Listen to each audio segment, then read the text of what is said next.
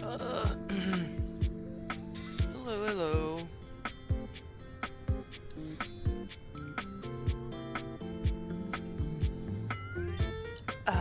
Okay. So I think we left off with, like... I don't know. I don't even think we've even found half the characters yet.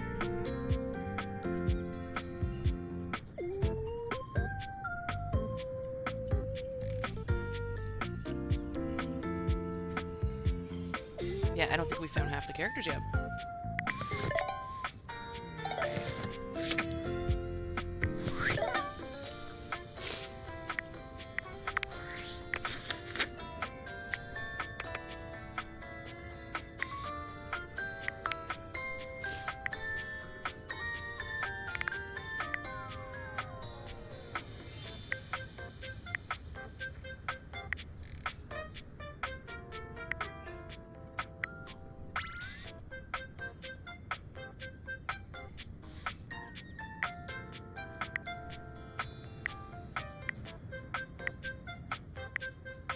Yeah, I don't even think we found half the characters. Is it even really possible to find all the characters and date them all in one run through? I don't think it is.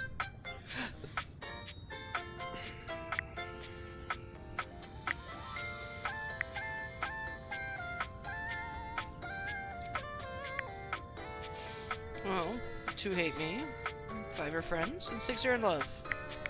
We've only met 47. That's so wild.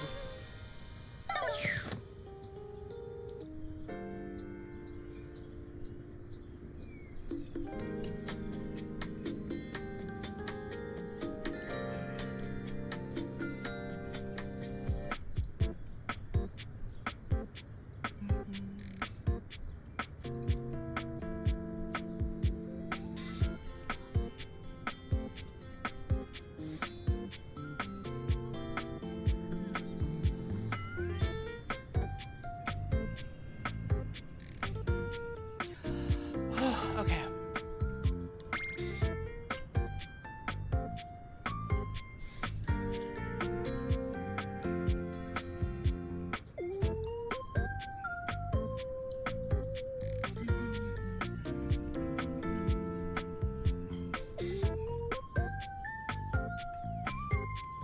Oh, meatballs are amazing.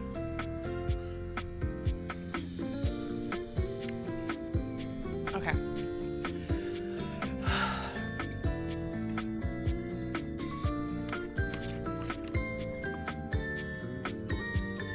I have my protein. I had something cold to drink.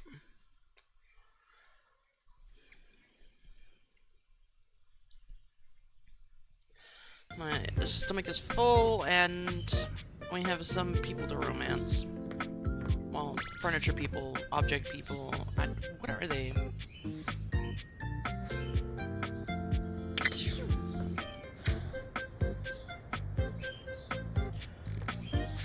Right. Let's check our data decks again. I'm trying to remember who we've... Oh, I can't, like, just scroll.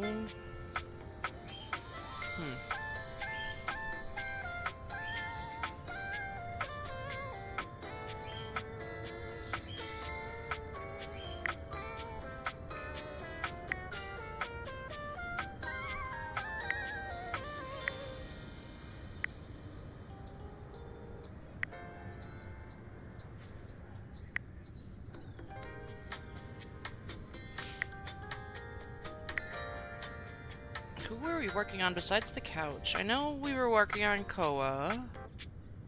Oh yeah, Tyrell.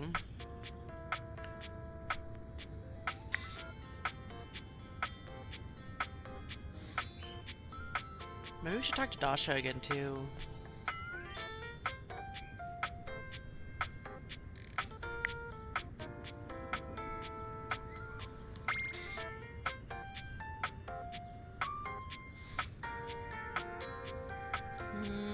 Are we trying to solve something with Rainy for Tony's weird thing?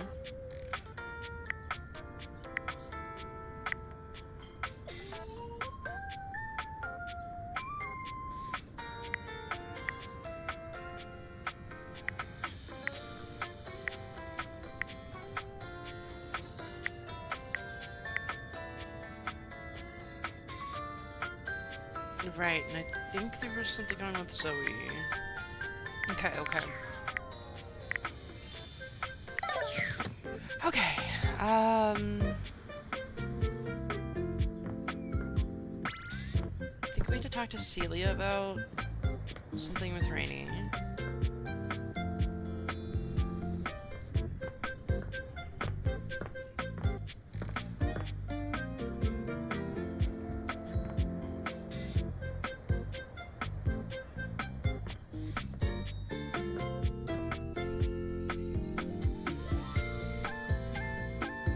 Talk to Celia. Oh, right, we still have board games with this dude. We'll do it later.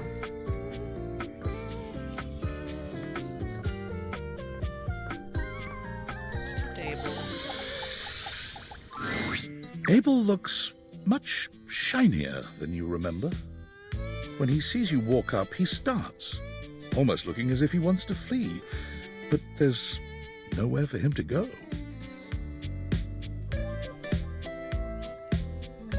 What? Hey, Abel, whoa, you're soaked. Darn it. Why have you come to see me now? Oh no, is he upset? What happened to Oh, you? you should have seen him. He was an absolute animal last night.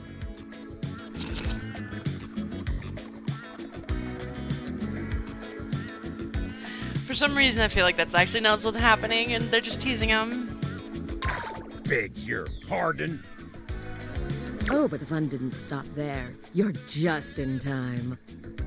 This sexual demon was just about to treat us to an intimate act so ambitious and depraved it requires him to coat himself in lube from head to toe. Yep, okay. Tarnation, Benoit.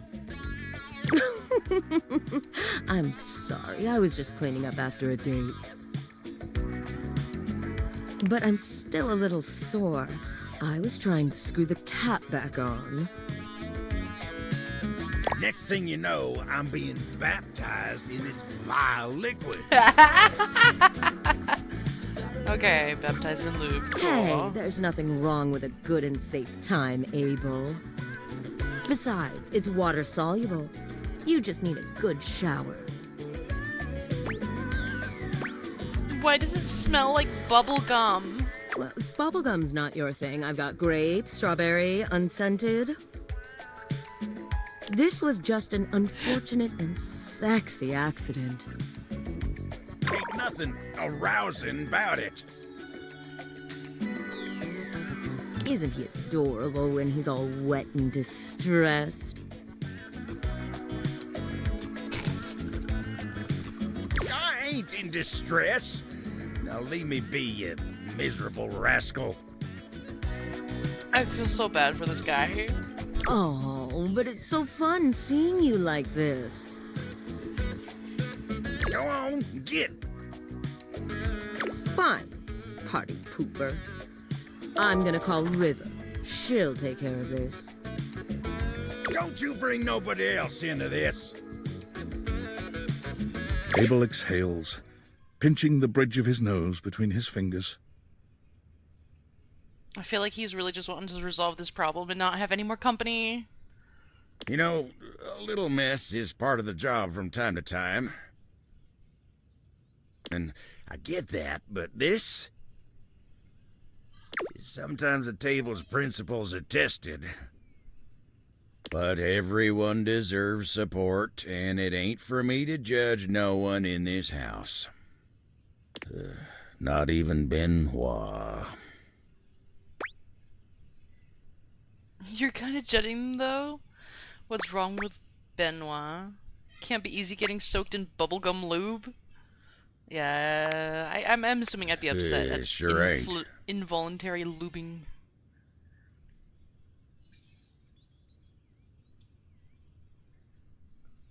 I guess I have a hard time seeing someone flit about as free as a bird like that. It ain't something I can relate to. Ain't no worries in that battery-powered head of theirs, no matter how modern and casual they keep things. It ain't really something an old-fashioned table like me can understand. Then something like this happens and they ain't bothered about nothing even when they did cause trouble for somebody else. It just ain't nothing I can understand. Benoit should apologize. There are probably some things you can learn from Benoit. They have a lot of nerve, don't they? Oh, they do, yeah.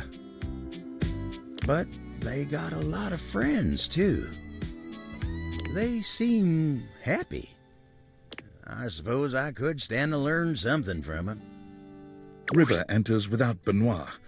They wisely seem to have realized they'd be better off letting her handle this on her own. She doesn't even speak to either of you. She just breezes in and out, soaking Abel in water instead of bubblegum lube. Oh, tarnation! You're welcome. Abel manages to look more miserable than he had before.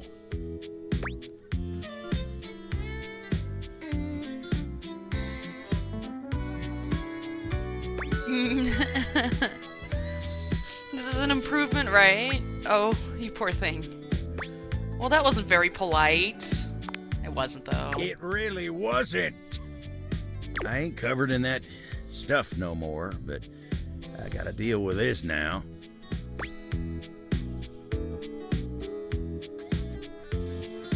Let me help you. Oh, well, I hate to impose, but if you wouldn't mind... Tyrell strides into the room, all business and looking only at Abel. He's holding a cute towel in the shape of a bunny. Heard there was a mess that needs cleaning up. Here to do my job. Actually, we got it. No need to trouble yourself, Tyrell. Tyrell frowns. So I can't even clean up messes anymore? Tyrell's not even good enough for a mess. Is that it? I'll take it from here, Tyrell. You reach out Okay. for the bunny-shaped towel, and Tyrell looks back and forth between the two of you. You better be gentle. It's just a towel, weirdo. What's the big deal? Oh, of course. Under Tyrell's watching eye, you gently and carefully mop the water from Abel's body. Abel seems intensely embarrassed, but he holds still and endures this cleanup without complaint. If not for Tyrell's presence here, this moment would feel spectacularly intimate. But as it is, you feel his gaze upon the two of you, motivating you to get through it faster. When you finish, Tyrell takes the wet towel from you, cradling it in his arms as he walks out the door, speaking soothingly to it in a quiet voice. Well, that was something. I thought I was about to smell like bubblegum for the rest of the month. Dang, a month of bubblegum smell would drive me shudders. nuts, too. Ain't even gonna think about what else might have happened if I never got that stuff off of me.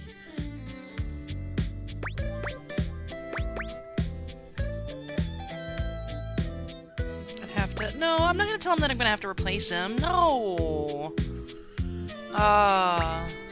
You'd never be able to hold anything again? Nah. Let's just not go down that road. Exactly. I don't want to think about any of that. You really helped me out of a tight spot.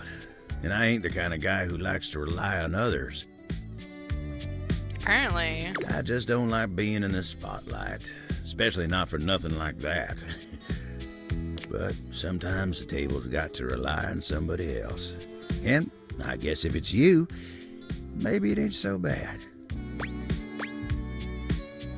It's really not a big deal. I'm really glad to hear that. I'm just gonna tell him I've got his back. I see that. I really do.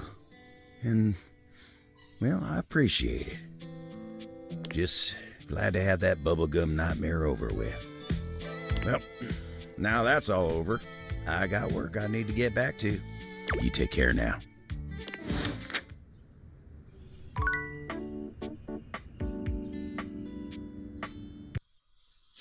This game is wild.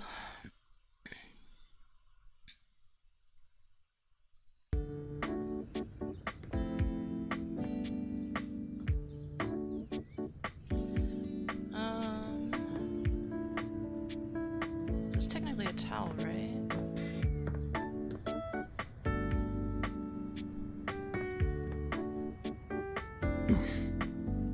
Shut up, Dorian. Tyrell yawns and stretches. He looks I mean, I as guess if it he makes might sense to have been towels in the napping. bedroom. What time is it? Did I oversleep? It's nice of you to come by when I'm off peak hours. Sorry that my shelf isn't more done up. I'm not much of a guest towel, you know? You could totally throw a party in this closet. I'm surprised you don't have more guests. You could throw a party in this closet. It can be kind of hard since I'm not the only one who resides here. Still, I'm content with using the time in here to think of ways to fold my fabric friend into new shapes. Which, since you came by, you get to see my newest... Oh, I never know what to call it. Creation? Formation? Fabrication? Design. Fabric friend. Well, I'm assuming he wants the T-I-O-N at the end, so I'm gonna go with fabrication. No, it still sounds too stiff. Oh, how about this? Let me introduce you to the newest iteration of my buddy, Towel Turtle. Yeah, iteration works pretty well. Tyrell holds his towel buddy out to you. A sweet, absorbent little turtle.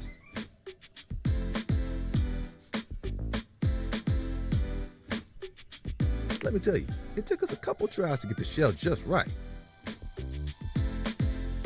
I can only imagine. But it was worth it.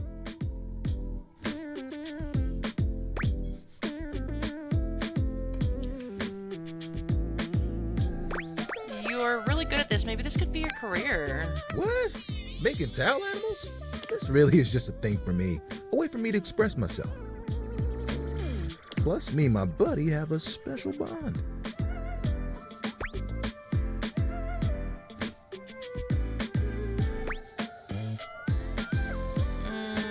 What's so special about a towel turtle? You're more than just a towel turtle.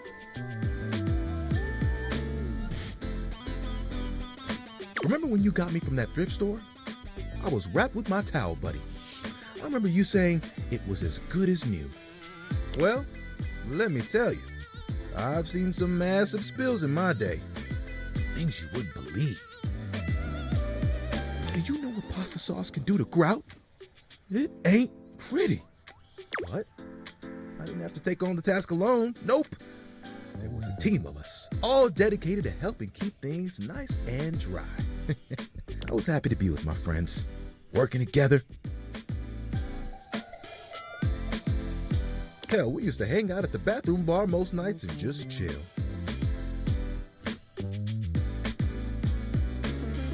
I kind of like the idea of the towel rack. Or is that what it's called? A towel rack in the bathroom where all the towels hang on? Technically being a bar.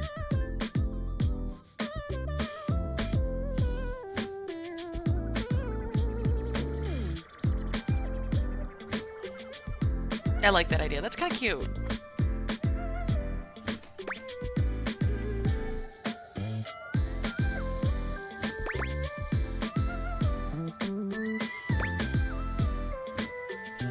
Sounds like a nice way to relax. Oh, it was the towel buddy over here would dang do it. tricks, turning into different things, making us laugh. Every colored towel you could think of, all in one place.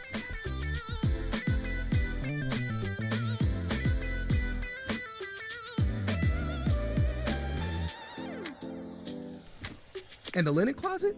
Always a party. Sometimes it was so full, you couldn't get a shelf. No. Those were the good times.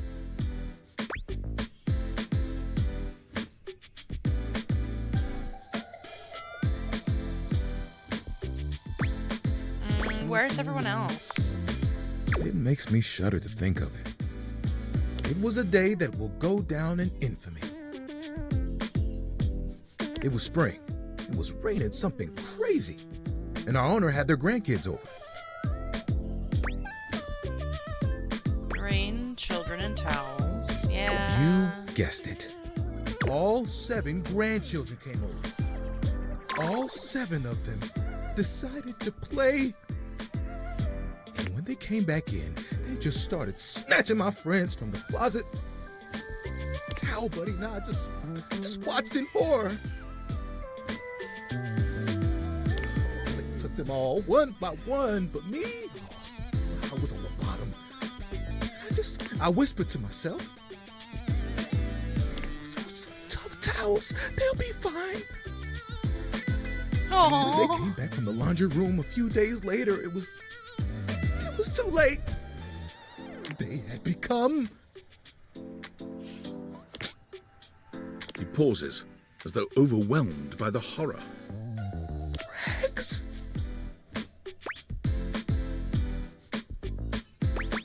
What? Not rags. Rags! Gotta be stain resistant to stay in the game. That grape juice, you can't let it stick to you. But if you let mud stay on a towel for days, oh, it can be too much. I know that if Washford and Drysdale had been there, it would have been a different story. Could have saved a few of them before the stain got in too deep. The way they were treated was way too much for them. When the rest became rags, our old boss wanted a completely new set. He saw that I was still strong and decided to donate me. Were you scared? I imagine not, maybe. I was not scared. It was a hell of a disaster. But I had my little buddy with me. We kept each other company. And I knew I would make it. I'm resilient. It's in my fibers. Can I see your hand? What does he want our hand for?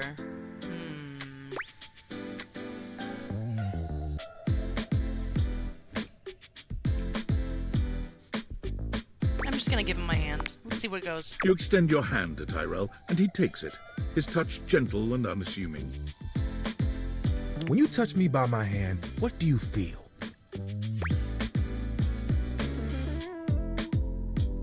Something, but I'm not sure. Nah, we're gonna say it's that spark. You felt that too? I don't think it's just static electricity either. But there's something else. Feel the texture of my hand.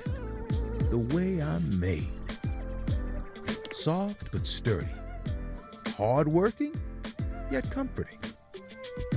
I'm warm.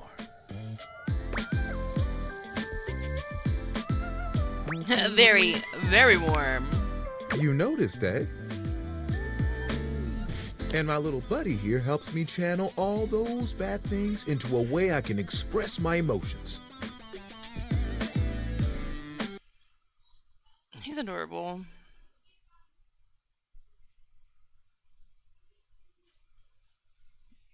Okay.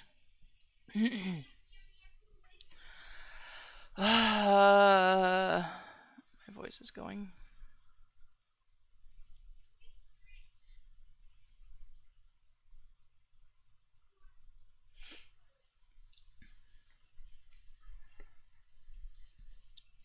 One second, I need a drink, I believe.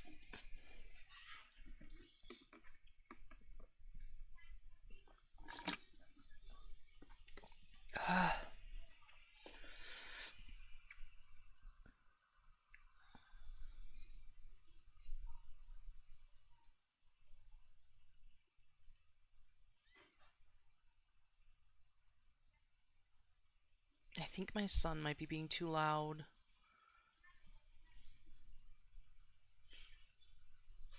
Sounds like he's raiding the kitchen right now.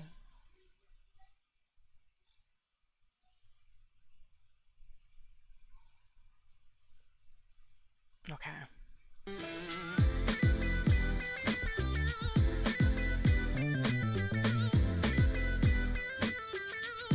All that to say, I'm premium. That's why they call me the Lord of the Rakes. I see what we did there. You get it?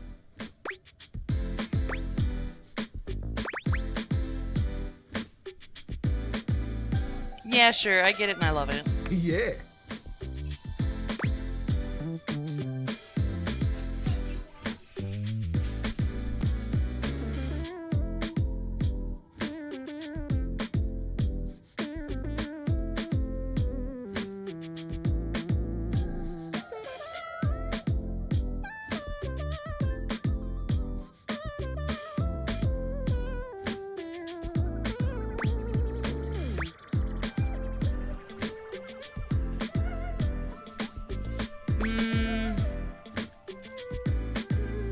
After all that, you still want to do the same work?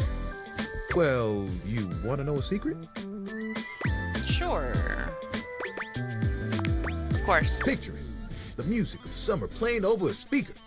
Perhaps a Bluetooth. The smell of sea salt and tight canvas in the air.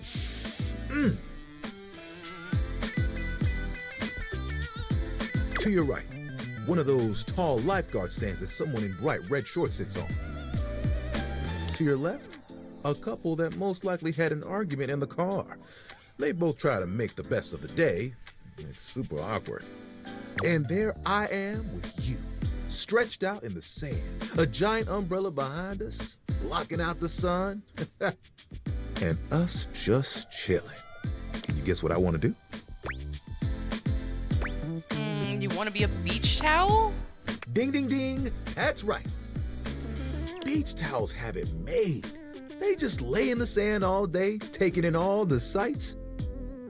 At night, they get to sit next to a fire and listen to someone play one of 3 songs they know on the guitar. I'd still get to dry people off, and the sun would help me do my job better. And who could ask for a better view? Clear blue waters, open skies. My towel buddy could be there too. Oh, I could fold you into a fish or a seagull.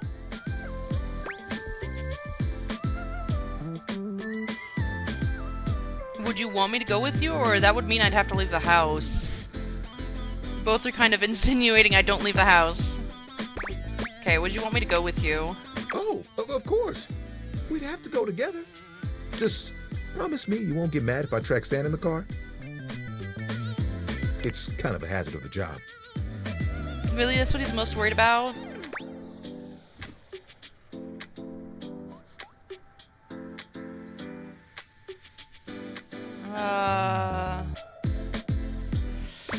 I'd go to the beach with you just to see you smile. You would? You would leave the house for me?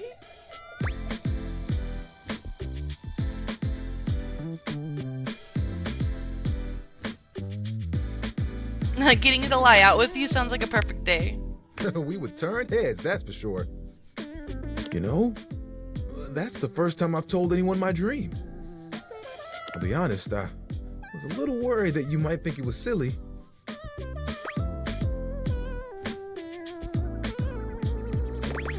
I don't think it's silly. What do you think?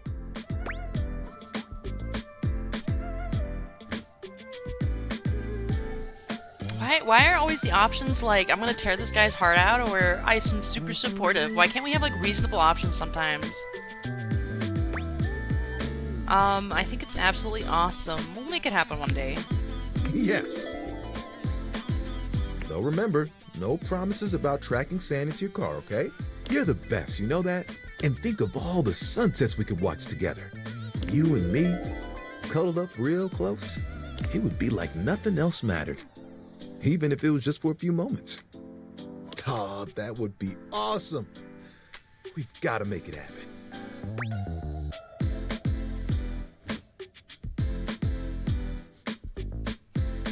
I'll be happy to help make your dream come true. It's settled. You know what the really cool part of this is? You're part of that dream now, too. Hey, I've got an idea. Cow buddy. Remember that one I've been saving for a special moment? I think it's time. Does the towel do it himself and he just assists? Or is he actually just like manipulating this little washcloth? I'm assuming it's a washcloth. We'll be right back. Tyrell disappears from view for a few moments. Yep, just like that. Tuck it under. Ooh, you look so good. When he returns, he holds his towel buddy out to you, now in a new and delightful shape. Well, Oh, no, it's a piggy. Oh my goodness, so precious. I know. I had to make sure I got the nose just right. I think Towel Buddy will be like this for a while. And, you know, you can wrap me around you anytime you want. I'm cozy regardless of the circumstances. I see. You get me?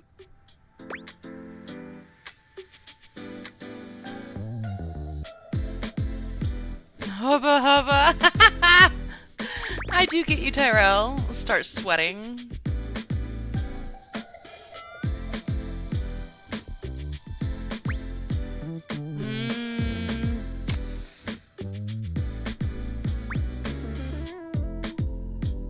Nah, let's do hubba hubba. Oh, sorry. I shouldn't talk like this in front of Towel Buddy. He's just a washcloth after all. But the offer still stands. Okay? I look forward to those sunsets. Okay, we have to censor things in front of Towel Buddy, guys. This is love.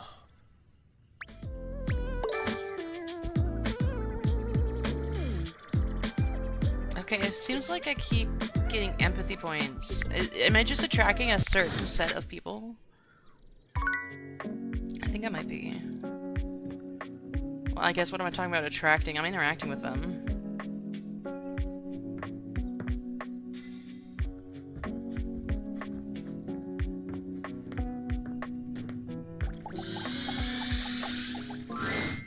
Hey, come on over and have a seat, buddy.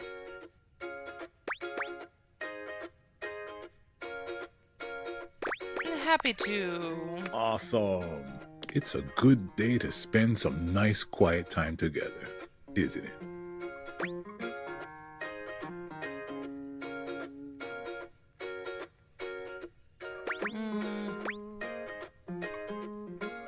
Isn't it always? You know it. Koa tries to relax, but it doesn't seem to come to him today. He sighs, shaking his head. Who am I kidding? It's just too much on my mind. Sorry to break the silence, but it's important. We've been hanging out a lot lately, and I'm glad it happened. Please don't tell me it's going south. We've just been hanging out. How can this go south? I've been having some trouble getting my mind around some things, and having you here, well, it's just made some things real clear to me. So I hope you won't be upset with what I'm about to say.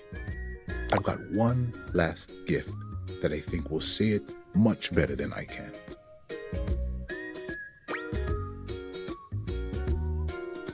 Yeah, candy me up, Big Daddy. See that one in the middle? The heart? Can you read that for me?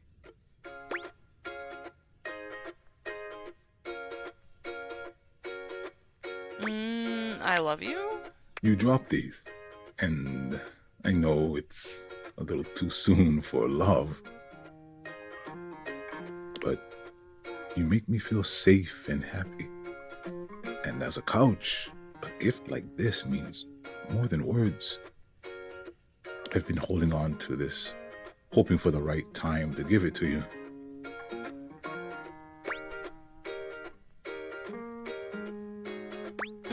I don't know if eating the candies would be considered rude here. Also, like, I don't know about eating couch candy. Thank you. My previous owner, he used to talk nonstop. He never took a moment to relax. He was always on the phone, gabbing away. It just made me nuts. I couldn't even hear myself think, you know? I came to appreciate the silence all the more. The fact that you could respect my wishes every time I asked. You really gave me the space to be me.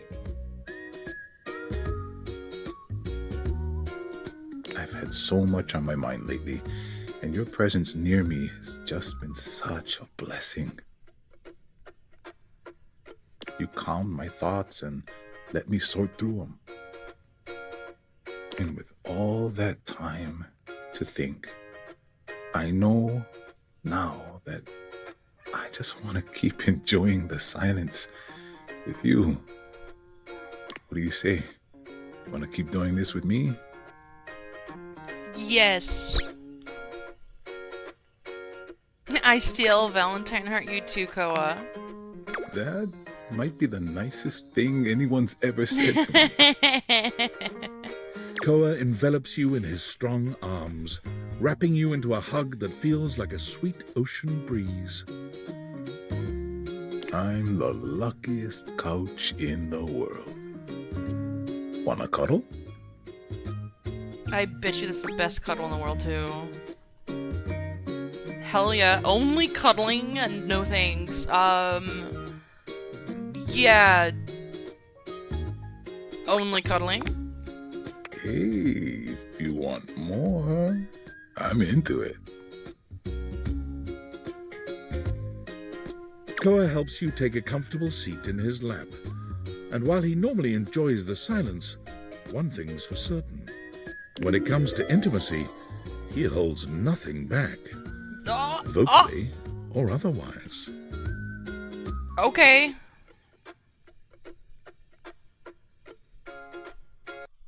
Okay. And the quiet ones are always the screamers, right?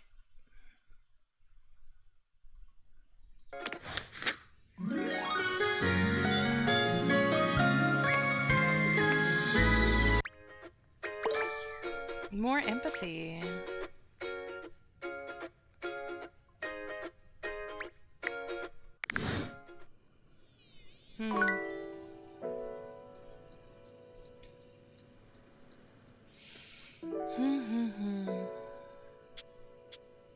Okay, we talked to Abel, Tyrell, Koa. So we have like more people on the list of lovers, I guess.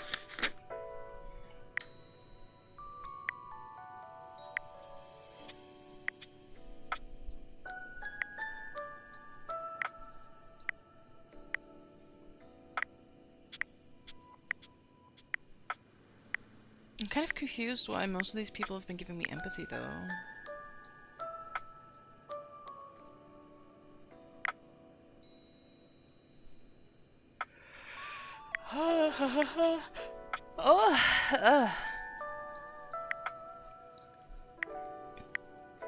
Not sure how long the stream's gonna be at this rate.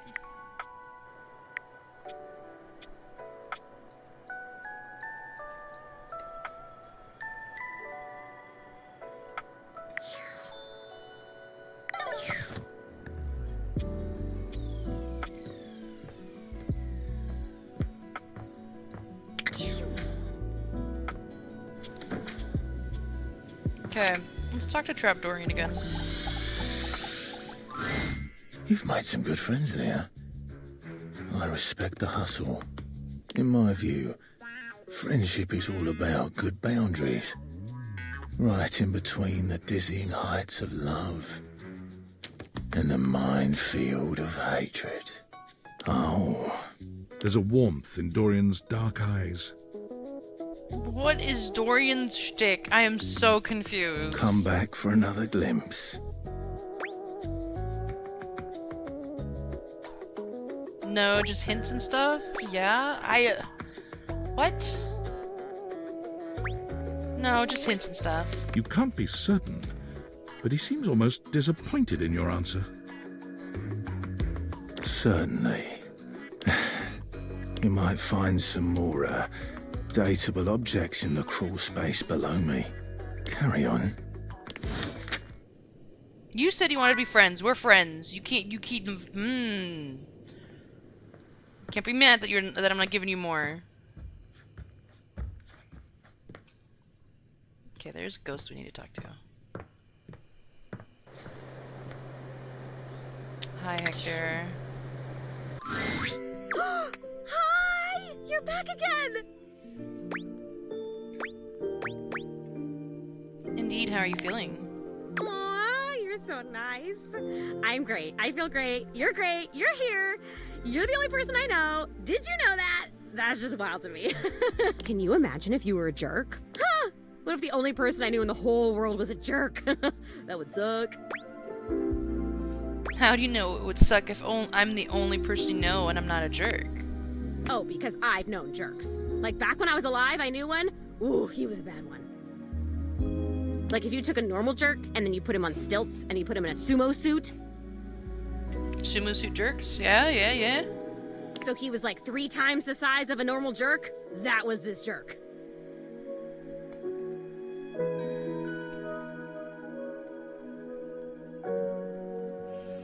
I like how she describes some things. It's great. I thought you didn't have any memories of your life. You remember someone? Tell me more about him. Whoa. Oh my god, I remember someone.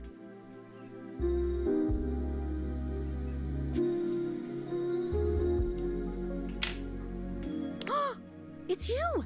It's you being here! You're helping me remember and feel all this new stuff! Am I though? Oh, it's overwhelming. Oh my god! How awesome! I'm overwhelmed! Whoa, this is crazy. It's like there's a roller coaster in my chest.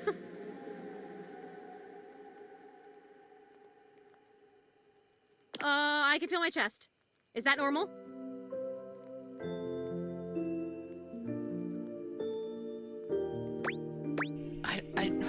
Is it normal for a ghost? I wouldn't know. Oh yeah, I can feel all parts of my body. I can't wait to feel those. My parts, not yours. Though, maybe if we got to know each other better, we... Rudy. Wait. Keep going about getting to know me better. Sorry. Rudy? He actually used to live here. His name was Rudy, and when I knew him, he... I don't remember exactly. He used to wear this really long vest. It was like dark green or light brown. Dark green or light brown? That's kind of a whole spectrum of colors He there. was older than me, I know. I think, at least. How old do I seem to you? How old does she seem? I'm gonna guess early 20s. Thank you. Still, I am pretty sure he was older than me. I'm sorry? Were you Oh, wrong? and he was super into witchery and stuff. He was always coming home with crazy books and bags full of crystals and oils and herbs. How did you know he was coming home with that? Did you live here too? Sometimes I would walk by this house at night and I'd see the Okay, whole apparently attic not. window just lit up with candlelight flickering. Okay, but how did you know what all he was shopping though? That's kind of weird, right? I don't remember ever seeing other people in here though, so was he alone? Was he just up here chanting to himself about stuff? I guess it would have been right here. He would have been doing these ceremonies and whatever, right where we're standing. Well, you're standing, I'm floating. I mean, yeah. I only ever saw him out of the house when he was going shopping for more witch stuff. And he always had on that weird vest and had these super deep pockets. He always had his hands in his pockets.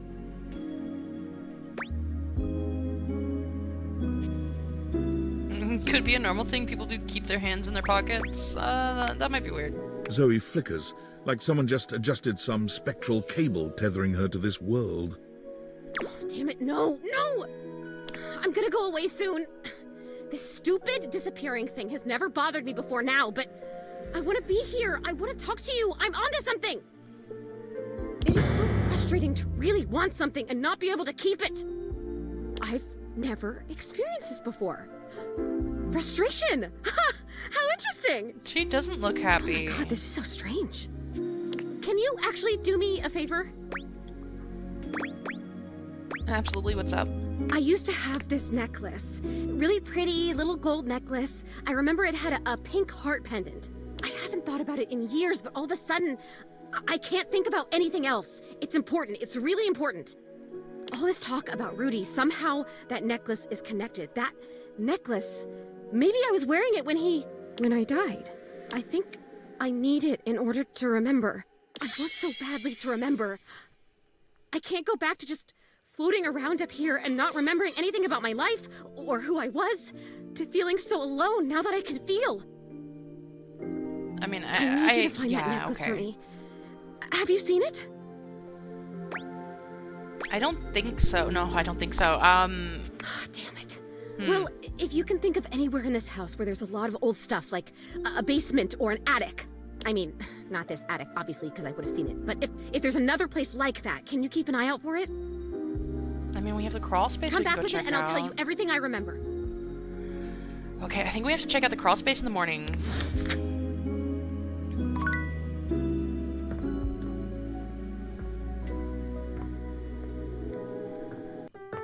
There's also that weird cabinet in the kitchen that doesn't open. I don't know if it just doesn't open because Dorian doesn't like us yet, or what. Oh, wait. Guess we can spend some time with Dorian and his millions of interactions. Oh, you've caught me at a strange time. Did I now? There are normally clothes in here, but they're currently tied up in the laundry room. Tied up? That's okay, I like being naked. I can tell. I am sorry?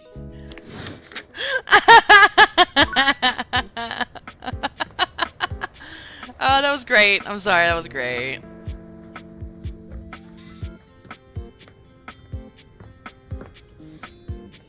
Okay, checking out the crawl space. Maybe there's been a necklace down here and I just missed it. Unless it's that capsule thing. It does kind of look like a time capsule, too.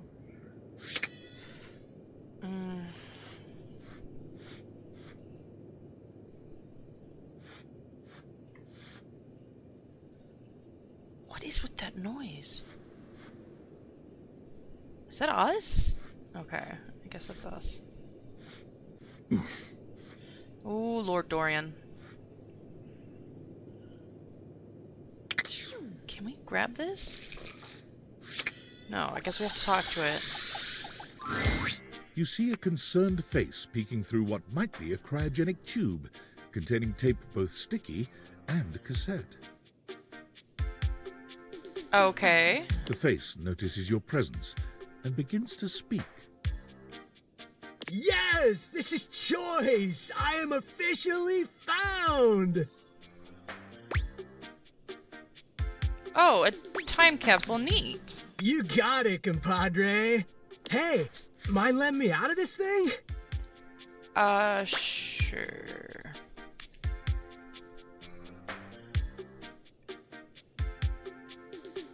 Wait a minute, so you're the thing, right? But also trapped inside the thing? If I let you out, are you going to cease to be like a dematerialize or something? Can you see through that little window? If I let you out, are you gonna dematerialize? Nope. I mean, I don't think so. Maybe. Only one way to find out. Let her rip. What a voice. Alright then, if you're down, I'm down. Down? I mean, I was down. Down in the ground. But now I'm out. Yeah, that's not quite what I... What? Never mind, let me get you out of there. The stranger who stands before Oh, you can best be that's some described short as shorts. nostalgia given form. An assortment of 80s memorabilia sculpted into a well-muscled male figure. Mm-hmm. Woohoo! Yeah! I'm free! The 80s is surviving and thriving, baby! Oh, yeah! Although his cassette tape ribbon obscures much of his face, you can still make out a friendly expression and handsome features. I'm confused. How have you been... How can you be an entire decade? You're a tube of old junk. Oh no! Wait, I thought you were a time capsule. Well, yes and no. Think of me as the essence of what's inside that time capsule. The 80s personified. Okay then. He pulls an electric guitar from somewhere, playing a very loud and intense note as he strikes a pose. Better yet, don't think too hard about it at all. It's 80s fever it's rays! it's an 80s guitar Etch-a-Sketch. That's so funny.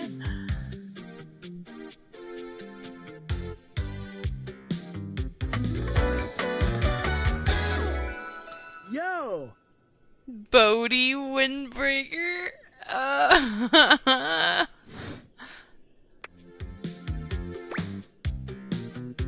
Oh, as in the 1980s. I don't know even much about it other than retro media. I wasn't born. I wasn't even born yet. Oh, my friend. Then do I ever have a story for you? Will I like it? I mean, what's so great about the 80s? What's so great about the 80s? Oh, buddy, there's a lot to cover. Are you ready to get ready? No,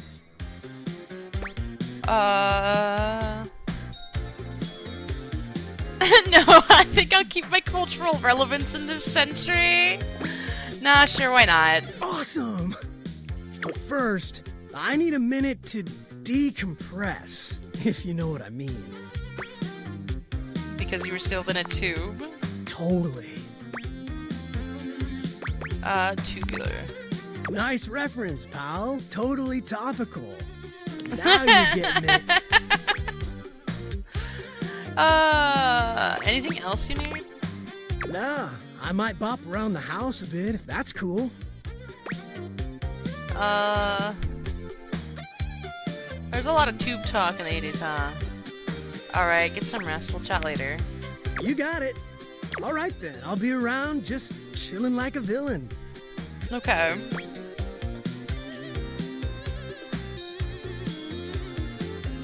I can't wait to learn about where you came from. Sounds different. I'll teach you the ways, Daniel-san. Ah! You got it, Mr. Miyagi. Oh, look at you, acing the class already. You are gonna be a bodacious student, I can tell. Okie dokie, Smokey. Just gonna shut the peepers and recuperate. Talk to you later. This is wild. Okay. Now here's the thing. I thought if the necklace was down here, he would have had it. Dang. Can I move rocks and stuff? I'm starting to think it's in that cabinet in the kitchen.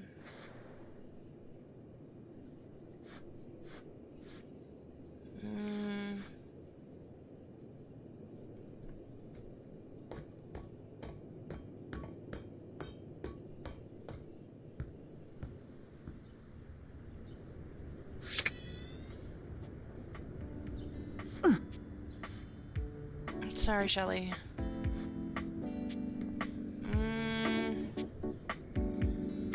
Dang. She said she checked the attic already, so like, where's this necklace at? Oh, okay, tinfoil hat. David is obviously becoming desperate. He doesn't do well under pressure. I'm worried his behavior will gradually become increasingly erratic until he crosses a line he can't come back from. That sounds bad. You have no idea. I should never have put you in this situation. Naively, I believed as Valdivian's lowest paid employee, you would be safe. But it's become clear that as long as you possess the Dateviators, you'll be the target of David's wrath. Anyway, I have a solution. What? Use the realization recipes to bring Skylar to life. If Skylar becomes human, the Dateviators will instantly cease to operate. And if the Dateviators cease to operate, there will be absolutely no evidence implicating you in their theft. Realize Skylar and destroy the Dateviators before David unleashes his full fury upon you. He has access to resources. Sani Frog just believe. stormed in with 4 viewers. Hey, Sunny. And hello, Raiders. How are you guys? Welcome, welcome. You might have timed this perfectly.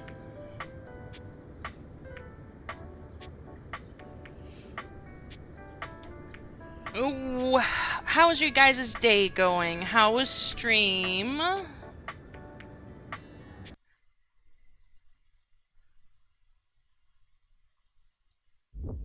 What are we streaming? Instacart and Venmo welcome you back to the summer of 1999.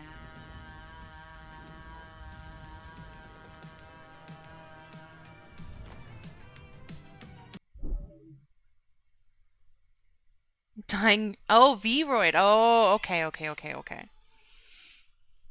From Zenny's building. Oh my god, I really need to put some time into it.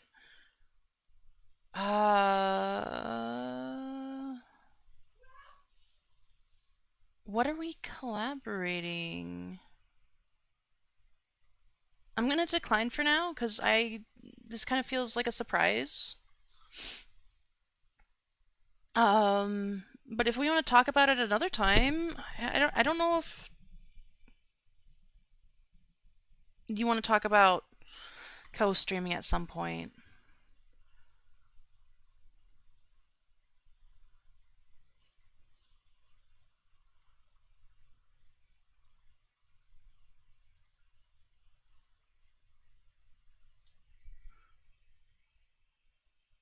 Sorry, you guys caught me when I was literally about to go on break and grab a drink.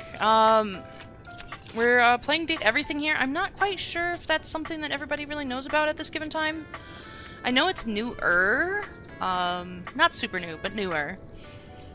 So, we do have an ability to date the house and every object in the house. There's about 100 different ones. Hello, Senny. I wasn't sure if you meant to collaborate or not.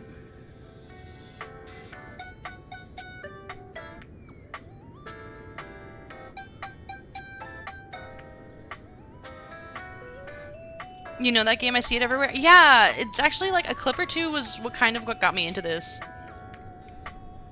It's been an interesting game, for sure. Very much interesting. You meant us to go to sleep? Okay, I kind of figured, because per our last conversation, I was like, wait, this is kind of really late for them. I don't know if they're actually wanting to actually collaborate. But, I mean, if you wanted to collaborate, just message me ahead of time, let me know. I just kind of felt like that one might have been a mistake.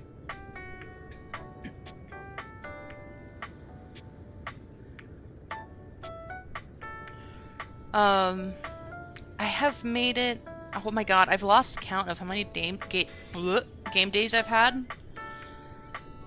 I really need to get a drink. So far, I feel like I'm getting towards the end of this game, like to the point where I'm gonna have to start making some decisions or there's gonna be consequences. And I was trying to like just kind of, I don't know, make everybody fall in love, but at this given point, it's kind of like either you love me or hate me situation. I have several haters now.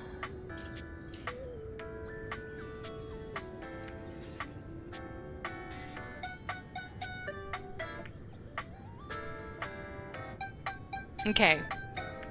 I'm not gonna be able to see chat for a second. No worries. You get some sleep. I hope you feel better. Get really well rested. Thank you for trusting me with your raiders. I heard that if you befriended everyone, the game will force you to date someone? Oh. That might be an interesting playthrough. I think that playthrough would actually be kind of hard, because there's a couple of characters in here where it's kind of like, dang, you really want in the pants, right? They kind of like decided they love you from the get-go.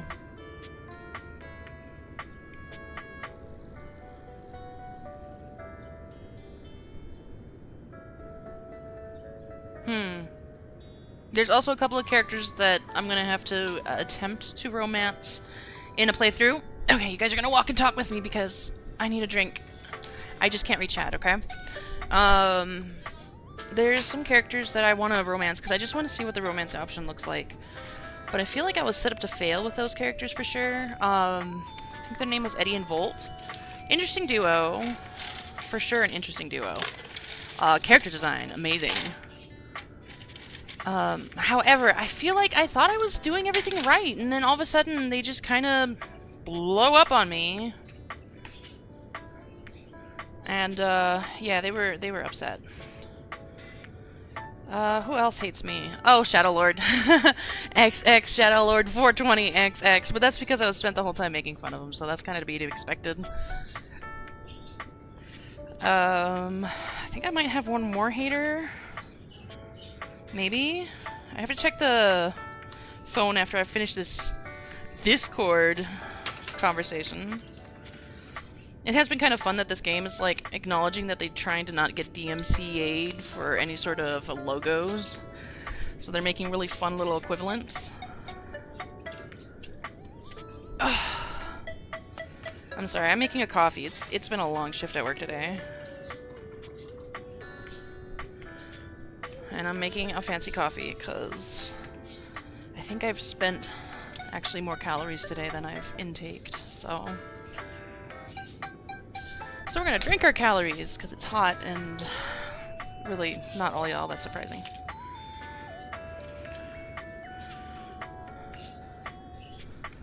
Okay, where did I put my lid? Crudsticles. Did I drop it? I probably dropped it, didn't I? Okay, I just had a lid. How did I... What? I just had a lid. Okay, well, cool. Maybe I have a replacement lid.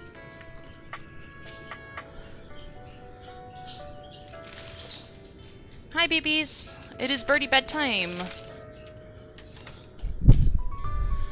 Birdie bedtime.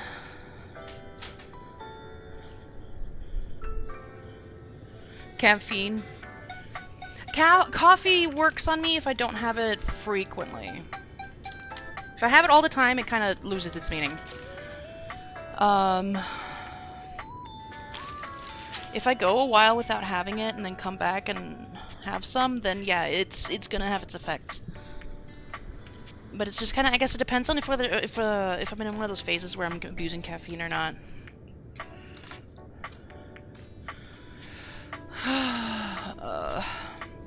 Okay. Let's get back to this conversation with the tinfoil hat hacker. Oh, there's my lid. I'm so dumb. I left it on my desk. Cool. Okay. Let's finish this conversation. I'm assuming he wants me to realize Skylar so that, David, the guy at the company, can't get the glasses. I'm afraid there's just no time to explain. You see, I forgot to charge my phone's battery last night, and now I'm at 2%. And I can't charge it because I also forgot my charging cable. Can you believe that? But remember, realize Skylar ASAP. Why, though? I haven't even actually done any sort of dating with Skylar. Okay.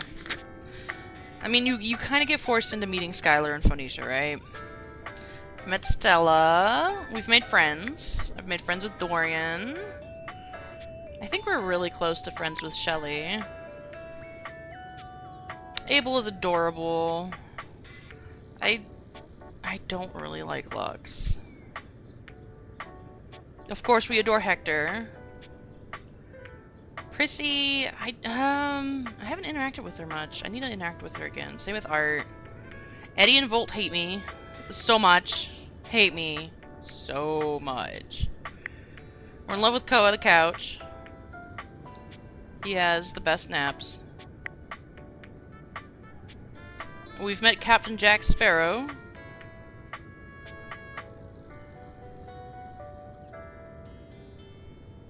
Yeah, let me show you Regina. So, the first time you get rejected, you meet Regina. There you go, Regina. Regina rejection. We made friends, apparently.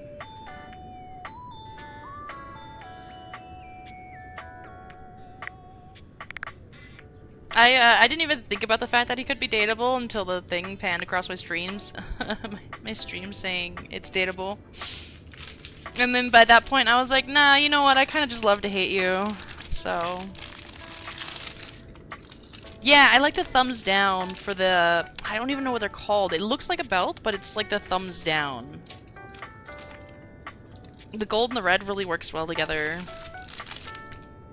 Slightly wish, only slight wish, is that this see-through sleeve maybe was a little bit of a different color. Like, I don't know. Like, maybe a gray? I don't know. I can't really complain about the character designs in this game. Oh yeah, Nightmare. You can date your nightmares. I'm trying to figure out who this is, eventually. We met Zoe, our ghost, our house ghost. We just met Bodhi Windbreaker, the time capsule that was in our basement.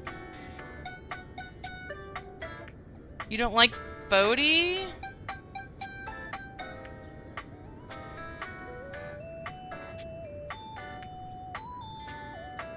Oh no.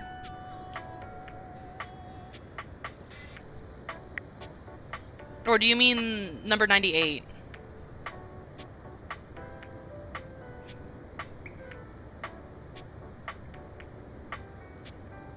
This round-headed figure with clearly sculpted muscles. You don't like 98? Oh, I have to find him at some point. This is my first playthrough, so I don't have too much know-how yet. I'm starting to think that that guy is like this game's version of Colonel Sanders.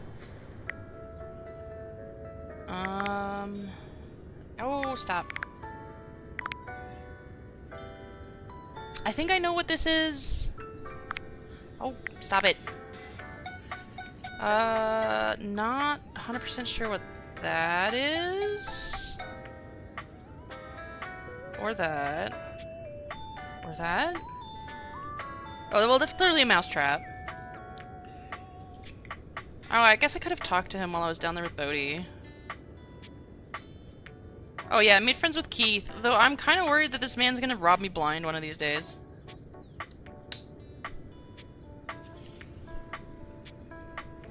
We met Box Lady. We met Tony. We're currently at this part with Tony where I have to do something with Rainy, the record player. I don't know if I necessarily have to fix her before she'll go upstairs to Tony's little party or whatever. That's clearly a fan. We've talked to Dunk Shuttlecock. He seems kind of sweet for a jock. I've technically met him in passing, I guess. I guess I didn't get his name. The soap that's gonna kill me. I think this is what Dorian was just talking about. Met Drysdale and Washford. The only reason they caught my attention is because the first time I talked to them, I was like, oh, look, it's Asterion and Malphite from League of Legends.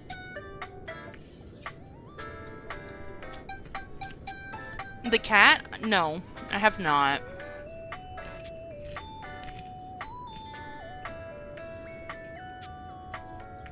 I was trying to figure out how to solve this thing with Rainy. I've met Winifred, Maggie. Chance was my first love interest, of course. Met Lyric. Mac. I spent a lot of time in my office, obviously. I don't like the toilet. I don't like the toilet.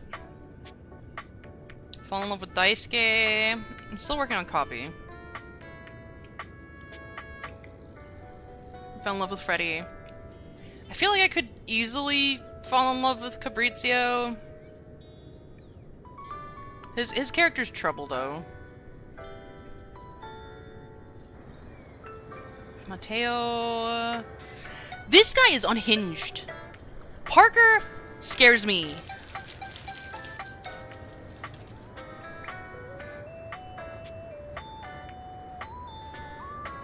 Oh, Captain Jack Sparrow, yeah, Gaia.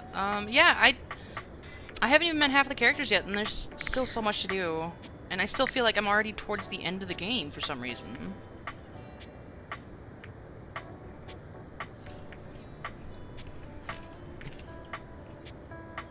Okay. I was down here looking for the necklace for Zoe. Unless it's not down here. It might not be down here.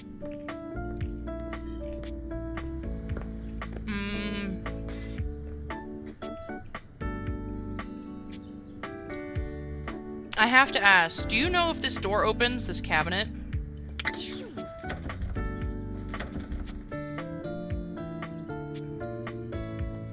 I thought I had to get Keith for this to open, but it doesn't. I don't like dealing with Tiny Dorian. Dang. You don't? Ah, okay. That's fine, I'll figure it out. I feel like I have to get Tiny Dorian to like me or something.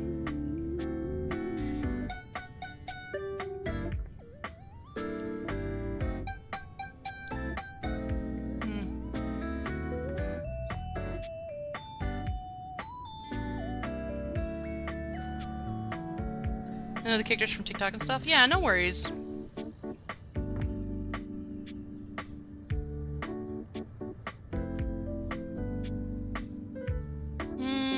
Let's meet the hangers. 5 handsome himbos in colourful jumpsuits are flexing and chatting animatedly amongst themselves. When they notice you, they begin to buzz with excitement, all speaking in rapid-fire sequence.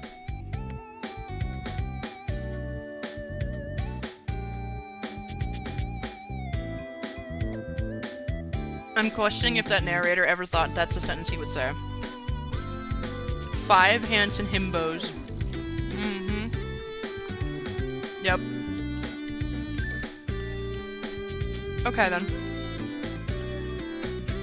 Yo, check it! Quick dudes, clean up the digs. We got company. Some real fine company, if you know what I'm saying. Wow. How's it hanging, homie?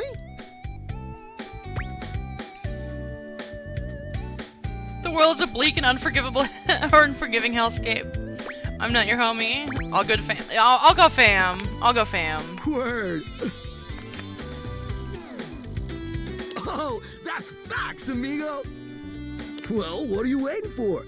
Slide on in here and take a load off. The Power Rangers, yeah. And, anything else you want to take off? No, never mind. I can't say the Power Rangers anymore. I don't feel like the Power Rangers were this, thirsty.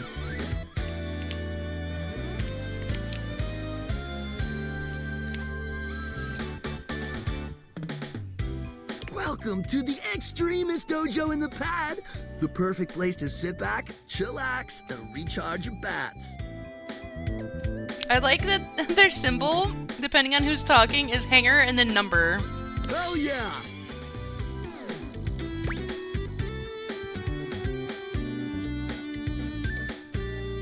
Are you flirting with me? Hell yeah, you're a snack, baby.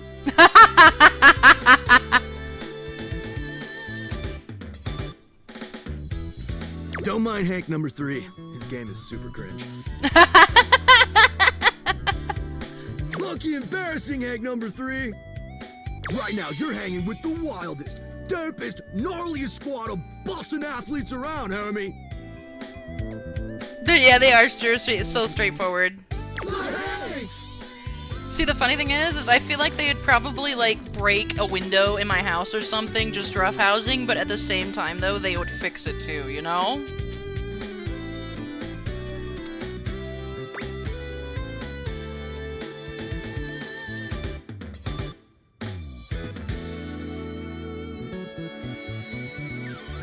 Wait, so you're the Hanks. Does that mean you're all named Hank? Yeah.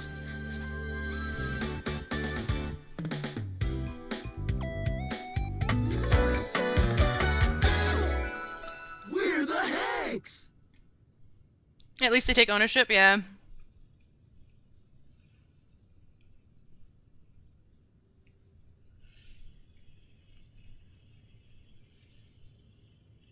I just... okay.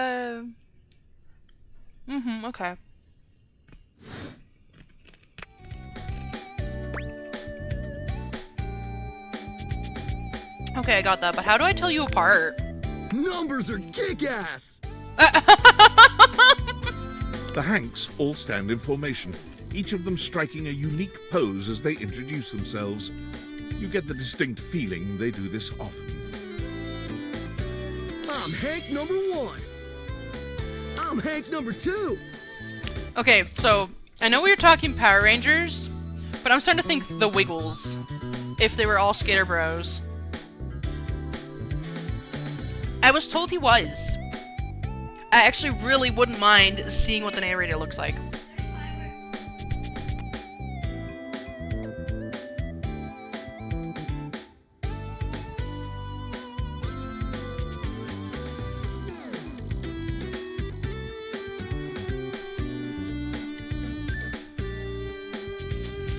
Okay, I was told narrator was.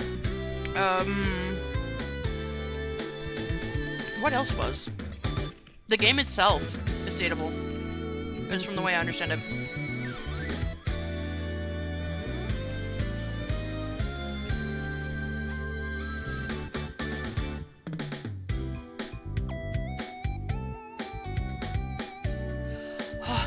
Okay.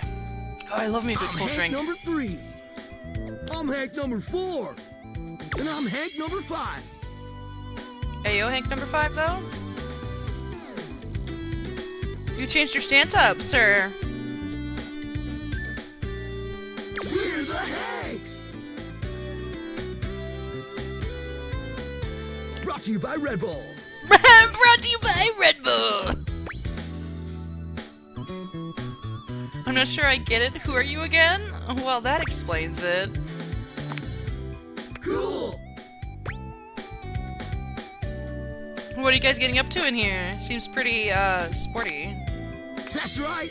We're the wildest, most fearless, gnarliest squad of extreme athletes in the house! Really? Okay. We base jump, we lava board, we cheese roll! Cheese roll, okay. If something's hot enough, we'll ride it all night long. That Hank number 3 is trying really hard. Hank number 3 wants something. He is thirsty. We laugh in the face of danger. Even though we probably shouldn't.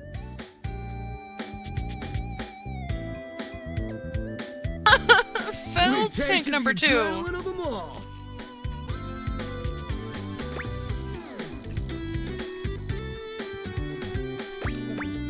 What's adrenaline taste like? Believe it or not, great. Like grape, okay. You date all 5. If you date one hanger, you date all the hangers. Plain and simple. Sorry, I don't make the rules. Oh, they're also all pregnant now. Anime rules. I didn't make them. You wouldn't think that, but it's actually true. High-key slaps, bro.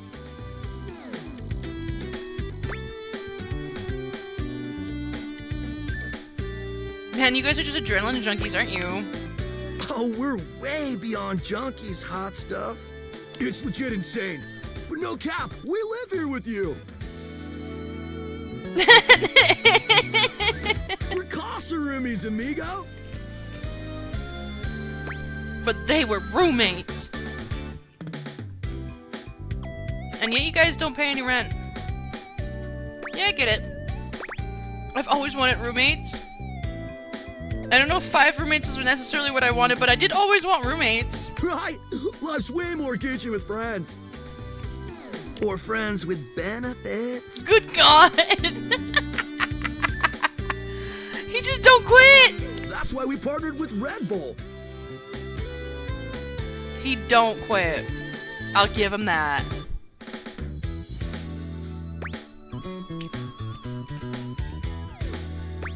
What is Red Bull anyways? Red Bull's our sponsor, brah! And what's that? Some kind of energy drink? No, dude. It's a company that makes Red Bulls. For like cereal or soup or whatever. That's why we get so many free Red Bulls! I don't know exactly what to do with them all, but we'll figure it out.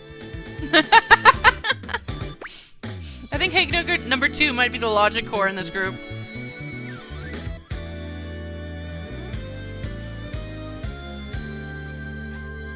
Well, that does explain all the Red Bulls. And they're not just a sponsor, they're our fam. They fuel our adventures. They provide our wicked gear, get our exploits killer exposure, and provide the best medical support when things get gnarly. Right. Let's be real, they do get gnarly. I think Hank number 2 is thinking about retiring, guys. I think Hank number 2 is ready to be done. If by gnarly you mean dope AF.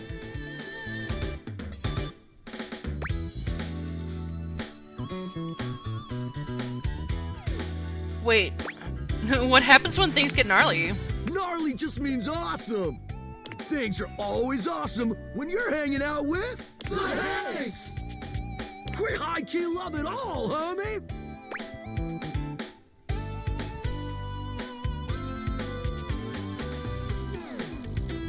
Seems like you are geared up for adventures, so what, you're just like, hang around? And you're what, like a hive mind or something? Sounds like a good way to break your neck.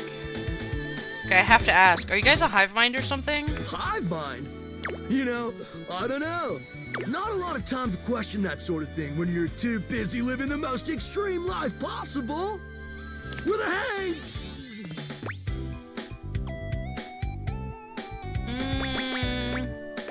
Sounds dangerous. It is! Speaking of which, we were just about to head out for a little Hank gliding. It's just like hang gliding, but with us. You know, the Hanks! What do you think? Wanna come? It high-key slaps, homie. You in? Is that sexual? Okay, but how high key does it slap?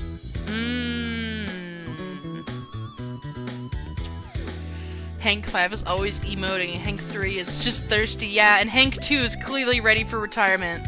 Just saying.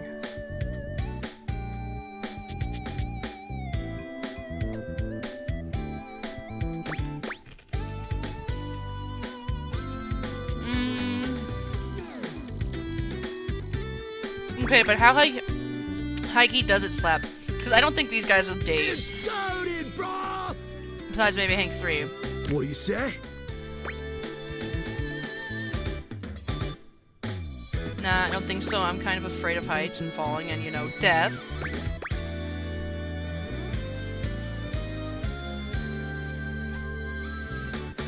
That's a big commitment. I don't really know you guys, or how to actually do any of this for that matter. I don't know. Why not? Sounds rad. Fuck it, we're going Hank gliding. Sweet! You're one adventurous spirit. We love it. The fact that Hank 5 has more emotes than 1 is wild.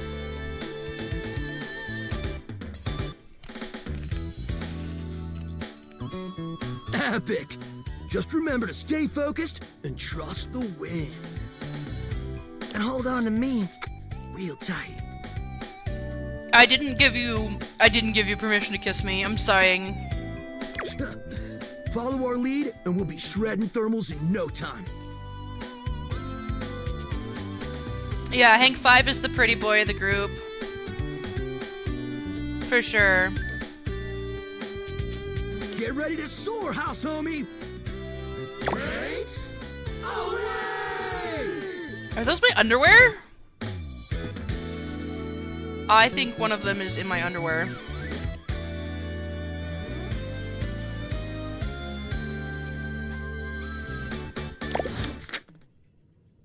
We're gonna have to visit them again. They're funny. Okay. I need to find the Hanks. Where are you, Hanks? Because I need to look up that picture again, because I swear to God, one of them is hang gliding with my underwear.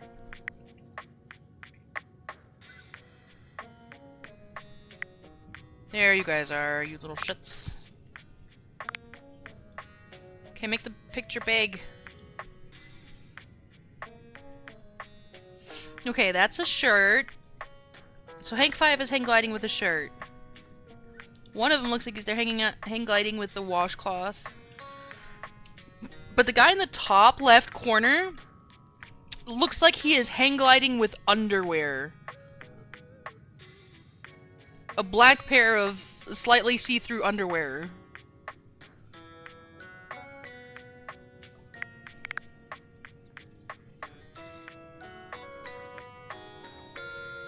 Likes thermal waves, the majestic dance between gravity, death, and freedom. Dislikes reading. Oh.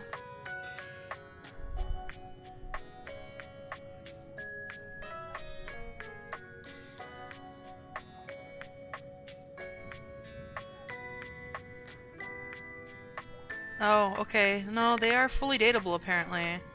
This guy right here was flying with my underwear, I'm just saying.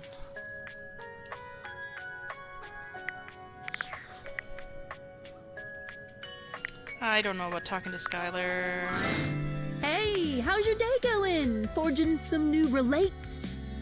That's short for relationships. I think about this stuff a lot. I couldn't tell, Skylar. Going okay, I guess. Okay's better than awful. How about a nice menu? What?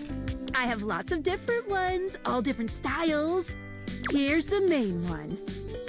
Welcome! What can I do for you in my main menu?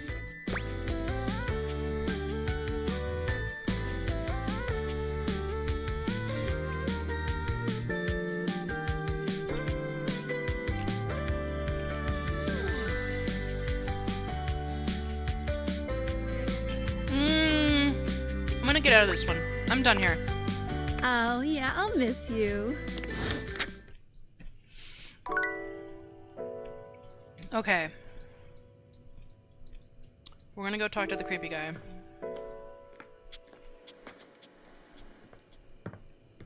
Am I ready for it? No, but let's go talk to the creepy kid. Okay, I don't like that the lights turn themselves off. One complaint I have about this game, right?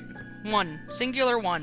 Once you actually have a relationship with somebody, you just don't really interact with them anymore. They give you like maybe a sentence or a small interaction and then it's over.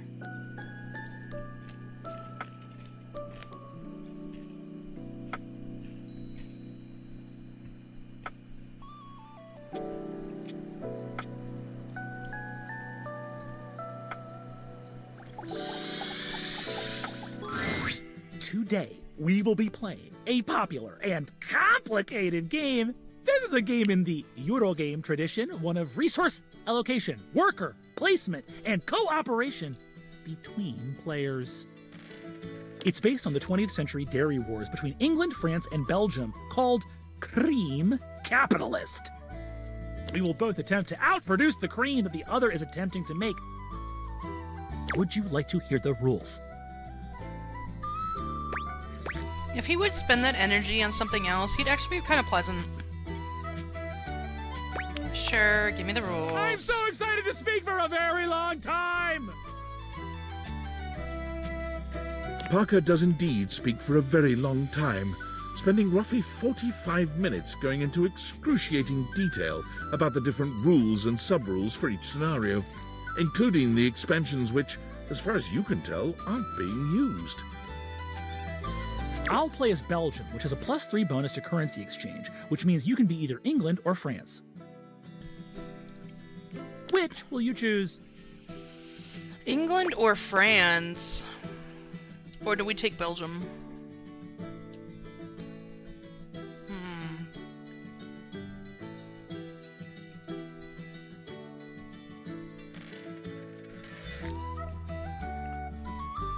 When I'm thinking of cheese, I don't necessarily think of England. Let's go with France. I knew you'd choose that. There's nothing interesting about France at all. I feel like this man is about to piss a lot of people off. In the game or real life?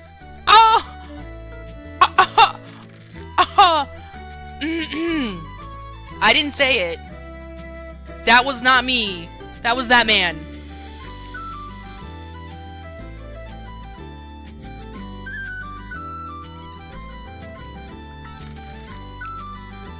Begin!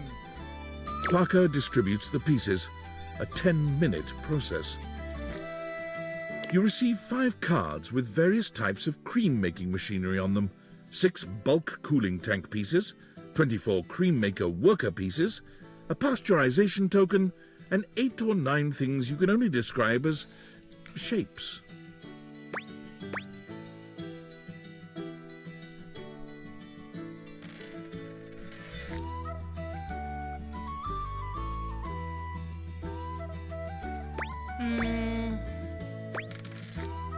Think about the rules and begin to build a strategy. Place your pieces in little piles in front of you, or look over at Parker's resources and analyze them. It Well, let's appears check his that stuff out. Belgium has slightly different calculations governing the way that their workers are spawned. In fact, the Belgium player should prioritize exchanging currencies to create new cards, rather than spawning new factories. I'll go first so you can see how a turn usually goes. It consists of 5 phases. Parker does a mathematical dance between placing workers, spawning new factories, and gathering new resources to then place again. Chits and chips fly through his fingers, and it serves to remind you just how well made the pieces really are. That's my turn. I'm prioritizing fermentation technology, the last step in the cream-making process. Yeah. Now you go. I don't mind that he nerds over board games, right? So the funny thing is I don't mind when people nerd about things, right? I enjoy it. I enjoy people being excited about something, especially something they love. His energy is kinda out there though. Like his first interaction I had with him, he's like, I don't bite unless you want me to. And then when you make a joke about it, he's like, I bite really hard.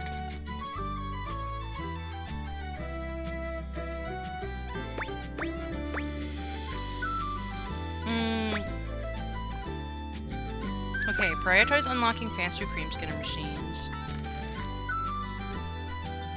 Move your worker towards the cow fields to generate more bulk milk. Corner the currency exchange market. Your attempts seem feeble compared to Parker's mighty conversion strength.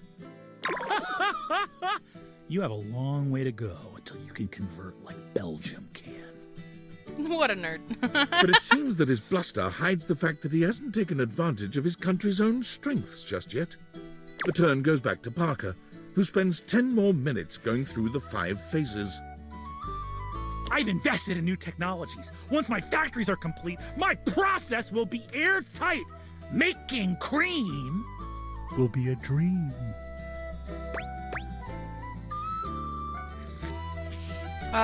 Look for a snack and ask Parker to play your turn for you.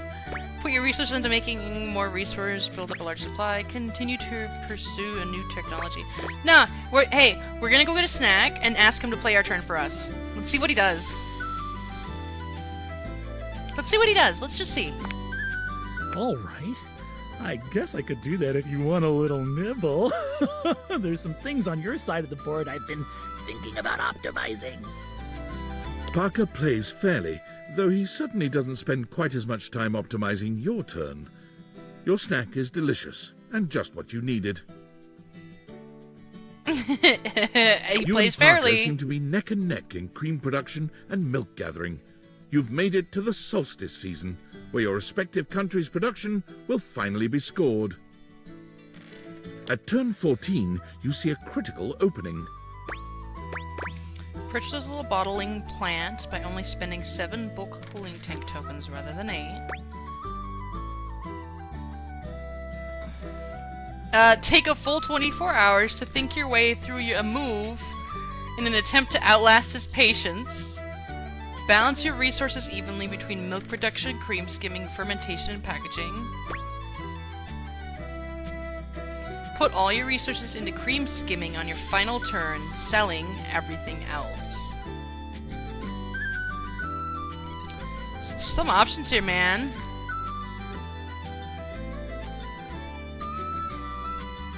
put everything into cream skimming. Going all in on the final turn. The race is on. And in the final turn, you ended up with 96 creamery points to Parker's 94. Well done! You win! I can't outdo the Milkmaster. I will see you next time for our relationships ultimate dice roll. He's so wild. He's so wild. Oh, I'm so glad you're back. Did you find it? No, I'm sorry, not yet. That's okay. You're doing your best. I would totally help you, but I can't leave this damned attic, which all of a sudden is super annoying to me. I was thinking, maybe look in something that's been around for a really long time, since I've been here a really long time. I just can't...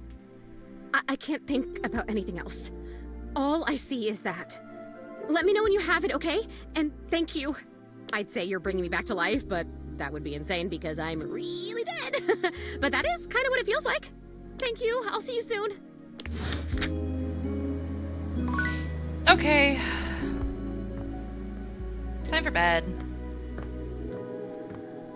Oh, wait. We have to run in things. Oh, right. I'm out of charges. It might as well be like I don't have the glasses on.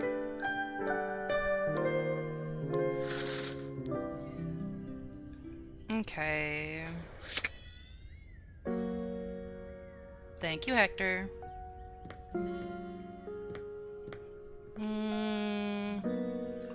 We had a couple of things going. We could talk to Dunk by the weight rack.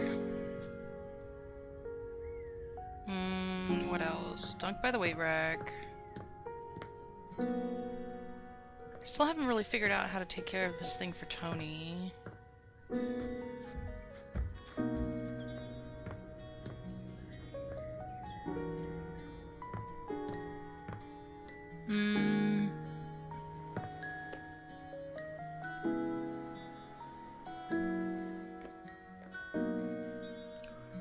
Let's talk to Dorian. I don't think we've actually talked to all of his forms yet. Looking for the place to do laundry? Right this way. We have loads of strange folk here. Would you like to hear? Sure, why not? We have Titus the detergent, Washford and Drysdale the stackables, and Harper the hamper. Who would you like to know more about?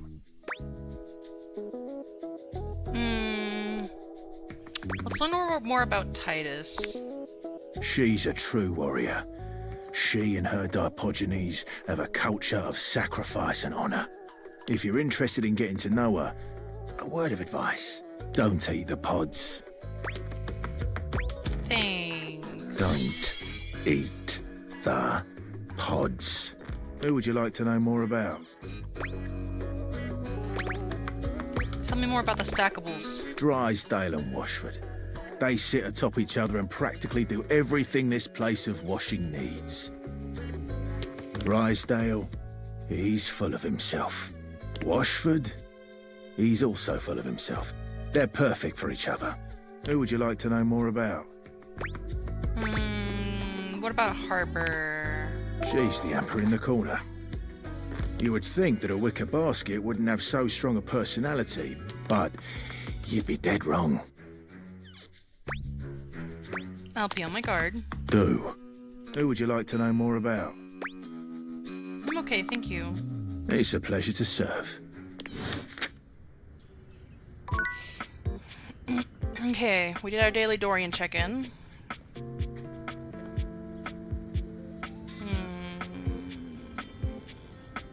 We could talk to Abel. We haven't talked to Abel in a minute.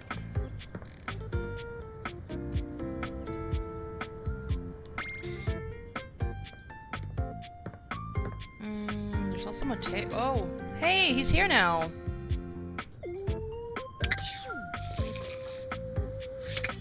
So he really just moves around the house by himself, huh? Okay, creepy much? Sorry. We're gonna talk to Abel before we talk to the time capsule. Hey there, partner. Nice of you to drop by this place. It's real easy to overlook a coffee table, you know. I love his voice. Coffee tables got to play host to all kinds of beverages and snacks while the main event's going on. Ain't nobody interested in you, as long as you're getting the job done. And speaking of the main event, I'm more of a radio guy myself, but I've been real into this show lately. Real House Knives of Dallas. Oh, he likes reality TV. Oh, you wouldn't believe what those utensils argue about. Charity events and who ended up in whose drawer. Ooh-wee. Ridiculous. Talk about sharp tongues.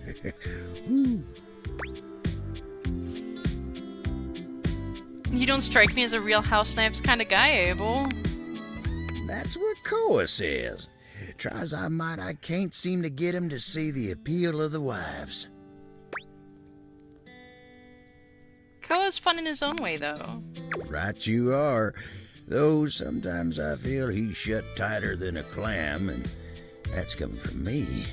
At least Kopi's into him.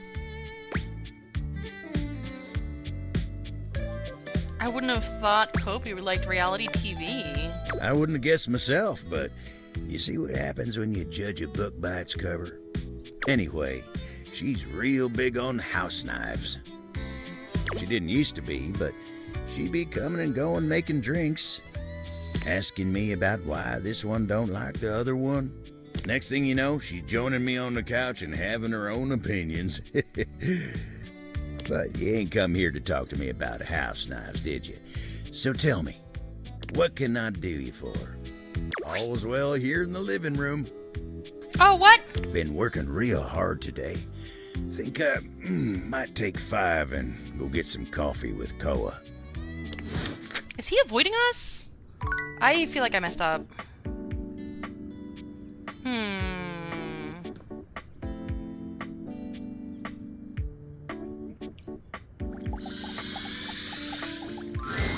Hey, I was looking through my various items inside my capsule, and I found this cursed little necklace. Oh, hey. It's pretty bodacious if you ask me. Cursed, you say? Yup. I was getting a bad vibe. I thought it might have been gas, but instead it was definitely this necklace. Bodhi holds a small jeweled pink pendant on a gold chain out to you. It's shaped like a heart and sparkles prettily when it catches the light. You want it? I normally don't give my precious materials away, but this one doesn't seem to fit my style. I'll take it. Zoe probably wants it. Zoe? She's the ghost upstairs. A ghost? Bodhi's hand shoots out, dropping the necklace into your hand without even waiting to see if you're ready. He flees, calling over his shoulder to you as he goes. I'm out. Take it. Okay, wild.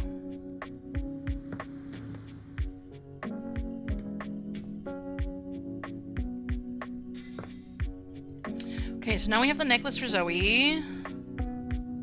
Cool, cool, cool. I guess, one more activity before we go up and play a board game with Parker, because we can talk to Zoe without the glasses charges, because she's technically actually a ghost in the house. Hey, Freddy. Oh. That wasn't Freddy.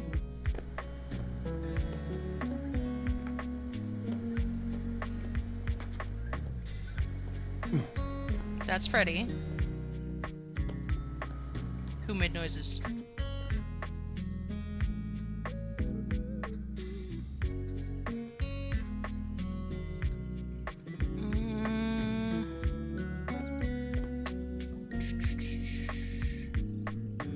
You're still looking for a dog for Mateo.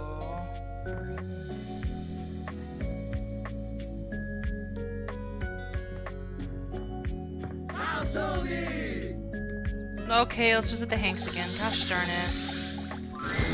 House homie! Welcome back to the Adrenaline Den! It's great to be back.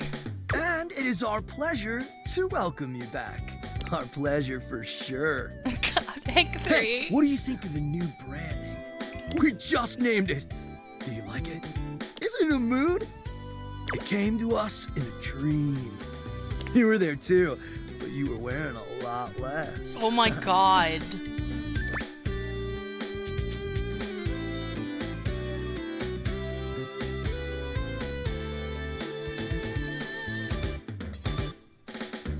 Ooh, tell me about this sexy dream. Why Adrenaline Den? Do you think if we call Hank 3 out on this, like we match his energy, that he's gonna like cave? Like he's gonna like falter? Like what if he flirts this way because nobody's actually flirted back before?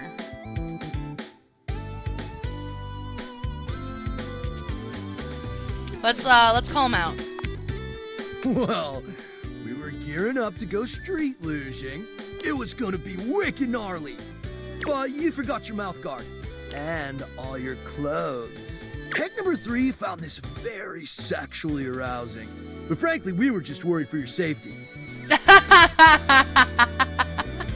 Safety is goals AF!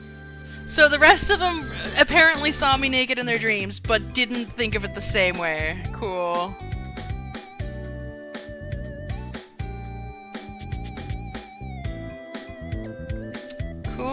Cool.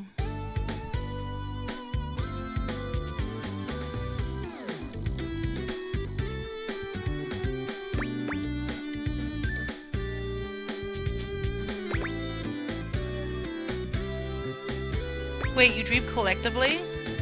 Sure, doesn't everybody? It is a hive mind! Shared nocturnal cognition for the win, fam! Anyway, give us 2 minutes, would ya? You caught us right in the middle of visualizing success. And some other slightly naughtier imagery. We sit and do it for 37 minutes every day. It's tight, brosif! Ha! Meditation!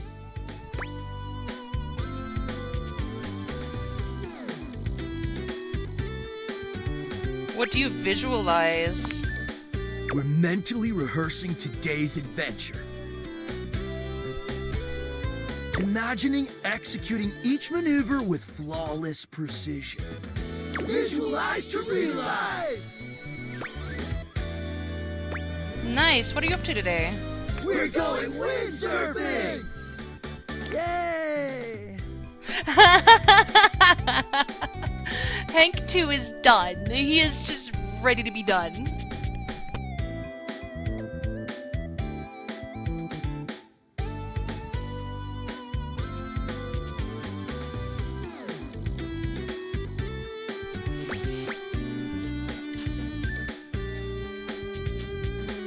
Here? I don't see how. What's that?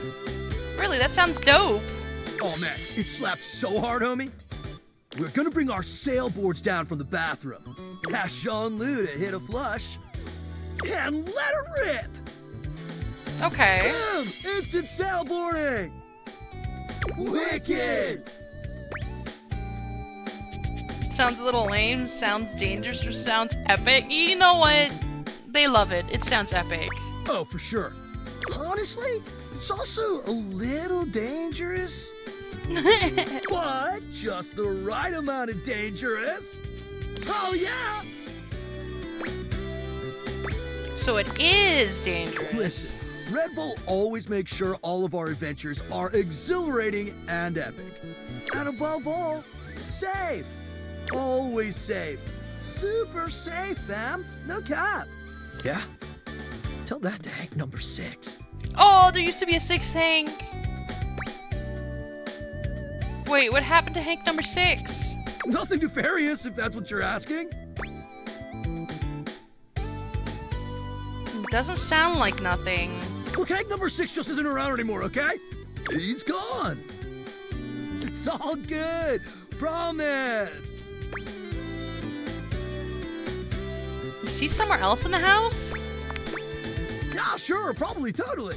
Anyway, enough about that. What's important is, are you gonna be joining us on today's epic windsurfing activity? I feel like we have to join them. Are you? Yeah, hell yeah. Let's do it. Wicked tight. Just remember to stay low, feel the wind, and ride those waves. Ride 'em like you really mean it. Let's go shred it up, dog! Trying to get 3 tries so darn hard. Okay, next time I'm gonna talk to this hanger on the floor.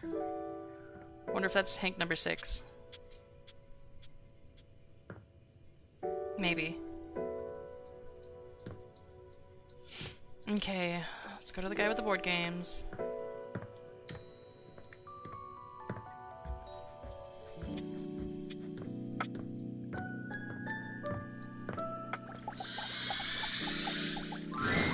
You're here! Oh, we've had so many adventures together, so many fun games. Now, I'm so excited to find out my feelings for you. Are you ready to begin the process? He really turned dating into a gambling thing, huh?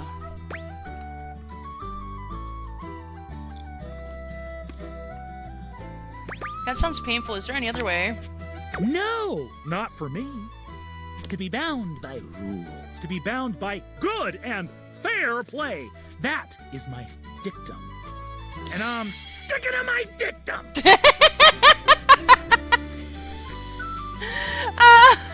He's sticking to his dictum. Yeah, okay.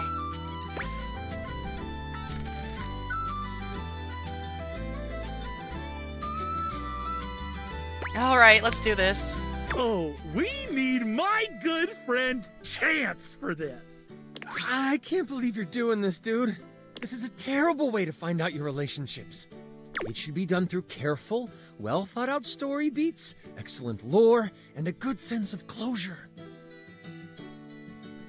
I love my dice. I need it. It's part of the rules of my love. Oh. Fine. Here they are. Your relationship dice. They're beautiful, Chance. Oh my god, they have anime eyes. Oh my god. Yep. Okay, so I'm supposed to weight them depending on how you played your games together? Yes. The human gets extra love points for beating me. And extra hate points for cheating me. I never cheated you. I know. You're one of the good ones. But even so, there's always the possibility I could still hate you in the end. Roll it, Chance. Roll for our eternal ending together! This is wild. Could you imagine if people actually dated like this? Sure, dude. I've got the dice all done up like you wanted. He holds out the dice to you, presenting them just before your big roll. We've got a lot of love here. It's your friends. Friend? Wow, I feel so friendly about that. And you should too. I don't feel anything towards you, dude. Aside from feeling a little Oh, poor Chance. Oh, come on! You can roll for our relationship. I'm gonna go. But that's okay. Because now we're real good friends. Real good!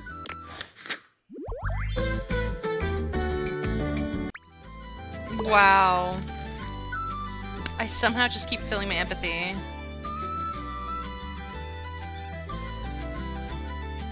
Dang. You know what? I feel like Friends is probably the safest route this could have gone. You're here! Is that... That's my necklace, isn't it? Yep, Bodhi had it. Bodhi? He's the time capsule. He was under the house. Whoa, a time capsule! I bet he remembers even more than me. Because the whole point of a time capsule is to save memories, right? It would be really cool to talk to him one day. Makes sense that he had my necklace. I've been thinking, and it's harder when you're not here, but now you found that necklace and I can see it again for real. All these memories are coming back now. About my life, and Rudy, and being in this house.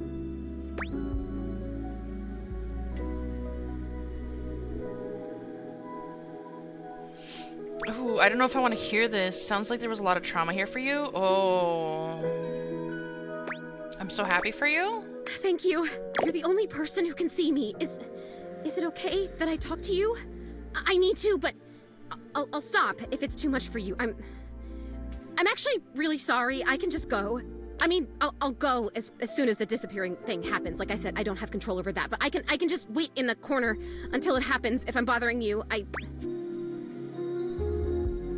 Zoe, it's okay. I want to hear about it. Oh, sorry. I guess I've always been pretty excitable, but lately I cried again, you know. Last night I was looking out the window at the sunset, hoping I'd see you again, and I've totally seen a sunset before. So, from the way I understand it, she doesn't have any memories, or, well, when we met her first time, she didn't have any memories about her life. She clearly died in this house. Very obviously died in this house. Back in the 80s, I think. She didn't understand her emotions.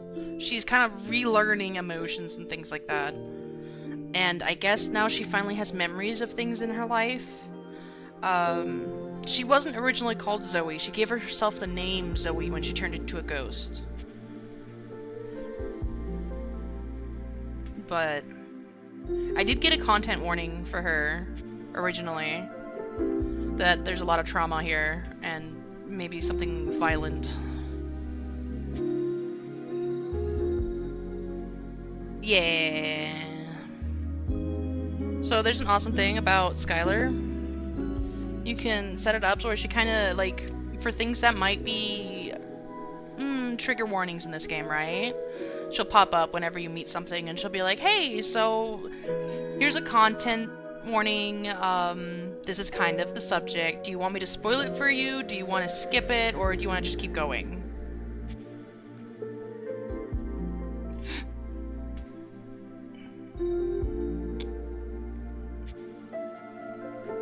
And yeah, so I had an idea that there's going to be some conversations about violence here. But yeah, no, she's relearning herself, her memories, her emotions. I'm wondering if there was more to this while she was still alive. Like, maybe she was one of those people that was actually really depressed when she was alive, but was still a people pleaser? I'm not sure. There's a lot to this here, though. Just because I'm a ghost doesn't mean I don't notice things. I notice a lot of things, actually. Yeah, she is. Be surprised if you're just in one room for like a million years. I know these floorboards so well. But the sunset, it was so beautiful. It was purple. I didn't know the sun could do that. And I cried again, and I wanted to tell you.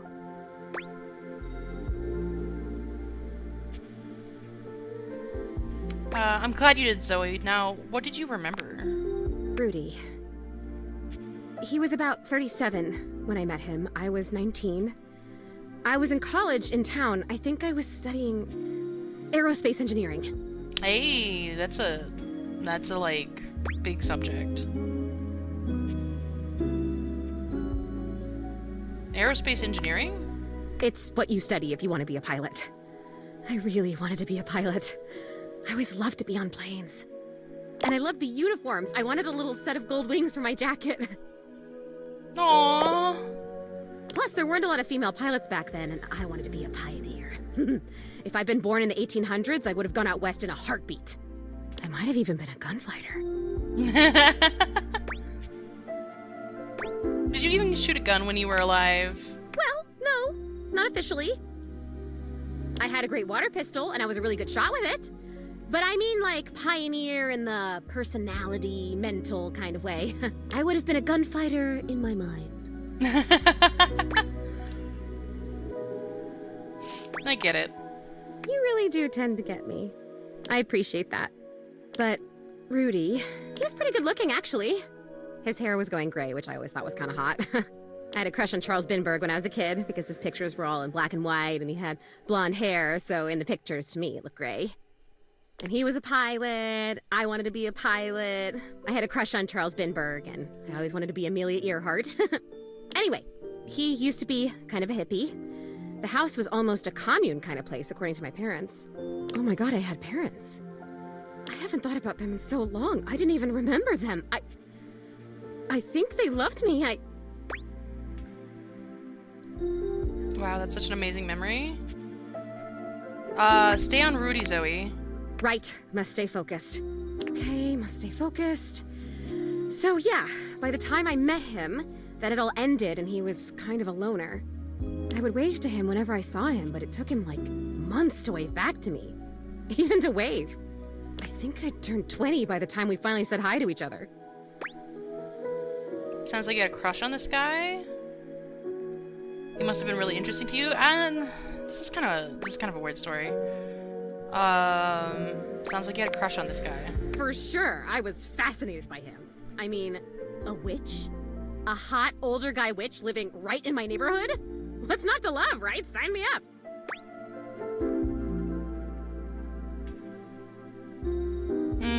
So you guys started talking regularly then? I made it a point to be walking by when I knew he'd be outside.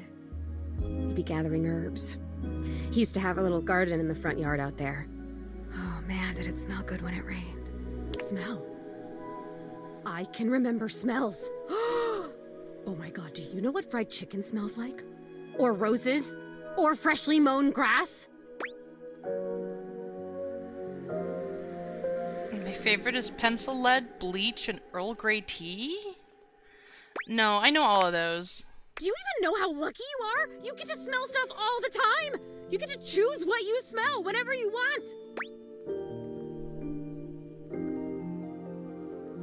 You were right, I guess. I'd forgotten that. Thank you for the reminder. Oh, you're so welcome. It's the least I can do after how much you're helping me. God, I've just been up here alone, floating around. And then you showed up and it's like I'm living again. Living my death? How cool is that? To really live your death, you'd have to remember your death. Ooh, I don't know if I want to trigger that yet. Ooh. Extremely cool. You gotta keep telling me the story, though. I started coming up to the house to do, I guess you'd call them seances? It would be just him and me up here trying to make contact with ghosts. You were in here with him by yourself? Yeah. Why? Is that weird? Nothing ever happened. I don't think. Like nothing bad. At this point, I'm sure I'd remember that. He actually taught me a lot of stuff. I learned about mixing the herbs and about how to write a spell and how to speak an incantation and all about these occult symbols and what they mean. It's kind of a bummer that we drew everything in chalk or you'd still be able to see it.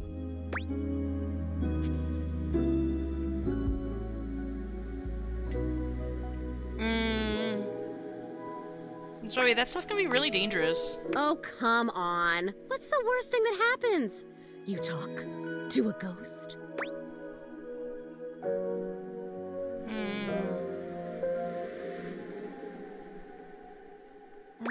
Yeah, fair point. He would always say that it was important for the energy in a seance to be just right.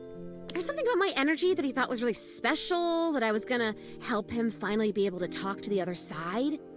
Apparently that's part of what he was looking for with all those parties he used to have. He was looking for the right combination of people and just never found it, but I was different.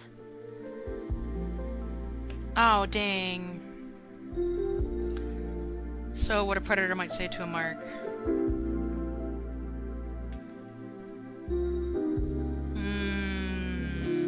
10 points away from getting that too. I'm sure you are. Not everyone becomes a ghost. Oh, that's true.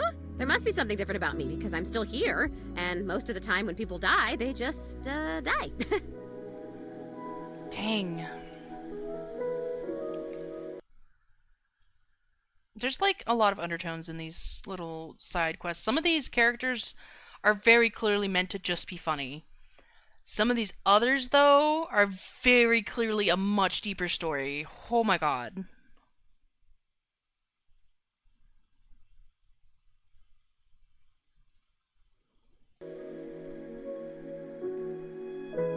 I wonder where they even go. I wonder if I'll ever get to see that. That must be a totally different adventure. I think you get to see that once you make peace with how you died. Well, what unfinished business do you have? I don't remember how I died. I remember so much other great stuff now. Since you brought me that necklace, it's like I have my whole life back now. Smells, sounds, all the feelings. It's so amazing. But the how I died part, I guess that would be an important piece of unfinished business, right? Probably. It is, and I think the cause of your death is right in front of us. For sure. I'm kind of wondering if Rudy has anything to do with it. You're saying you think Rudy killed me? I'm saying it's possible. Come on, please. That can't be. He would never do that. We had so much fun up here, and he was really nice. Plus, I'd remember that. I would remember that, right? I'd remember everything else. Why wouldn't I? But I can't. I'm over here saying that I would remember if I'd been murdered. Oh, I don't like that word. It's so hard to say. Why is that? But I can't remember if I wasn't, so what does that say? Oh god, there it is again. I know I don't have skin like other people, but I can still feel it. I don't like this. Why are you making me talk about this? What if I don't want to remember? I'm not making you. Once again, at the worst possible time, Zoe begins to fade. Damn it, this is disappearing. You know what? It's fine this time. I want to leave. I don't want to talk about this anymore. Dang it. I'm out of here. Come back if you want, or don't. I don't know. Just... Okay, please come back. Just not right now, okay? Just... Right now, just leave me alone. Leave me alone! Yeah, something traumatic happened there for sure. That's a lot of anxiety.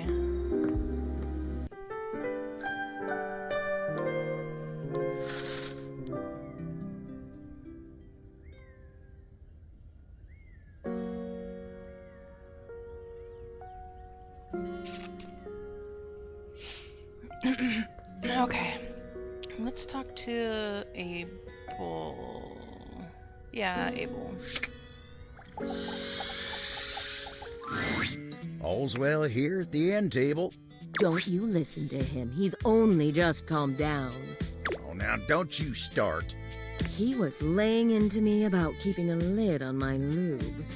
And I told him if he was so interested in what I do with my lube. All's well here at the end table. Nothing to see here, friend. You can tell all is well by how loud he's screaming it.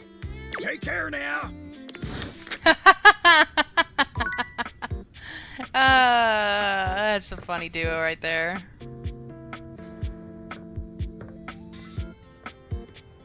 Okay, I might need to talk to a different iteration of Abel at some point.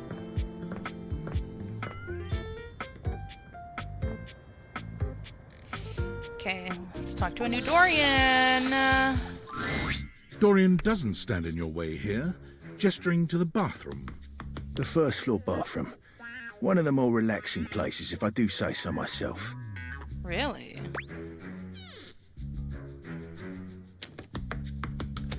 I do like it when it gets a little steamy in here. Careful now. Any more mention of steam and it might appear I might have a flirt on my knobs. I'm sorry, what?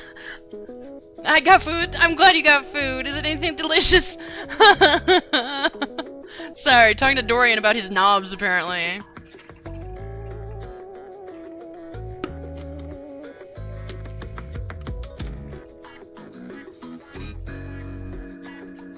And I'm not too keen on any of that messy love round these halls. Pizza? Oh, that sounds amazing. He is. The funny, he kind of confounds me a little bit, right? He keeps talking like he only wants to be friends, and then like we are friends technically. But then he gets offended when I don't pick the flirty options sometimes. Well, not offended, kind of hurt, I guess.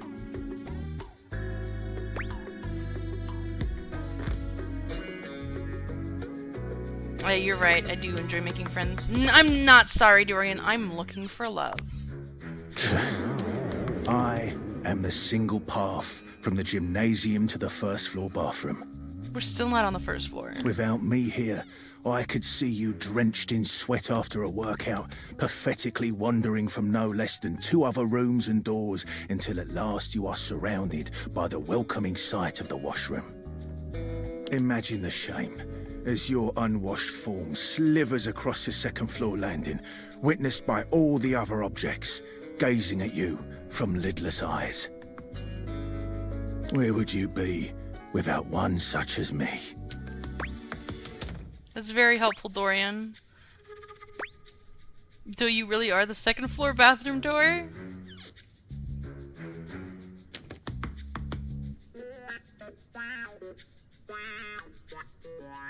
Oh, it's very helpful, Dorian. I am nothing but at your service, madam. Dorian is wild. I should have probably talked to him more. Okay, we finished the board game guy. We're friends now. We need to come back to Zoe, but we can talk to her without any charges. We've talked to one iteration of Abel. We still need to find Mateo, find one of his animals that's gotten lost. God damn, Dorian.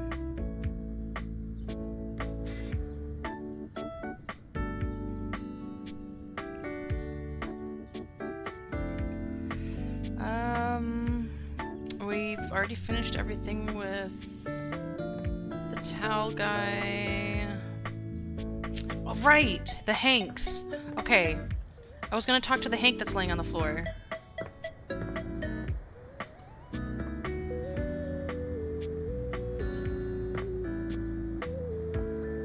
am I hearing?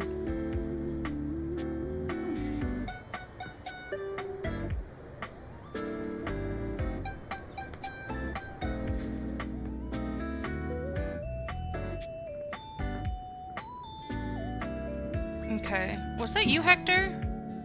Thank you, Hector.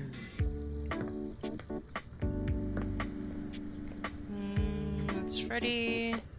Okay, there's a Hank on the floor. Yo, yo, yo! Homie's back in the house! Dang. The dope daredevil, the radical risk taker, the boss importer! Make yourself comfortable, gorgeous. Shoot, did I end up in the closet again? Thanks. Couldn't stay away from you guys. Right? Isn't the adrenaline so addicting? Pump it into my throbbing veins! Hey, no. Anyway, don't mind us, Broseph. We're just inspecting our equipment for today's epic outing. It's gonna be so freaking epic, dog! Got any equipment you need us to inspect? I promise we're very thorough. Oh man.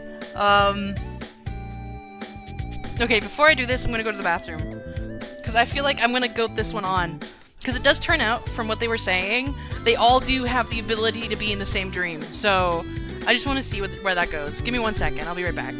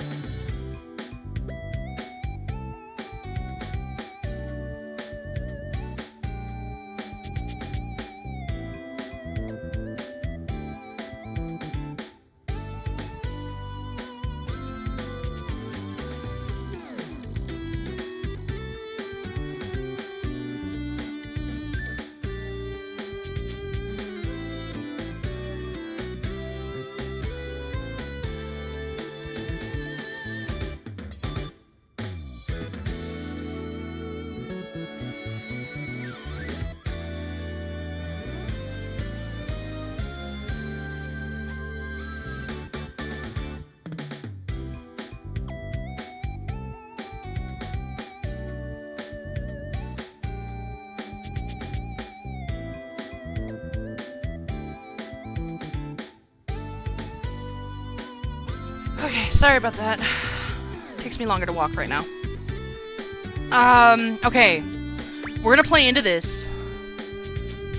You can inspect my equipment anytime. Oh, we'll be more than happy to check everything out. Don't you worry. Gotta make sure all your gear is in optimal condition. Safety slaps! Snap, look at the time. We better get ready ASAP if we're gonna catch the good thermals, fam. Where are you Hanks off to today? Paragliding, homie. It is an exhilarating pursuit, allowing us to soar through the skies like Stickerus himself, feeling the rush of the wind as it caresses your face. Dang, Hank 5's talking a lot today. Slaps, dog! Didn't Stickerus die? Oh, Stickerus definitely died. From too much Riz! It's gonna be totally worth it, even though we might not all come back. Oh my god, Hank too! No, we're definitely all gonna come back. What a kidder! Red Bull would never have us do something dangerous.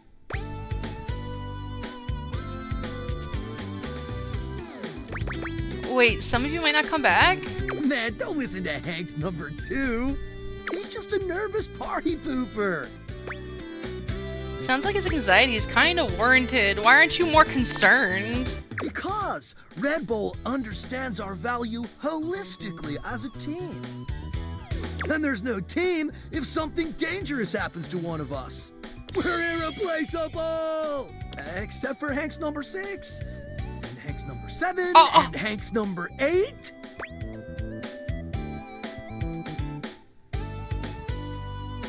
Wait, how many Hanks were there originally? Oh, it doesn't matter, homie. You're focused on the wrong issue. Gotta stay focused, brah. Look, we don't know what kind of Discord you're trying to set up here, brah. Our sponsor would never let something bad happen to us, because they value our individual contributions to this team. Well, they value something. You get what we're spitting, dog?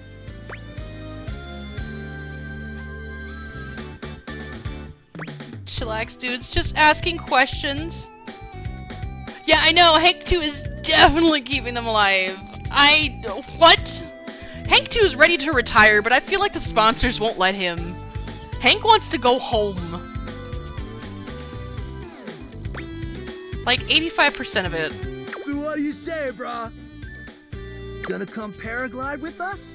Or sit it out like some kind of lame-o? Sit it out like a lame-o. I'm in, let's do this. These guys are gonna get me killed. Watch. I'm in, let's do this. How'd it go? Make sure you're totally pumped and ready to push yourself to the limit. Forget your fears and let the rush of adrenaline fuel your flight. Oh my god, are those masks? That's funny.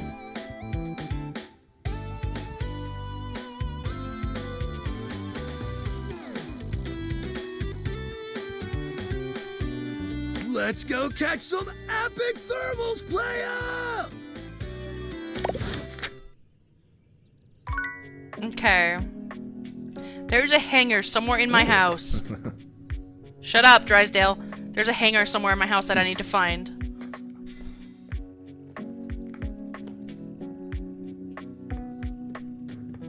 There's a hangar somewhere. There's a hangar somewhere. And he is Hank number 6, and we need to figure it out. Okay, we got 2 charges left too, though.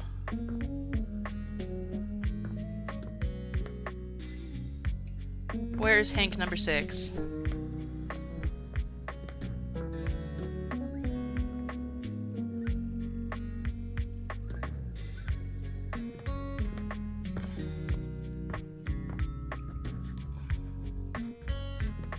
Hank number 6. Okay, thank you for letting me know that this would not be Hank number 6 technically. Oh my god, are they talking about Hank number 6 being the triangle? That'd be funny. Hank number 6.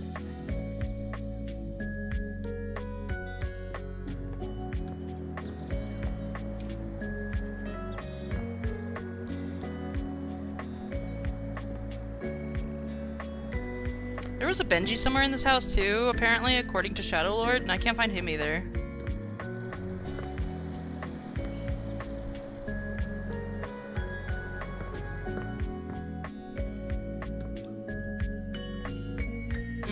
Okay. Alright,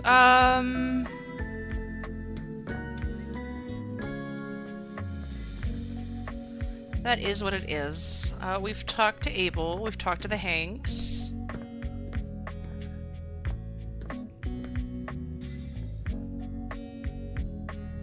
I used my charge on somebody. I forgot who. I used my charge on somebody.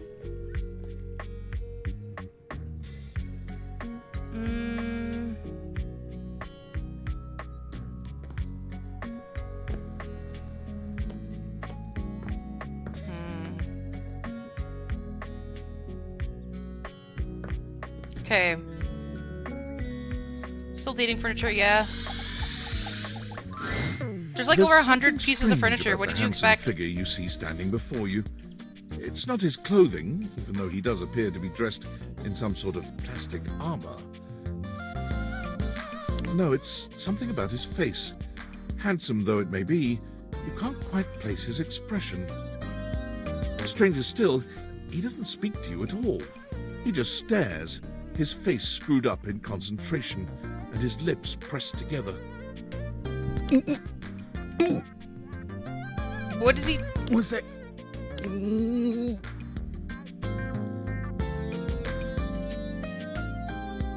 Look, just to admit you're looking for a polycule with the bed and the couch and you win the game? No, I've already married the couch. Couch is worth it. He lets out the breath he's evidently been holding, bending forward with his hands on his hips as he inhales and exhales deeply. Woo! Sorry about that. Just trying to see how long I could hold my breath for. Weird that I walked in on that. Seems like a while. I regret coming here. No, it seems like a while. I'm up to 3 hours. All right. Now 3 hours. That's wild. I can give you my full attention. Name's Hoover. The friends just call me Hoove, though. Hoover the vacuum. Makes sense. Henry Hoove. Yep, that's the vacuum. You here to chat? Or is there another incident to clean up? Today was supposed to be my day off. I might have dropped a whole packet of wet noodles. That sounds like a 911 call. I mean, I'd love to chat. Sure. What about? I'm looking for an in-animal or some in-animals. See any, I'll bet you've been all over the house, so you're the one who's the investigator. You seem tired. No, we actually originally came here because of the in-animals. He taps his fingers on his chin, considering. Maybe. Visualization is an excellent memory aid? Aw, dang. Anything? Maybe if you retrace your route? I'd love to, but I'm a little tired today. Sorry. Yeah, you seem tired. Yeah, a bit. It's been a long week, but I enjoy working hard. Makes that can of oil at the end of the day taste all that much better. What's the hardest part of your job? Probably trying to get stuff out from under Koa. Sometimes he can be a bit too easygoing. He just lies there and I've got to work hard to clean up around him. But I love the guy. Can't help but admire his chill. Hey, it's been great talking to you, but I gotta finish up my work and call it a day. How about you come back and see me next time you got a minute? I feel like I haven't gotten out to do something fun in a while. Maybe the two of us could, I don't know, catch a game or have a drink? Yeah, sure. I'd love to go to someplace with you. Sounds like a... Oops. That was rude. Sorry, guy. Okay, we have one more charge, and then we have to go meet Zoe in the attic. One more charge.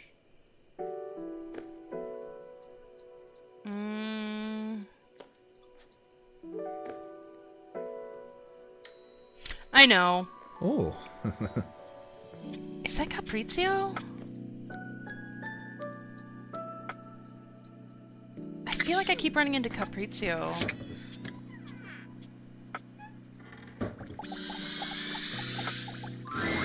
Amore, It is buongiorno. Caprizio. I have been pacing the floor, imploring the gods for the moment when you would come to me again. The sight of you still strikes breath from my lungs. I am suspended in the glow of your beauty. Caprizio the cabinet. I'm not comfortable with compliments. He does come on strong, doesn't he? This was like minute 1 with this guy. I bet you say that to everyone. Not at all. How could I express such passion more than once? To express it now has both exhausted and exhilarated me. You are the only one, Amore. It is bringing my heart such a warm feeling to see you. I am so excited you have arrived in time for our date. I don't remember agreeing to a date.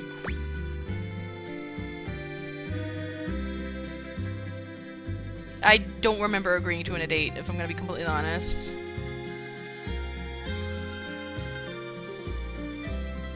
Oh god, I forgot about that.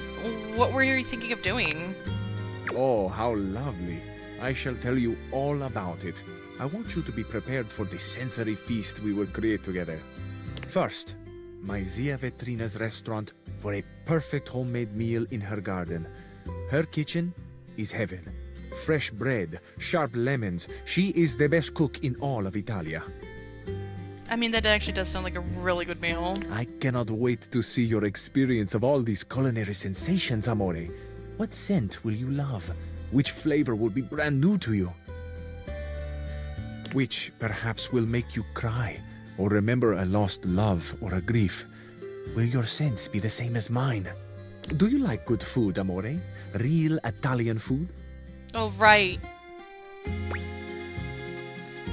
I'm more of a Thai fan, but I can try something new. You're not in Italy right now, right? Obviously. Oof. We're technically trying to get everybody on our side, so I feel like goading him on too quickly might not be the way.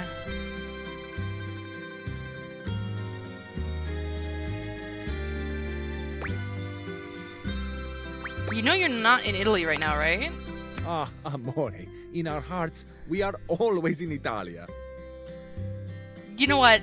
Okay, cool. After we have reveled in the pleasure of Zia Vetrina's cooking, you shall meet my dearest friend. Well, perhaps, except for you, Amore. We've met like twice. This is our second meeting, sir. This is my scooter, Il Ragazzo Pazzo. Oh my god, this is so wild. Together, the three of us will take the most beautiful road in all of Italia. From Vetrina's right down to the sparkling ocean. We will wind through mountains and fog and dazzling sunset light, and we will park mere feet from the gently washing surf. Have you ever ridden a scooter, Amore? Can't say I have. You're a cabinet. How does a cabinet ride a motorcycle?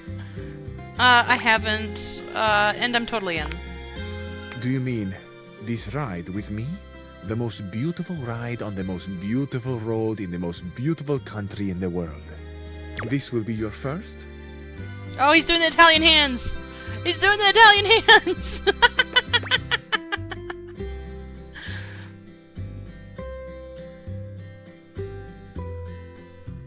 My first motorcycle ride, yes. Pump the brakes, Casanova.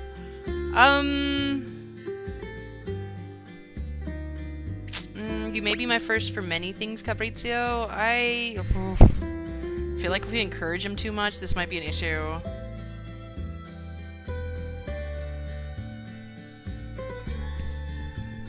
Okay, you're my first for many things.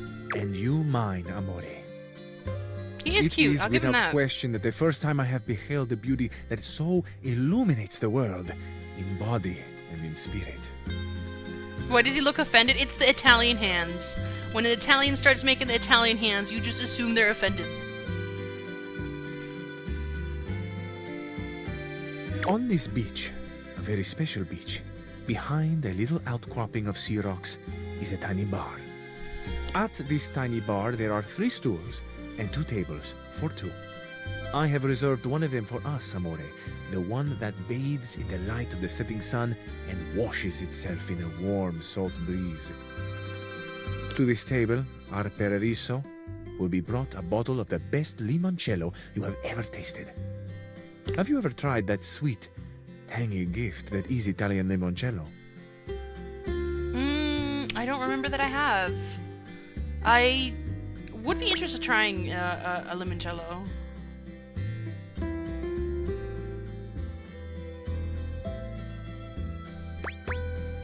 Never. You make it sound so incredible. It is. It truly is. So, with a humble flourish, I finish. That is the date. The romantic flight I propose to you. It is an embodiment of my love. How I love. What I love. I love love. Truthfully. It is my great honor to offer my love to you. Tell me, Amore, what do you think and feel about love?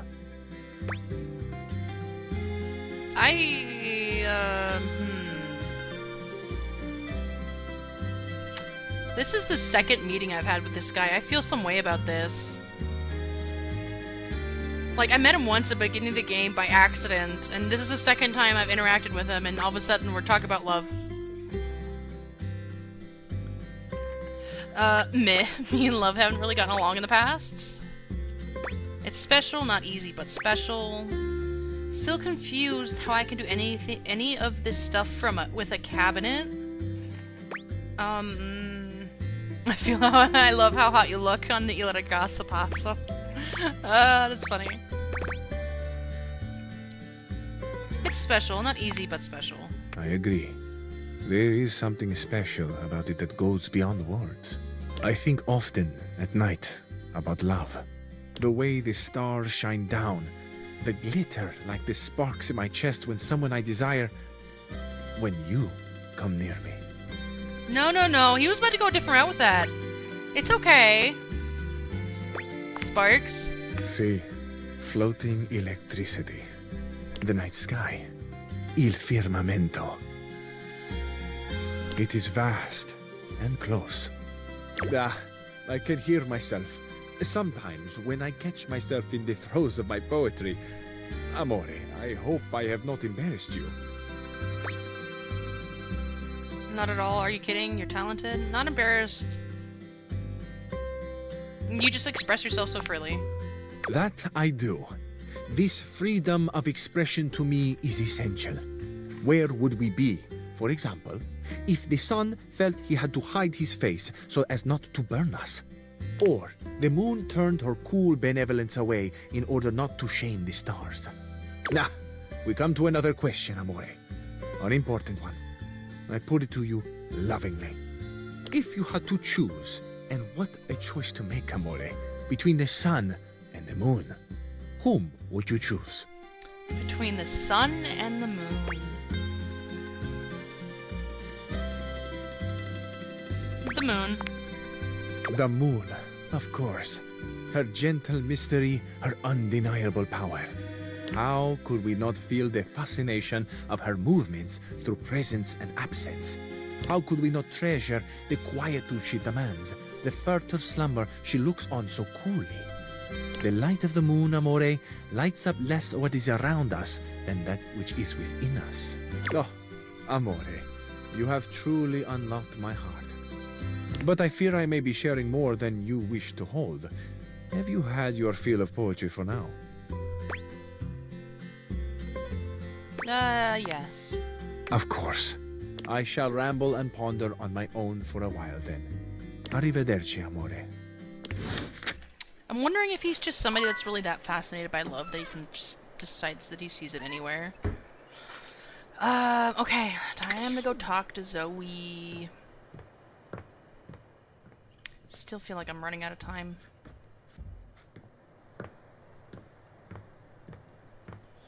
Okay, Zoe. Hopefully you stop being mad at us. Oh, it's you. Hi.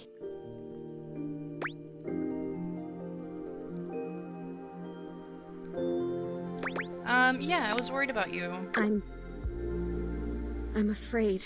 I've been so curious about everything. I wanted to know. I wanted to feel it all the time, all at once. I was so grateful to you when you found my necklace. I'm glad I could. Now I've run into this thing. It just feels like this huge, sticky brick wall in my mind. How did I die?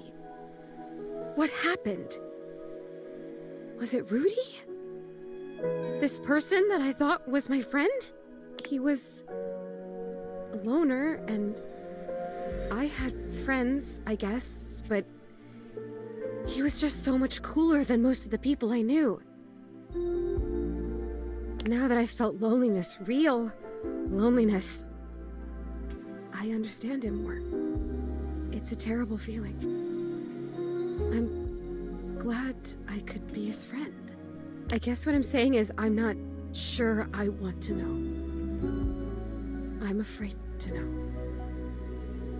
It would really suck if she's got this many emotions for the person that had ended up killing her.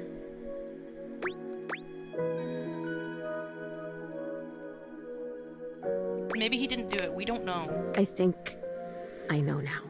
I'll tell you what I remember. We were having a seance up here, like we'd done before. Candles and the symbols on the floor. He said we were trying to contact his father. He died when Rudy was just a kid. We were usually trying to contact Rudy's father. We tried for like a year. And he was just getting so frustrated. He kept telling me to try harder. At first, it was encouraging, but then he just kept getting more frustrated because it wasn't working.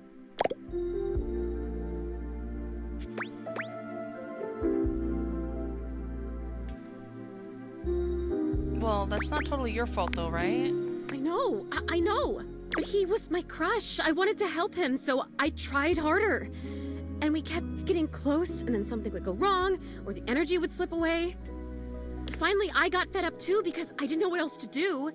So I stood up and started to shake out my legs, like just to get some blood flow back from sitting in this dumb circle. Is it even a circle if there's only 2 people and a bunch of candles? I mean, come on. And he freaked out.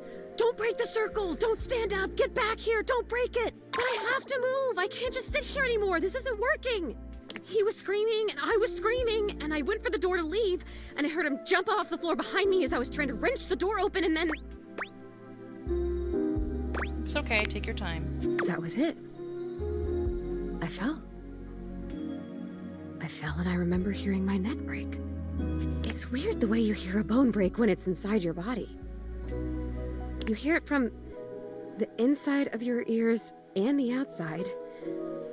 Especially when it's such a big bone. Not a big, but important bone. And so close to your ears. I remember feeling the sound before I felt the pain. And then the pain was only like a second. And it was over. Did you fall? I don't know. I don't remember that. I didn't see it, I guess. I just remember that felt sound, and then I was here. Rudy just stood there for a while. I remember that he actually knelt down next to me and brushed my hair back from my face. Then he blew out all the candles and went downstairs.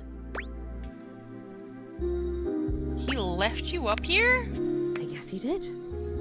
Huh. Some crush.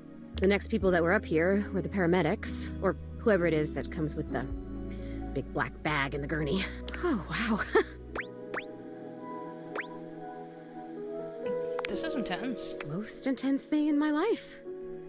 Until it was over. Rudy was up here with them, with the cops.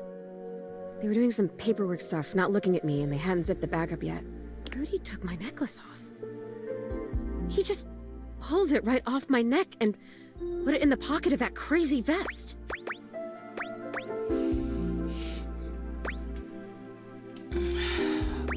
What an asshole. Is that how it ended up down in the basement? He must have put it there because he felt guilty about taking it. Or maybe if it was a time capsule, he wanted it to stay here forever. I don't know. I don't know if I care. I have to tell you, I don't know if I want to live this way anymore. When I was just alone and happy-go-lucky with no memories, it was okay. But now I've met you, and I know about other personalities in this house, friends that I might have. I know how lonely I've been, and now I really know. I really feel that I'm dead.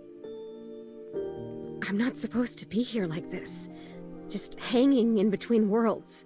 I don't know what to do. I don't even know what I could possibly do, but I'm so sad now, and it hurts. I'm gonna go now, okay? It's weird when you're lonely to just want to be alone, but there you go. Wait, Zoe, you can choose to go now? Oh, yeah, I can. I noticed that a little while ago. When I got my feelings back, I realized all I had to do was really feel the want to go or feel the want to stay, and I could make it happen. Congratulations. Yeah. Congratulations to me. Maybe I'll see you again. I have to try and figure out what to do with my life. Well, my death.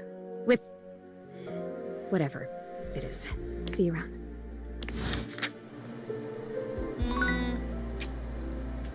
Might have to talk to the capsule again in the morning.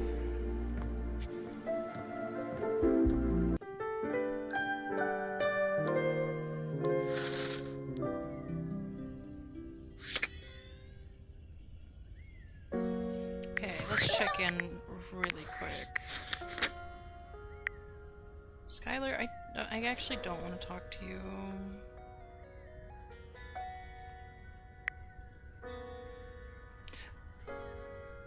Oh, I don't know if you're still there, Slade. This is the couch. He is totally worth the love interest. No, we've met. Where'd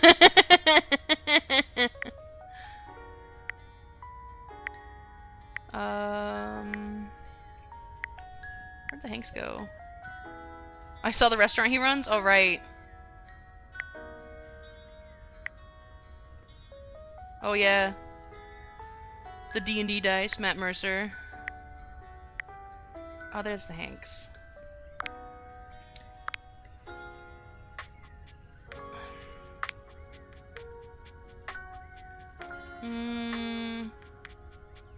Okay, this is the sports room, that's the bathroom, this is the laundry room. Thank you, Hector.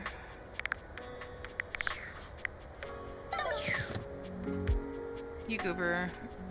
Okay, let's talk to these Hanks. Well, no, there's gotta be another set of Hanks somewhere.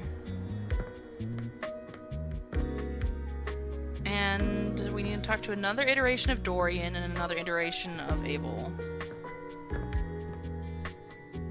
We should talk to that Dorian. We've talked to this Abel too, but he didn't really want to talk to us.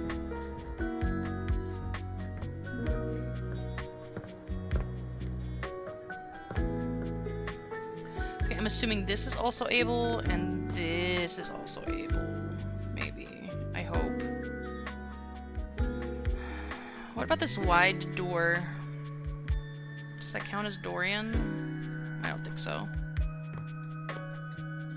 Talk to the laundry room Dorian. Living room Dorian? Nope, doesn't count. Office Dorian. Dorian looms over you, just as intimidating as ever. Fancy a bit of a work? I beg your pardon? Because this leads to the office. Oh! I knew that. I live here. Course you do, love. We've got some important denizens who only reside here. All in all, fairly quiet. It's packed in there. But here are a few at the top of my frame. There's Shelley the Shelf, Charge the trusty D20, Penelope the office supplies, and Jerry the junk drawer. Yeah, we've met all of them. Well, what can I do for you?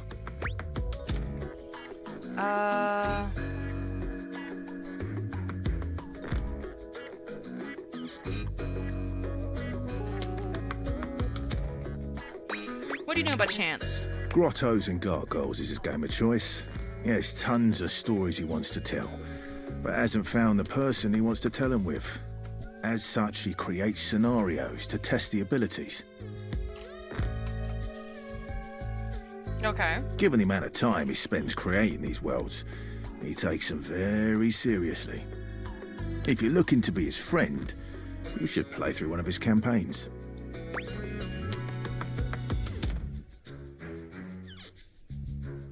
What about the others? What can I do for you? Tell me about Shelley. She's supportive. Uh-huh, okay.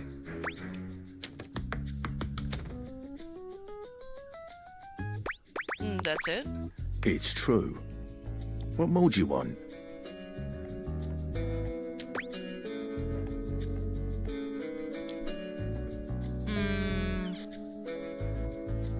Any secrets about how to get her to like me? Be supportive. What can I do for you? What's the joke here that Penelope starts with pen? Oh, yeah.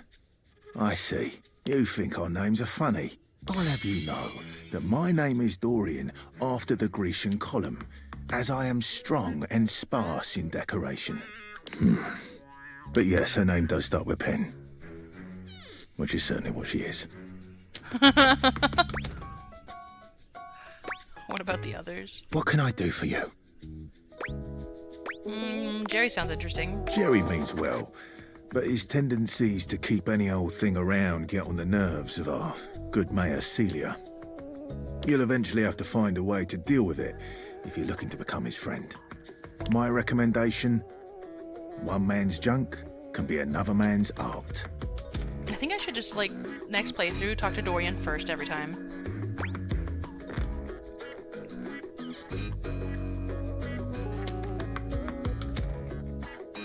Oh, funny spelling, like art. That's your lot for now. If you want to know more, you'll have to see for yourself.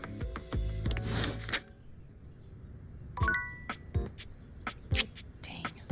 Okay, I need to talk to one of the iterations of Abel. Ooh, the windowsill. Oh, it's like a whole window, okay.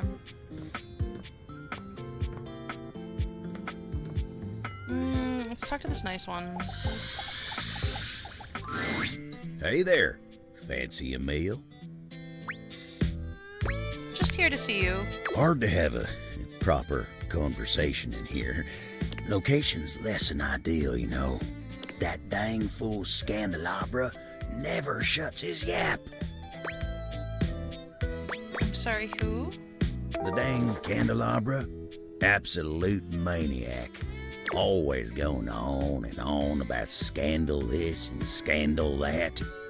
Oh, was he the weird guy that was trying to blackmail everyone into giving him a kiss? Yeah, okay.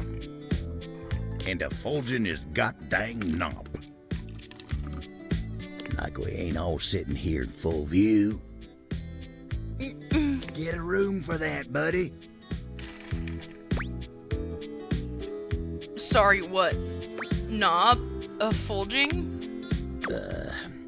Just a fancy way of saying he's polishing the little ridge above his base. He just likes to make it sound as filthy as possible. Always moaning and groaning about it, like a ghost with a bellyache. Sounds interesting. Guess it ain't all bad, though. At least we got Rainy's sweet music here. Love that music she plays. Yep, makes putting up with Scandelabra a little easier. Oh, but look at me jawing about all that like we ain't got nothing but time. Don't we? Let me get back to work. Oh, I might have pissed him off. Oops. Fuck. Abel's a little rough to deal with. Not that he's, like, bad or anything like that. He's just a little hard to deal with. Okay. Well, let's go talk to one of the iteration of the Hanks.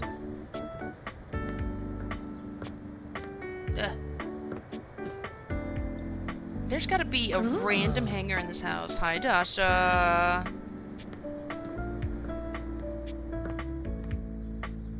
He's country because he's a farmhouse-style table. He's technically every table type piece of furniture in this house besides the desk. The desk is Dasha.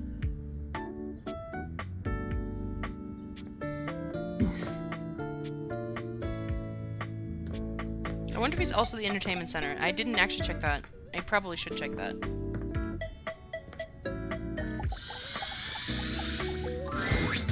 Yo, house homie! Good to see you back around the competition casita. I thought it was the Adrenaline Den. Names are always changing, homie. Oh, Gotta okay. go with the flow. Ride the swell, dog! Anyway, you're just in time. It's finally the big day! For what? We are so freaking pumped, amigo! My birthday? Tuesday? Arbor Day? Tuesday? We wish! What? This is even bigger. It's time for our ultimate stunt! We've been practicing days for this. Maybe even weeks. And now the weather's perfect!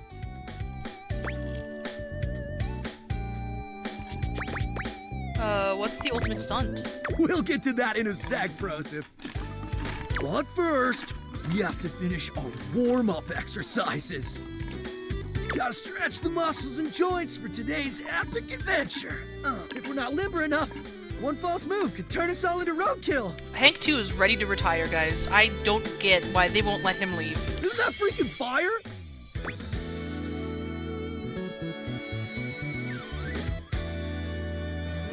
Sounds like you're embarking on something stupid. Is it really that dangerous? Wow, you guys sure are flexible. You have no idea. Come back around later and we'll show you how flexible we really are. Hank 3 tries so hard.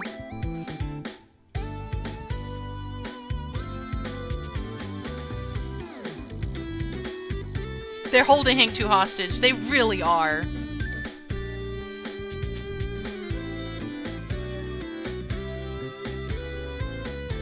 Oh, I like the sound of that.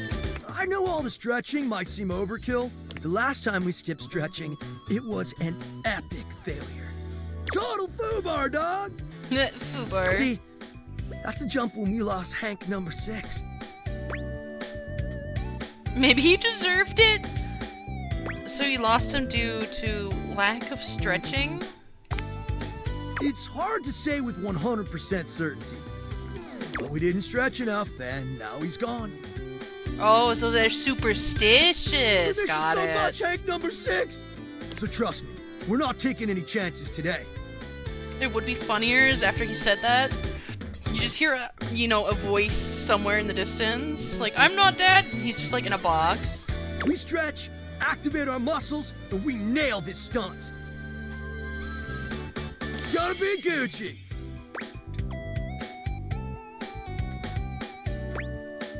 Sounds like a plan. I don't think I'm gonna get them to stop Finally doing this here, homie. anyways. The day we've been dreaming about since we were little baby Hanks. The ultimate stunt. We've trained our whole lives for this moment. So get ready to witness history. Or a massive catastrophe. Hank 2, Yeah, you but sweet child. Mostly history. Sounds like Hank 2 has some misgivings. Yeah, well, Hank number 2 is a lame wad. I'm not a lame wad, dog. And I totally believe in us. It's Red Bull that I don't trust. Oh. Why is that, Hank number 2? Yeah, they provide us with sick gear and viral exposure, but at what cost? Lately, it feels like they're more interested in their bottom line than our well-being. So Hank 2's the only one with the second brain cell in this group. How so? I'm getting to that! They cut corners on safety while pushing us to take bigger and more epic risks. And as adrenaline junkies, we thrive on those risks. We push ourselves to the limit because we want our team to be a success. But sometimes I wonder, in the pursuit of collective greatness, do we overlook our own value as individuals?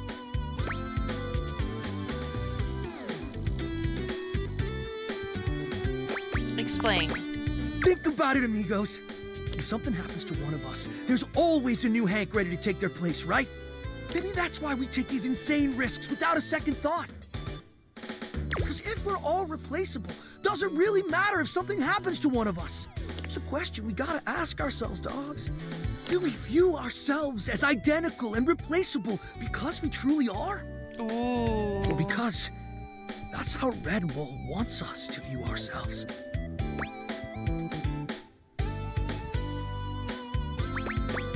Wow, Hank number 2. That's deep. I know, right? Wow. You know what, Hank's number 2? I thought you were just being a lame nerd. He made a lot of sense. I agree. I'm not some identical twin with no intrinsic value of my own. Yeah. Red Bull has been a whack sponsor. What do you think, house homie?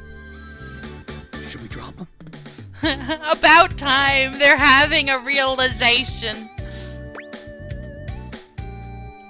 Definitely you Hanks deserve better. I think you should stay with Red Bull. I really don't care either way. No, you Hanks deserve better. It's settled. As of today, the Hanks are free agents! Hooray! Amazing. So what are we going to do now? We just heard from Hector. Oh, they just heard from Hector? He's gonna run a maintenance cycle on the HVAC system. Hector, you better take care of them. Which means there's gonna be monster thermals we can rip on our gliders! Between that and just normal Hank gliding, I only understood about 20% of that sentence. What's the difference between that and just normal Hank gliding? Duh! The change in air pressure creates insane conditions! Gonzo updrafts off furniture, barometric pitch dips, tailwind speed loops! Woo! Translation, the ride of a lifetime.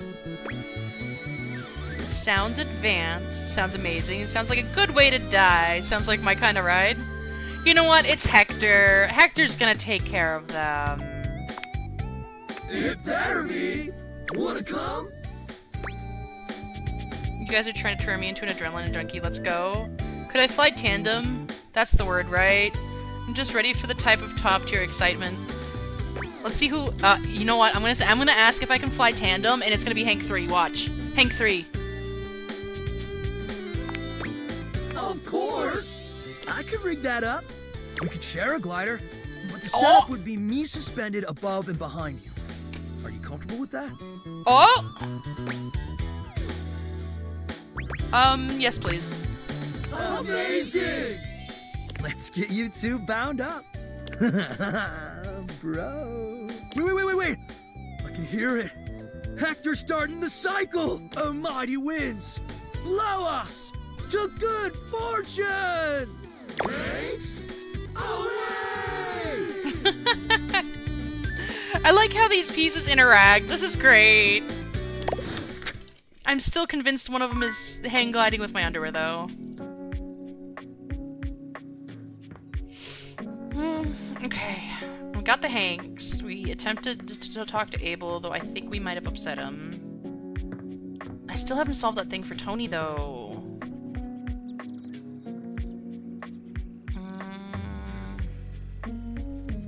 Let's talk to this teddy bear.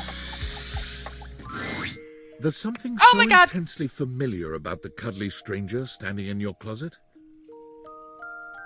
I want to climb him. The combination of his massive stature and the soft materials he wears produces an almost irresistible urge to hug him.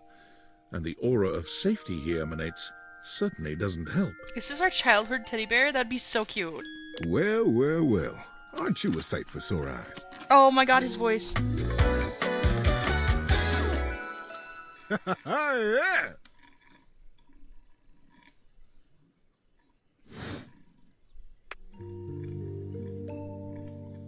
Wait, I have to look this up. What's his voice? His voice sounds super familiar.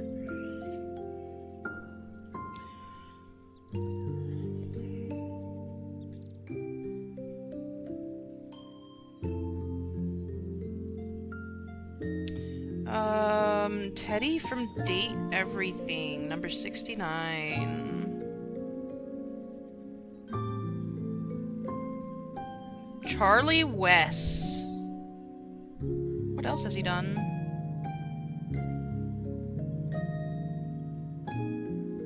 Oh, he did Taviri from Smite. Okay, that's probably what it is.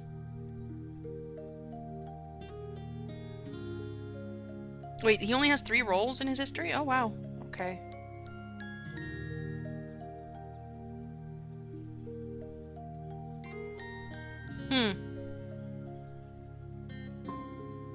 Well, I've heard his voice before, at least. 69, nice, yeah.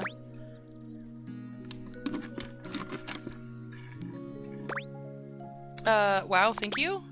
You are very welcome. You are so kind to express your gratitude like that.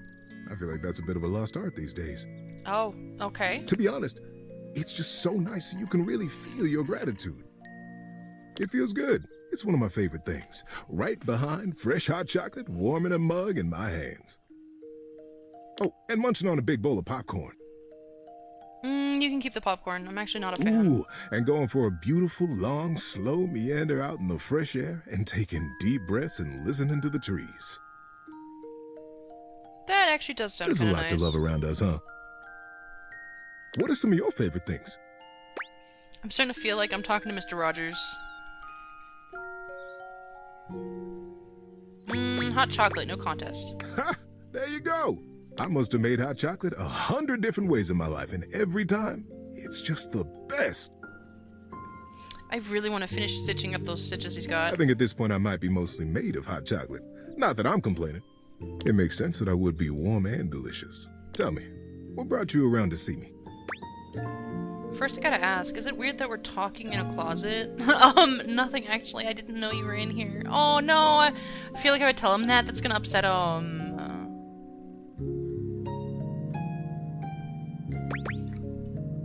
First I've gotta ask, is it weird that we're talking in a closet? Not at all. Not for me, anyway. Closets are some of my favorite rooms in a house. Get a good cozy blanket, a candle, and close that door and you've got a perfect little cocoon. A little nest of peace and safety. You know what? He might be onto something. You're welcome to share mine. Or we can sit on the bed and talk. I'm comfortable in either place. And no matter where I am, I'll always be happy to be with you. I'll leave it up to you. Where should I go?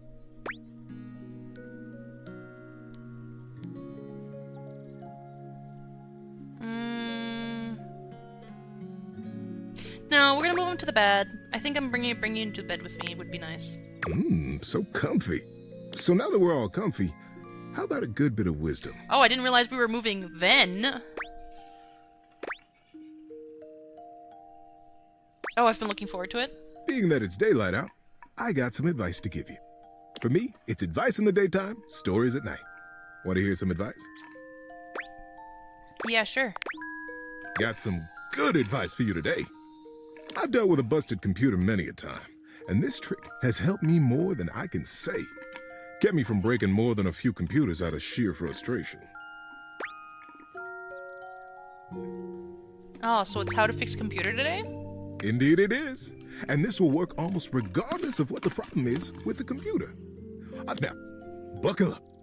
To fix a problem on a computer, any problem, you unplug it, and then you plug it right back in. It's foolproof, I tell you. Incidentally, it also works with toasters. Okay, nice to know, Teddy. You might be a genius. I'm a humble bear, but yes. See you around, buddy. Okay, that was funny. Teddy's a charmer. Okay, we're gonna have to try to get one of his story times one of these times. For sure, for sure.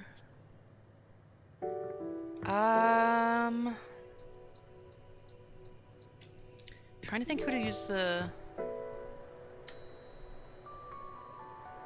He is correct. Yeah, I mean, he is technically right. I thought for a second he was gonna tell me to kick it in between there, but you know. Also, his idea about sleeping in the closet might actually be pretty smart if you think about it. If you really want like a dark place to sleep, the closet might actually be it.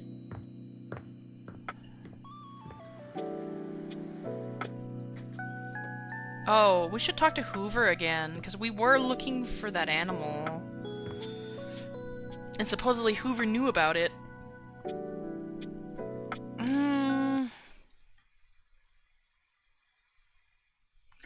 Okay.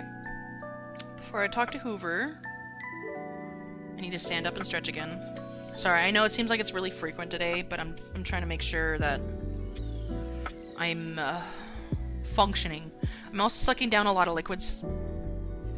Probably because I'm processing like a lot of medication today.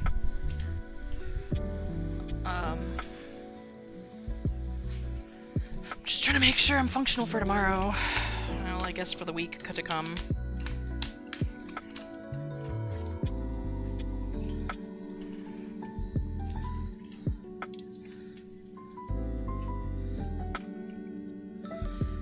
I did find today something called dill pickle dip, which I'm assuming is just like a French onion dip, but dill pickle flavored instead. Oh.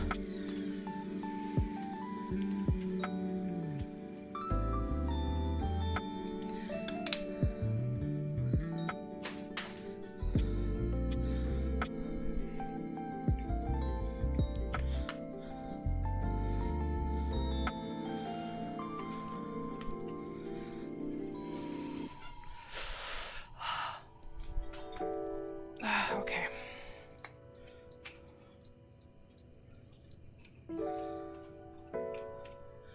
I need to pick up some ginger when I go to the store next. I feel like ginger does a lot to fix any sort of digestive issues for me. Dehydrating or dehydrating? Both. I'm filling up my drink and then I'm gonna go run to the bathroom.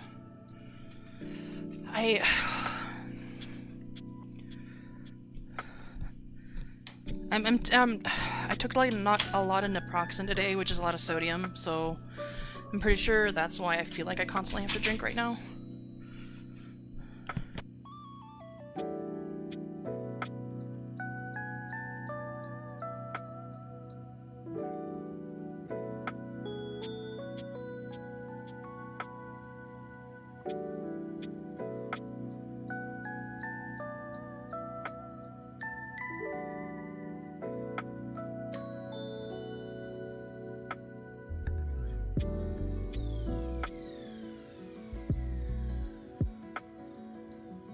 Oh, okay.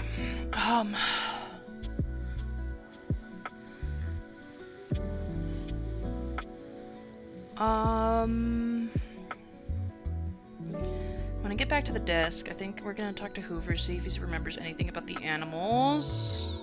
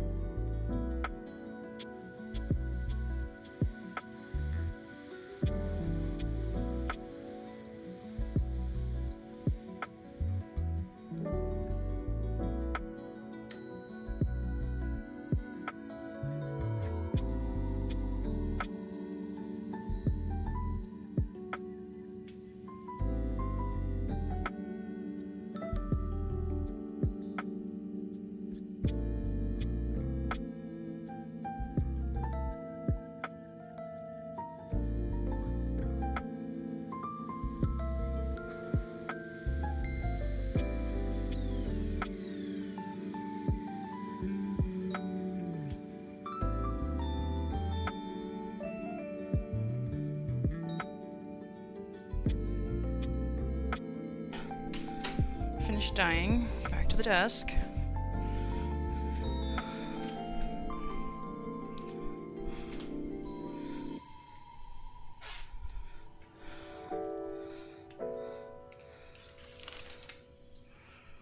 Okay, let's talk to Hoover. Hey, nice to see you again. Hoove holds one finger up to you, his chest rising and falling with panted breaths. He bends over, both hands on his knees, his forehead and cheeks shining. Oh, is this bag full? Give me just a sec.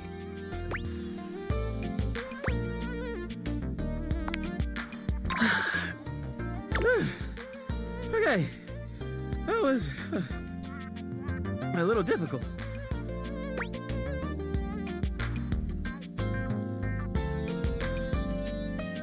You're all sweaty. Oh, am I? Guess I'll have to towel off sometime soon. So, what brings you by? I was thinking we could do something together. I just wanted to get to know you a bit. Let's do something together. I feel like you're sitting on top of an animal by accident. What'd you have in mind? I'm not sure if I mentioned it last time, but I'm a big sports fan. And I'll never turn down a nice can of lubricant. As long as I'm not on the job. Oh, is there a game on? You better believe it. The Hankies are playing the Sox. That's funny.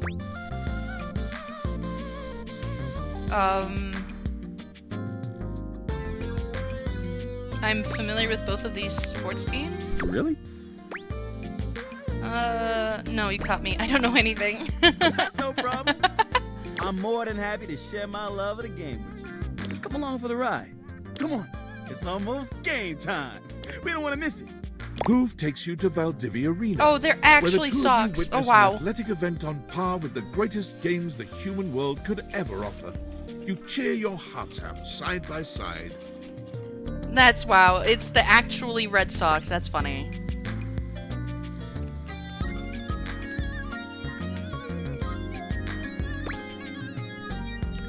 Sports ball, sports ball, sports ball.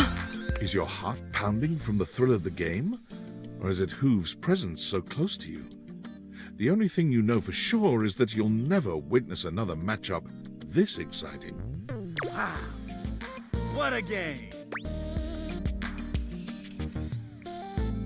That third inning snot rocket was really something. Our Hankies absolutely crushed those Sox. My Sox just laid a smackdown on your Hankies. Yeah, we'll get those Sox next time.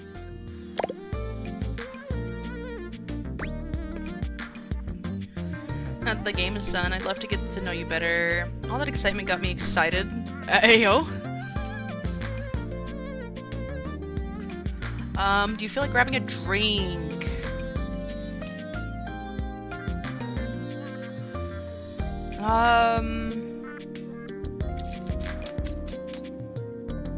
If we grab a drink, we're probably gonna go see Bev.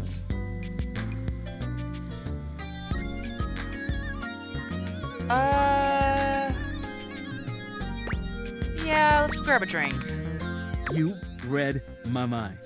Let's crack a can.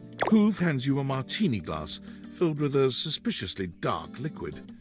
It smells like alcohol, sure, but there's another strange scent you can't quite place. Oh, it is actually motor oil. Oh my god. Cheers!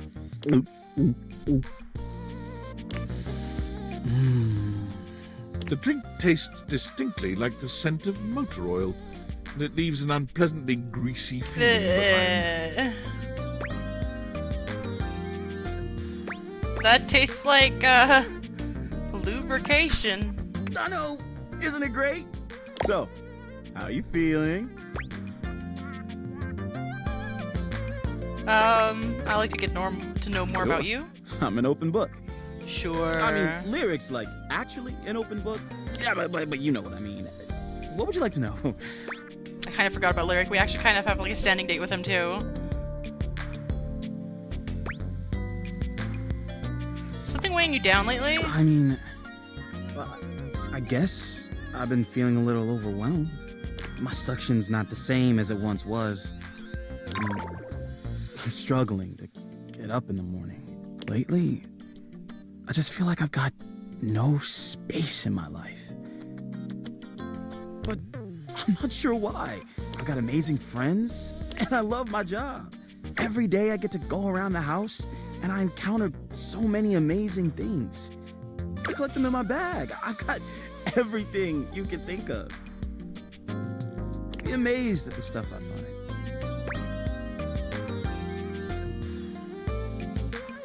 Maybe your treasures are becoming a burden? You might be carrying around too much baggage? But you still feel empty inside?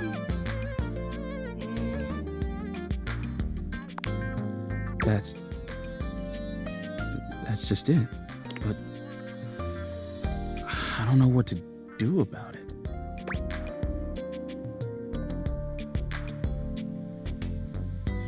What if you emptied your bag? Emptied it? Oh. Wow. I don't think I could do that. If I emptied it, there'd be nothing left. And then what would I be? Just empty. Just nothing. Just, no. No, I can't do that.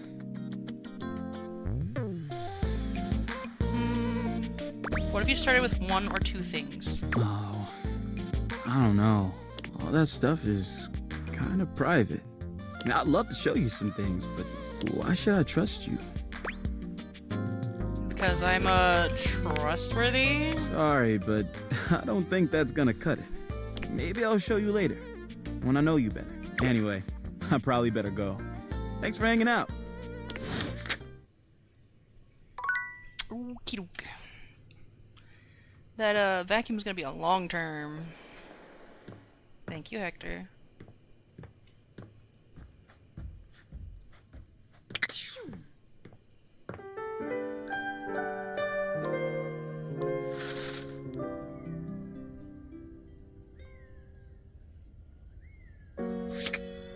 Okay, so I do believe the hanks are complete.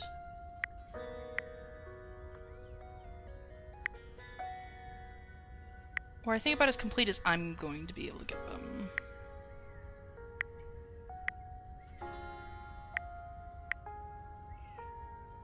Oh no, the hanks aren't complete. We still have to talk to them.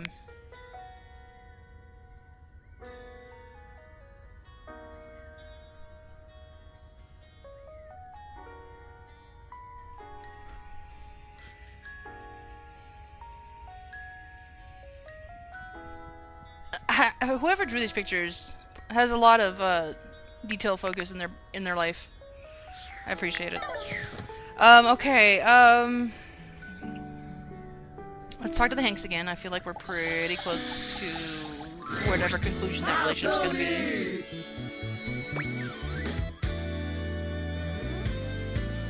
Hey Hanks, how's it hanging? That's funny. Oh, you know. Low and to the left. What? I did ask, didn't I? Gosh darn it. That's what I get.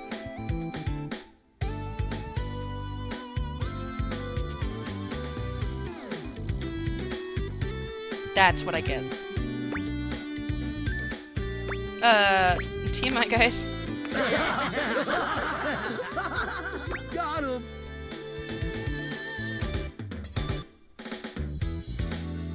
So why are you guys in such a good mood? This is some immense energy. What's all the buzz about? Wing suits! Wing suits! Wing suits! Is that one where you just turn yourself into a nylon flying squirrel? Yeah. You're so funny. But yeah, basically, it's an advanced form of skydiving. You still wear the chute, but you also wear the suit. It creates a ton of drag and turns you into a human glider. Ever had a really amazing dream where you're flying? It's like that! But maybe even better. Sounds intense. It is! Wanna come? Of course. Why wouldn't they invite me to an adventure with them? I just get invited to these things with no training at all.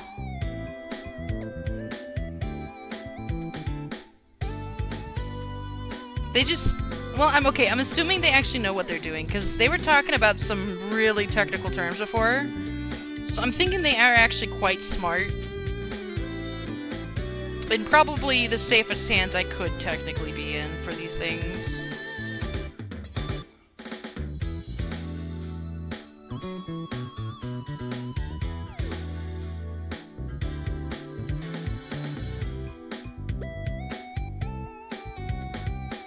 And Hank 2 looks happy this time. I know, right? He looks like an actual person.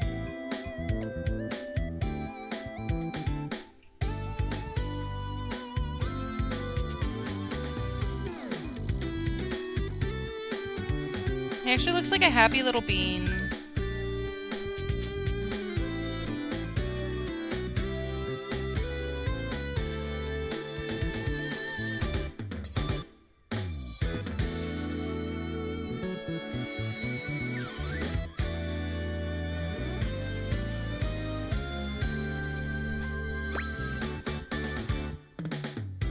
If he's happy, I'd go. I trust Hank too. He is the one with the second brain cell in the group, right?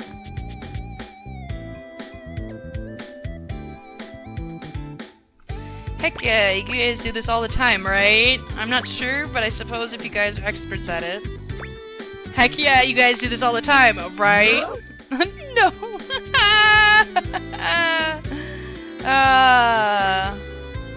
What? It's our first time!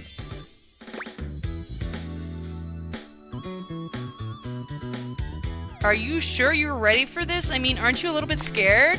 No way! We know what we're up against.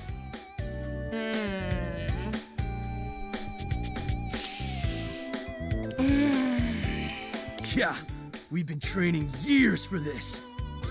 Years? Gotta take the leap someday. We know it's going to be the most epic thing we've done to date. We'd love to share that experience with you. This is it, house homie. Yes or no? I feel like this is a whole commitment. The last dance. It's now or never. The leap of faith. Wanna come? We're gonna die, aren't we? Yes! That was sick!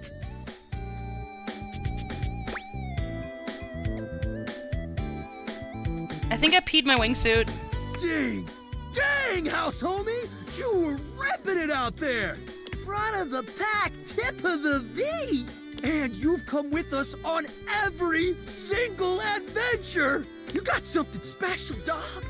And that's why we want to invite you, an honorary Hank! Oh my god. What do you say?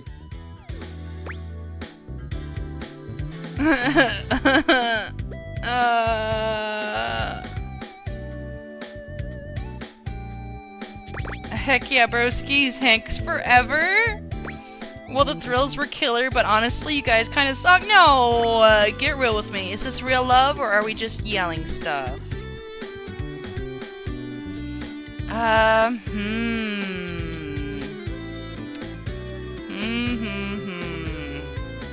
I want to say yes. But I feel like if we say that we're going to be Hanks forever, then it's just only going to be friends.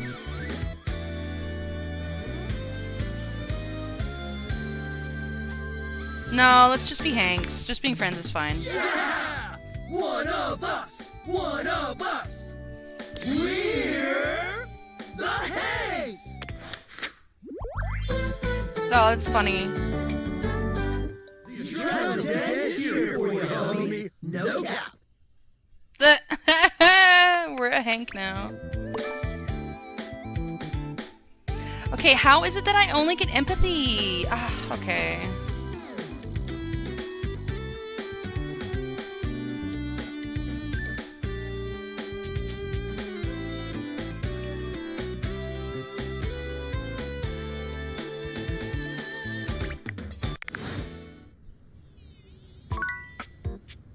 I don't know if we can actually date the Hanks, per se. I think there's 100 characters here, but I'm not 100% sure if all of the characters are actually dateable.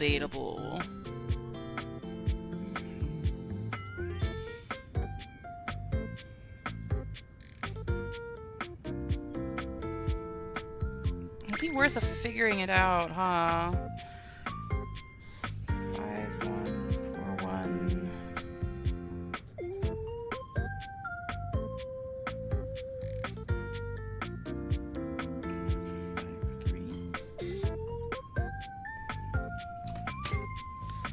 Okay.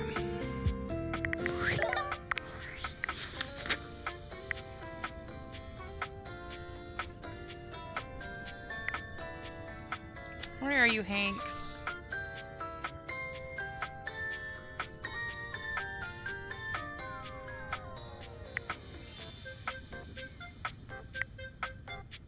Kind of surprised we still only have 2 people that technically hate us. Like Jerry. I think Jerry, you could only make friends with him. I don't think you could actually romance him.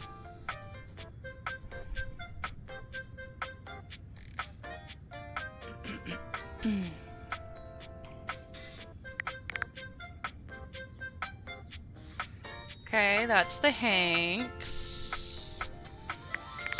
Dunk Shuttlecock is also on the list still. I'm just gonna keep ignoring Skylar because I feel like the more I interact with her, the faster the game progresses and the less time I have to actually like meet everybody. Or like build relationships. Oh, we did move Teddy to our bed, so I don't have to worry about that.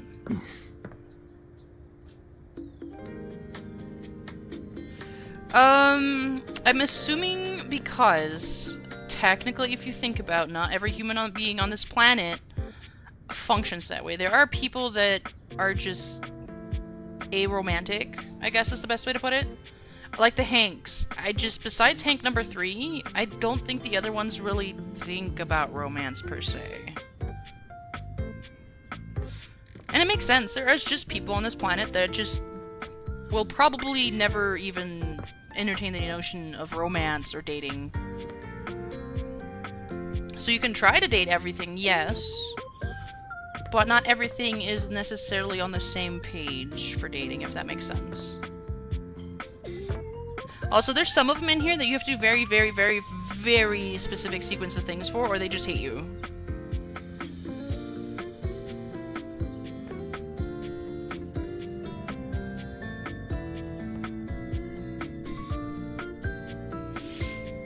Okay, let's try Abel one more time. Let's try this Abel. Wait, no, that's not Abel. That's Abel, though. Hey there. I'd say fancy seeing you here, but you're here all the time, ain't you?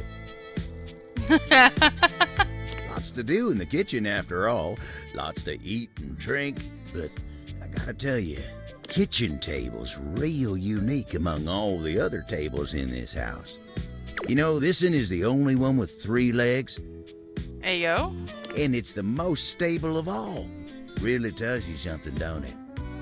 A beautiful lesson in independence and relying only on yourself. Okay, so every table version that I've dealt with for him does seem to have a different personality. Oh, heck, look at me going on and on about table legs. Well, not different personality, but a little bit, like, I don't know, more confidence or not. It's okay, you can be weird sometimes. I love it when you talk about tables. Gosh, thanks. I'm sure you wanted something, so tell me, what can I do you for? All's well here in the kitchen. Okay, I must have done something wrong with Abel. Because every time he asks a question like that, he skips. So I think I did something wrong. Well, mostly. I am feeling a mite peckish. Might get a bite to eat. But everything's great otherwise. Yeah, I think I messed up. Dang, with Abel of all people. That sucks. Okay, we've talked to Office Dorian, we've talked to Bathroom Dorian. We've talked to the upstairs bathroom Dorian. Hey, let's talk to bedroom Dorian. The way to the bedroom is through me. Unless you were completely barking and went the long way through the gymnasium, bathroom doors, and then here. Dorian makes a sound rather like a robot attempting to imitate human laughter. The very thought of it makes me crack up. Huh, it is so hilarious. Dorian laughs even harder, but his laughter sounds no less organic. I can't! Stop. I was told that I would be a great comedian, but I fear that would cause too much of a ruckus with my comic stylings. Allow me to wipe my tears for a moment and ask you, anything you'd like to know about this room that you don't already know? Anyone who I might not find at first seems pretty normal from what I've seen. No, I'm okay, just checking in. Anyone who I might not find at first. If you haven't met her, Diana the Diary is a little hard to spot. Ooh, okay, that's a new name. She might look like any old book, but she's one that you authored.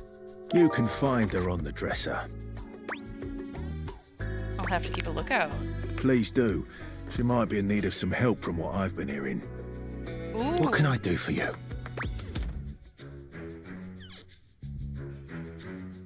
Seems pretty normal from what I've seen. Totally normal lot in there.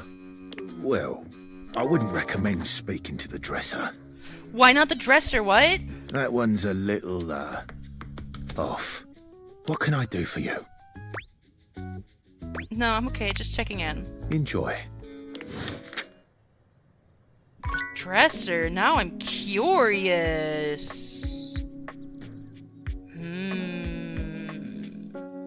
Okay, we're gonna use our last charge for Teddy.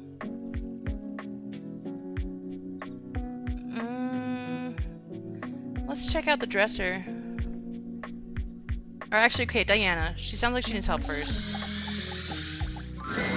A strange figure stands she's before adorable. you, a whirlwind of conflicting energies and vibes.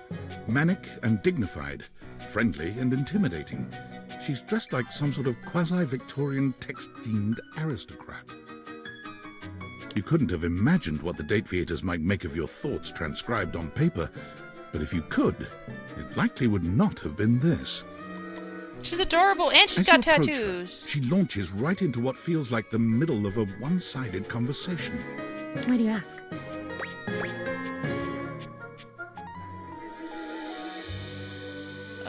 Good point. But the blue one, and then the butterfly. Why is there so much sand? Hang on! My content aware is going off.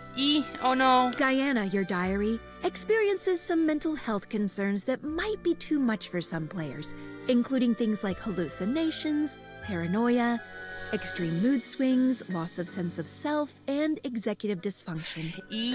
Okay, that's gonna be a lot of rough things to deal You cool with that? Or you want to skip it?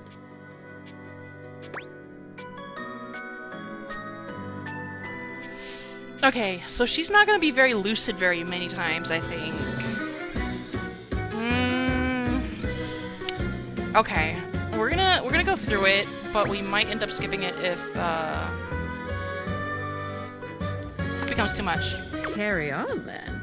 Why is there always sand in places where sand should never be?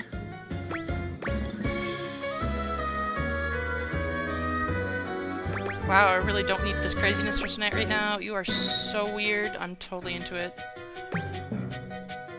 Excuse me? The sand on the beach was stuck under my nails. But I've never been to... Have I been to a beach? Why would I have been to a beach? Why can't I remember?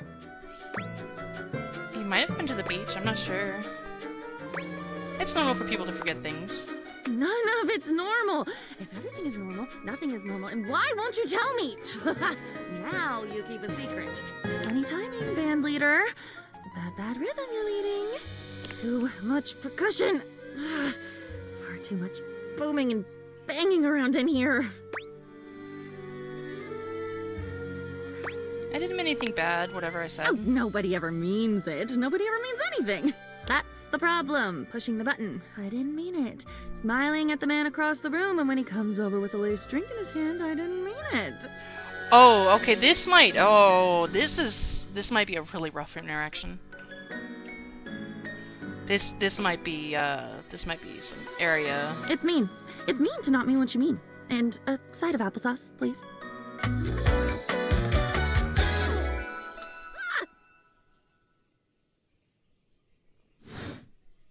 And with that, she is gone. Okay. That's gonna be a rough one. A really rough one. Okay, let's talk to Teddy. Oh, this one. This is the biggie, buddy. It's a good one. Can't wait. The Great Constructing of Beaver Proudtail. It was very early in the morning. Oh, I One remember these cold and books. foggy day, a very long time ago. Young Beaver Proudtail was walking quietly and efficiently through the dugout tunnels of his den, his trusty stick tucked confidently under one arm. Dude, the only thing that would make this story time better is if I actually get to, like, cuddle up with him. It was at this time every morning that the young beaver made his rounds, through the whole den where his colony lived, and then up and out the riverbank, where the world he knew, the world he vigilantly protected, met the strangeness of outside. His large tail balanced him expertly as he climbed the long entrance tunnel to the surface, occasionally using his dignified stick in an undignified manner to scramble up the pathway. As he heaved himself out onto the bank of the river, Beaver's attentiveness grew even more acute. It was dangerous to be outside alone. The Great War with the colony across the river had been going on for as long as he could remember, and a fair bit of time beyond that. It seemed like there had always been the war. He couldn't remember any outright battles or even any scrappy skirmishes, but they were definitely at war. He was sure of it. For a moment, he almost asked himself what the war was even about. But he forgot to finish the question. He was very young, after all, and what did it matter?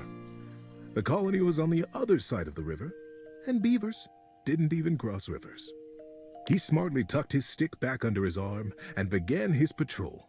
So many steps this way, a scrutinizing scan, and so many steps back. But today, something was different. On the other bank of the river, through the fog, he heard the distinctive sounds of battle. "On guard, ye scum-footed knave," the voice cried. "Defy me at your peril." The sounds of the wood clanging against wood echoed through the fog. Hey-ya! Pow! Bing, bang, boom! I love this. I adore this. Nice voices. Thank you. Who goes there? Shouted Beaver, his heart in his little throat. As I an love answer, Teddy. He heard a young and high-pitched yelp. My name is Builder. Hi? Honestly, Teddy IRL, I feel like he would make what some people take for granted, or I guess I would call mundane, right? Like having a hot chocolate on the couch feels like it would be a whole thing with him. There's people out there that'd be like, oh, it's just, hot chocolate on a couch. That's something people do every day. But with him, that would seem like something extremely special, right? And it seems like he's here to kind of remind you of childhood a little bit. And I just really appreciate somebody that does voices while they read. I'm just saying. Hi. It was all Beaver could manage. He was talking to another creature, a stranger, and a stranger from across the river at that. How many times had the Colony Council, the Denizen, warned him about the dangers of this? It was strictly against the rules. The couch seems like the best nap, right? So Koa the couch, his voice comes across very much like... His voice just sounds like a good nap. And this guy sounds like the best cuddle, right? And Beaver had always followed the rules. Hi! The voice came careening back across the water. What's your name? Beaver heaved a deep breath. Whoever this builder was, Beaver was not going to be shown less brave than he. I'm Beaver. Beaver Proudtail. Well, hello, Beaver Patton. Builder Jumpfoot's my name. I'm playing at war. Want to join me? I most certainly do not, cried Beaver. Playing at war? War is serious business, not for playing. My colony is in a war right now, and I'm going to be a general when I grow up. I'm going to win that war. You'll see. Oh, gosh, sighed Builder. I sure hope you do. My colony is in a war too, and I'm so tired of it. That's why I made it a game. Games are so much less boring than warring all the time. Oh, this story is so sad. The pieces began rapidly This is giving me around in Beaver's Fox mind. in the Hound vibes. Builder's colony. He's at war too. Right across the river. He realized he was talking to a beaver from the colony across the river, his sworn enemy since birth. Just then, the wind blew a gentle clearing in the fog, and the two young beavers saw each other for the first time. They could have been twins. Bright black eyes, thick tails, strong sticks, embellished with their colony colors. Builder's face broke into a broad grin. You look just like me! Scoffed Beaver. I'd say you look just like me!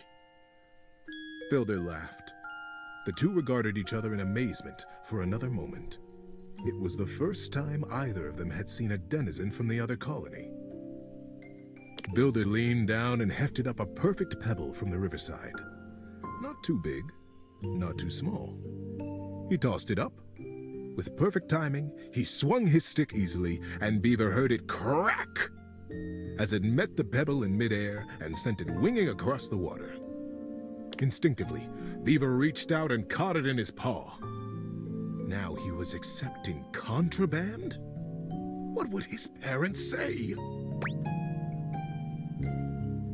I wonder. But, upon inspection, the pebble was quite beautiful. It had a single bold red stripe around it, and it was wet from the riverside mud. His young mind decided that he would keep it. He would keep it a secret, of course, and that was all right. The denizen didn't have to know everything. The clearing and the fog began to fill with thickened air. He looked up, suddenly anxious to lose his new friend. Friend? Huh. How quickly that had happened. And there Builder was, smiling and waving. Maybe we'll play together again soon, he offered. Beaver gripped the pebble and nodded. Yes. Yes, maybe. One day. And then Builder was lost. Beaver finished his patrol and took his new experience, his pebble, and his smartly tucked stick back down to the colony. How you doing, buddy? Need a break? What do you mean break? I'm in. This is so fun. Many seasons had passed since that morning when Beaver Proudtail, all grown up, marched through the tunnels of his colony toward his audience with the denizen. I like how he checked in to see if we needed a break. Honestly, he was probably more checking to see if we didn't fall asleep, but you know.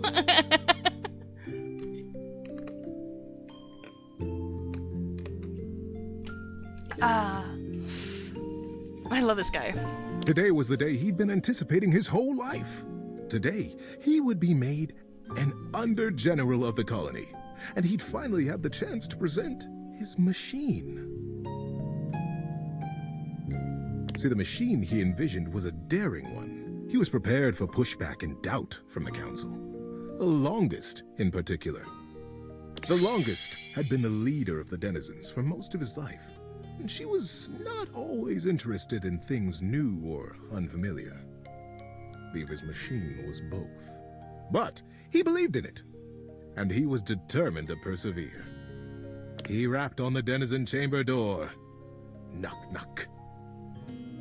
Enter! He took a deep breath and pushed. Hi, what can I say? A guy that can read so eloquently out loud would turn my head. My goodness, Beaver, sighed the Longest, brows knitted. This machine is quite an undertaking, and you won't even tell us what it does. Yes, ma'am, Beaver nodded. It must be kept a secret, for now, but I promise it will conclusively end this war. The Longest considered. Normally, I would say no. Unfamiliar can be dangerous, and outright new, well. She stroked her silver-gray whiskers. The other council members watched her reverently. But we have all seen the construction beginning on the other side of the river. We have no way of knowing what they're up to, and it would be irresponsible of us to take no action at all. They're doing something. We must do something too. Deep murmurs of assent rippled around the small stump table. And we trust Beaver. He is our newest under-general, after all. She winked in his direction. If he believes his machine will truly and finally tip the balance of the Great War in our favor. She paused. The silence was agonizing. Beaver kept his eyes fixed on the wall just behind her head, patient. His paw unconsciously turned and returned a small pebble in his pocket, caressing along the line of a single great red stripe. Then permission is granted. Beaver let go the breath he had been holding. Whew. Begin construction as soon as you are able, Under-General. And good luck.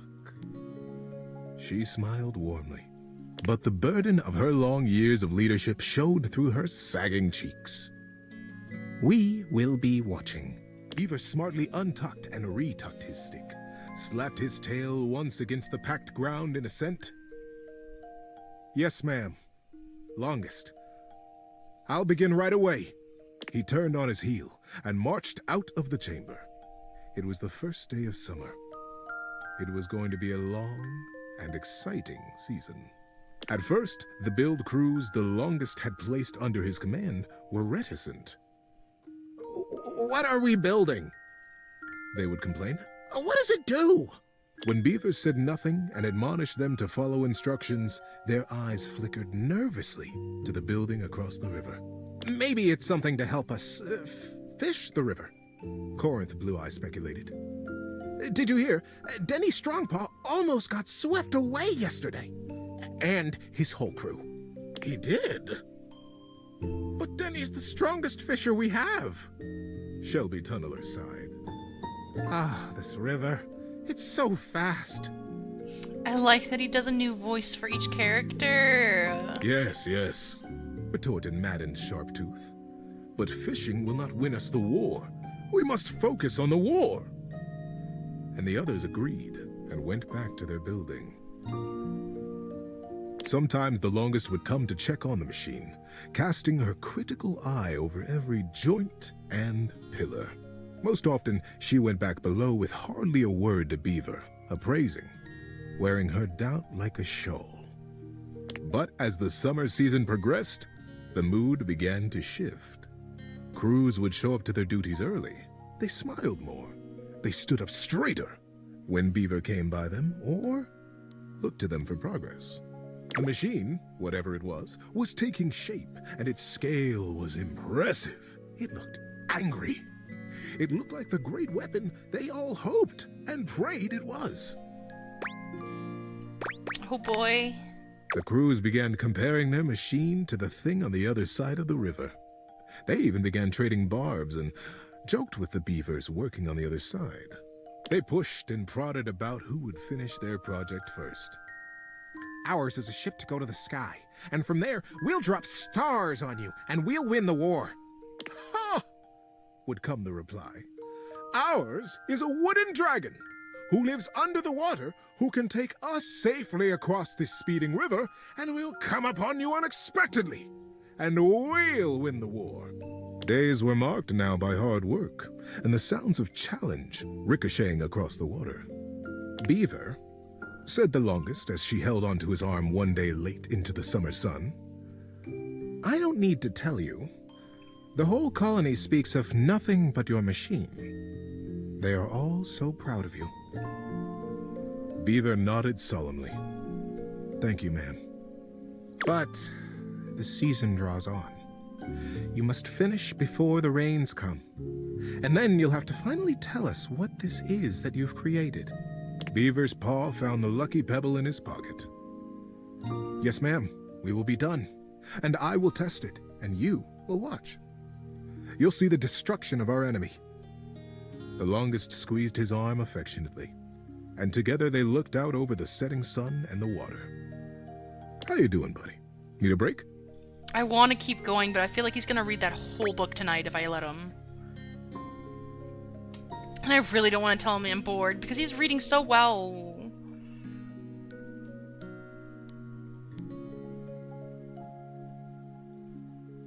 Oh, let's keep going. And then the day came. The crew stood around the great machine, eyeing with wonder the marvel that they had built. A few beaver folk noticed how similar theirs looked to the one across the river. But that was okay, they reasoned. They had been built facing each other after all. Beaver Proudtail strode up to the front of his machine. With his well-worn stick and his powerful bearing, he cut quite a figure. Corinth Blue Eye and Shelby Tunneler stood just behind him, He is awaiting so their passionate. orders. All right, Corinth. Beaver turned to face them. Do you have the rope? Yeah, he is. He's such a passionate reader. He's so into it. All the characters have their own voices. He reads with emotion, right? I think that's what makes D&D so interesting, when you find a DM that reads passionately or does the voices or like really puts a lot of thought into it. Yes, sir. Corinth turned to Shelby, who produced the end of a long length of woven rope from a basket in the base of the machine. Time to get me up there, then. With the end of the rope tied around his waist, Beaver climbed up to what looked like a large square of woven netting, pulled tightly back from its center by a thick cable. The cable was held by 4 whole crews of beaver folk, straining against the resistance of the net. The longest stood back at a safe distance, her shawl wrapped tightly around her shoulders to ward off the early autumn chill. Beaver settled himself right in the middle of the netting, at the last moment shaking his head in sudden memory. Here, he said to Shelby, and handed her his precious stick. I'll be back for this. Back? Queried Shelby. Ready, crews! Shouted Beaver. Ready under General! Came the chorused reply. And loose! At their cue, the crews simultaneously released their hold on the cabling, and the netting rocketed forward, launching Beaver Proudtail out into the air. Oh no! Great river! They cried in consternation and shock. What? Where is he gone? Is he all right? What have we done? The confusion was so great that not even the longest could restore order. Minutes passed before another shape came sailing over the river from the other side, to plop safely and squarely into the center of the net.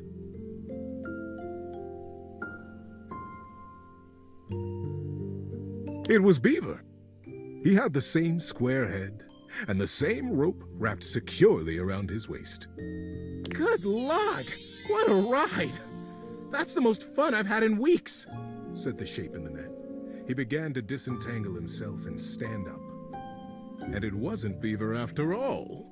The royal of the cruise was instant and a bit frightening. "Who is this? Who are you?" they cried, and the longest shouted at the top of her lungs, "Detain the stranger!" The crews pulled him down from the net, and the stranger never stopped smiling, greeting them warmly, even patting some of the beaver folk on the back. He looked just like Beaver. But Beaver never smiled like that. Beaver hardly smiled at all, come to think of it. "I can understand your confusion," said the stranger genially. "Beaver and I looked so much alike, even when we were kids. My name is Builder. Builder Jumpfoot." When no reply or greeting was forthcoming, Builder went on. "I'm from the colony across the river." Oh, the silence was absolute. Across the river? How was that possible? Was he a weapon? Where was Beaver? How were they ever to get him back?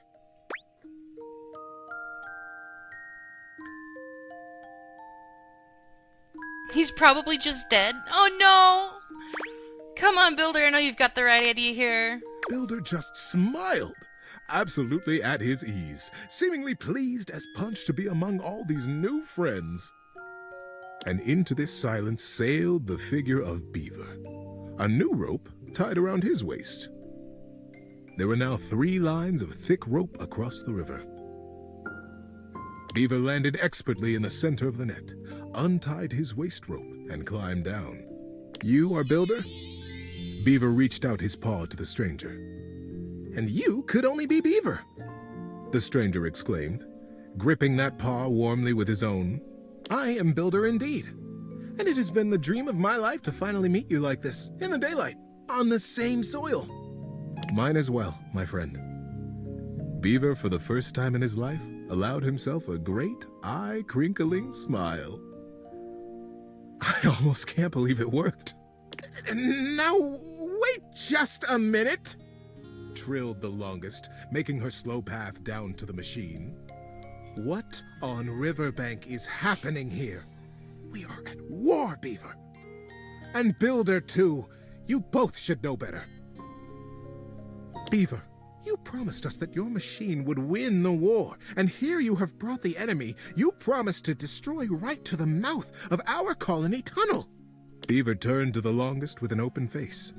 "Yes, ma'am, I did. I believe you'll agree, though, that I have won the war. We have all won the war, because the war is over." The longest stared. "The machines that we have built will allow us to become not 2 colonies at war, but a single colony, united." "The machines are designed to dam this river, ma'am," offered Builder. "I believe you have the same dangers with fishing and swimming that we do. That you have never crossed it?" The crews cackled at the absurdity of ever crossing this raging river. "We have no need to fight the river now, you see," Builder continued. "We sail above it." "Just as the single pebble did long ago," whispered Beaver. Oh. Builder smiled. "We have already carried 3 great ropes from side to side between us, and it will be short work to have a whole net built across the river. Once the river is dammed, it will be a still pond, stocked with all the fish we could ever need, calm enough for us and our kits to play in. We will be a great community, the first colonies to ever cross water, the first ingenious constructors in the history of us." The crews were open-mouthed. Their paws hung still at their sides as they realized the magnitude of what they had accomplished. But would it truly be good, as they said? Who was really to say how this great feat would be remembered? The longest took a deep, rattling breath. "I can see why you did not tell us at first, Beaver, the true purpose of your machine." She glanced at him sidelong. "I surely would have said no. Nothing this daring has ever even been attempted before, let alone under the mask of subterfuge." Beaver looked up at her, suddenly a very young kit again in his heart. "Yes, that is true, ma'am. I have won the war, I have won by making it go away. We have all won it by making friends out of old enemies. Ma'am, Mother, do you like it? The Longest looked fondly on her son, her serious and guarded and daring and wonderful son.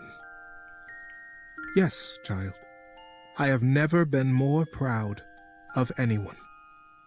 Builder guffawed and began to dance around, slapping Beaver brazenly and companionably on his back. Beaver stood solemn, quiet, a gentle smile tickling the corners of his mouth.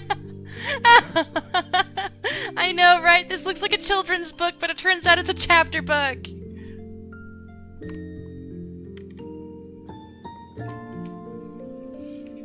That or the story already ended like a long time ago, but he just wanted to keep talking to us.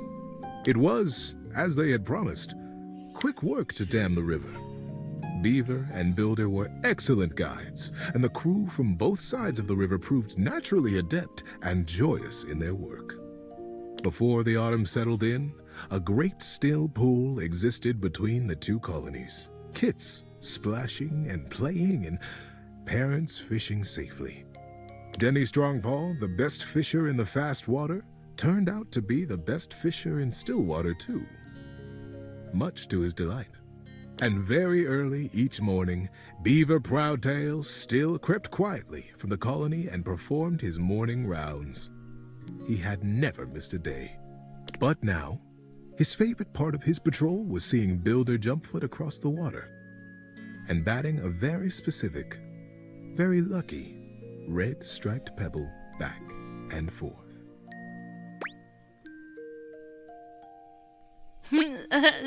Snooze. That was a really nice story. That's Peace and love Justy. forever. Thanks for listening all the way through. Good night, buddy.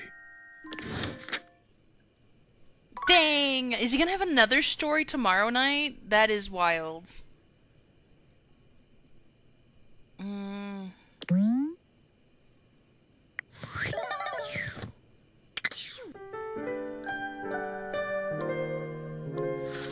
He did almost make me sleepy though.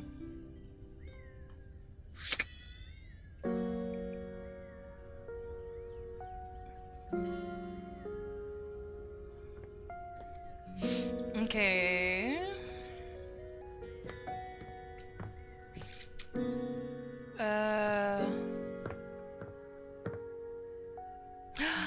I forgot to talk to Zoe last night. Oh, poop. Okay. Well, that's that, I guess. I forgot who else I was planning on. Thank you, Hector.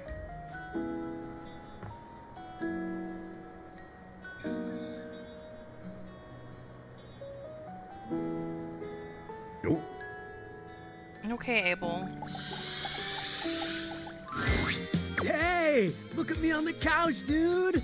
Like I was made to be here. I hope you're not pissing Koa off. Catching up on some TV. Yo, your stunts these days? Wicked. I've seen like multiple people jump off of buildings, and this one guy was wearing sunglasses with just one big long red lens and shooting lasers out of his eyes. Epic. Oh, he's talking about X-Men! Okay. See anything you like?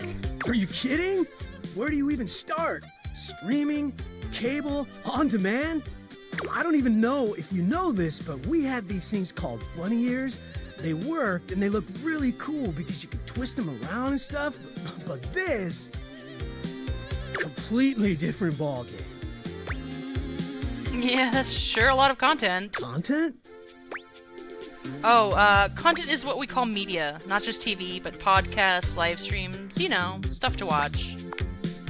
Yeah, it all kind of feels like content.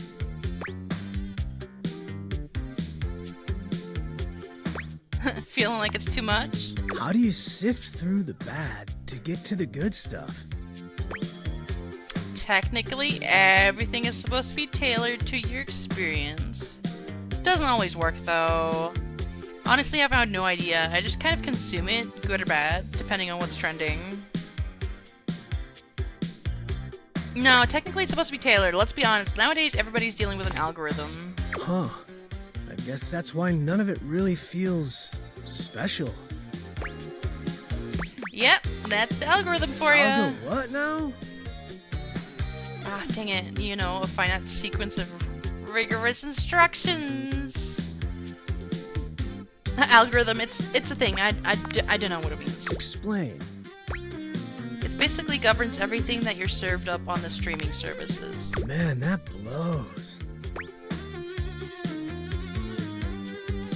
Do you have any favorite television shows? Man, the tube was awesome back in my day. Yeah, something times the algorithm tries something new and I hate it. More like, my algorithm seems to think I like certain things and keeps shoving it at me and I hate it. Look up something once and then all of a sudden the algorithm thinks you just want it constantly. Family Neckties, Bash, Houston, the Jeffersons, Wonder Bread Years, Growing Pain Relievers, The Facts of Life, Miami Vice Grips. Oh, so many classics. Oh my god. Family Ties, MASH, Dallas, The Jeffersons, The Wonder Years, Growing Pains, The Facts of Life, Miami Vice. I see what they did. Certified bangers. Oh man, too good. Hey, who's your favorite Silver Senorita? Silver Senorita? Oh, from the Golden Girls? Oh my god, I've always loved... Yeah? Dolores, Tulip, Rogue, or Sapphire? Is this not the Golden Girls? Dolores, Doorknob, Tulip, Nightgown, Rogue, Garnier, Sapphire, Peatrice.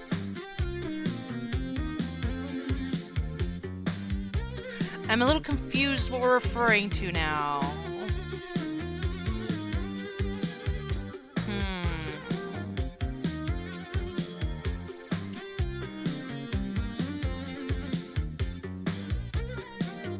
I'm gonna say Dolores, because it might be the Golden Girls. Radical! They're my favorite too! She's so snarky. It is the Golden Girls, okay. Man. That was our favorite show. My grandmother and me, she was a 1920s time capsule. It was syndicated. Came on right after afternoon cartoons. Sure, comedy was a little too old for me. I didn't get every joke, but Grandma would laugh, and I would laugh. I think it really shaped my sense of humor. It was special. Dang, the 80s bruv getting deep.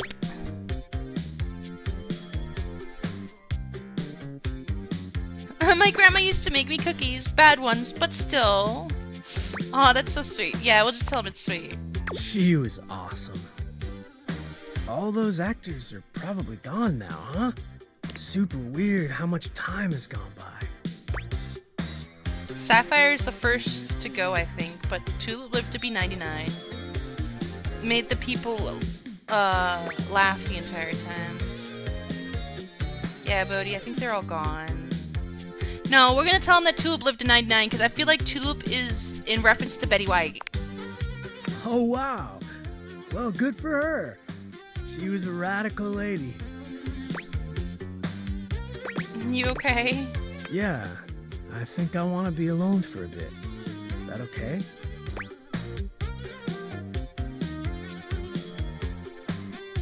Of course, take all the time you like. It's just that I'm feeling a little out of place. Or time. He moved! Oh no, I'm gonna have to look for him again. Dang. Where'd you go?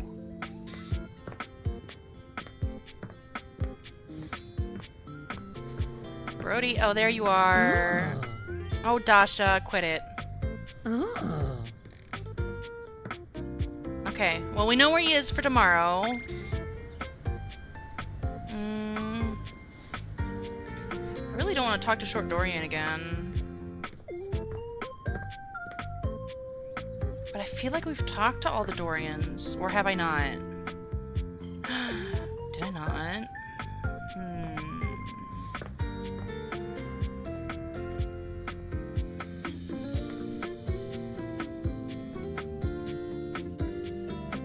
Closet Dorian? You've really put your foot in it now. I'm sorry? You found the most forgotten Dorian in the house. Oh, I'm sorry? The laundry closet. The laundry closet? Thematically redundant. There's already a door here. There's a cabinet. Was there really a need for a closet?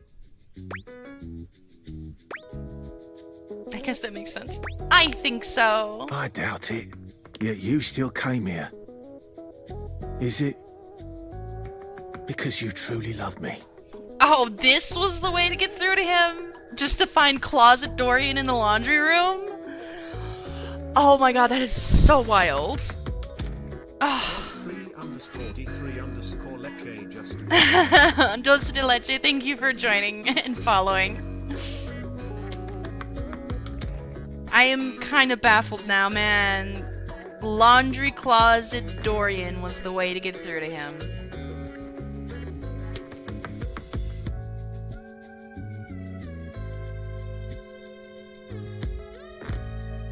Dang.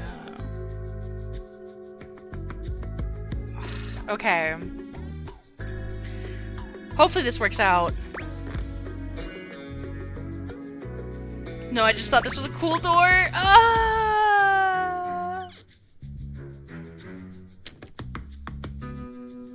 I know, why is that the romantic place? Or is he just feeling this way because he's the forgotten door? Okay, yes, Dorian, I love you.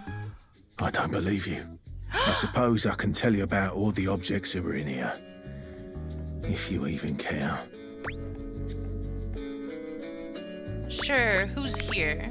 Well, there's Bo the Box. But she's hardly a denizen here. She's all over. Yeah, I know her. Of course you do. There's Hoove, of course. The vacuum. Well, that's it. Well, there's Bobby Pin. Not anymore. What? That's it. Nobody else. What happened to Bobby Pin? I'm done speaking of this dreadful place. It's not that bad. Oh, woe is me. What a wild guy. What? No, the bobby pin is still right there, my guy. What? And isn't that Shelly, the shelf? Dorian is wild. Do we want to try to talk to Hoove and see if he'll, if he likes sharing? Yeah, I guess the closet isn't the romantic place. I mean, we've talked to this door, that door. I don't know, do the cabinet doors count as Dorian's? You know what, that's what we're gonna try tomorrow. We're gonna try the cabinet doors.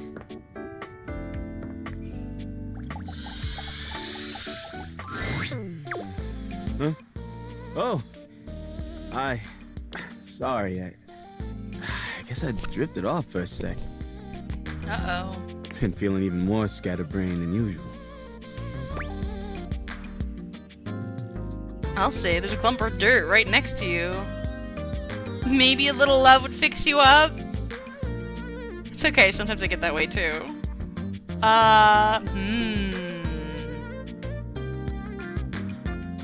Maybe a little love will fix you up. Love? Who has time for love? Just another unnecessary thing. Anyway, I don't know if I've got the space in the day to hang right now.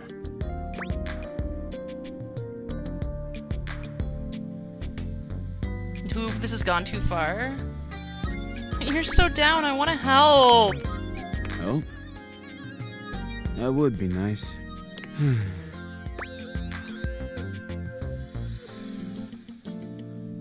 time I feel like if we force this right now, he's gonna get mad.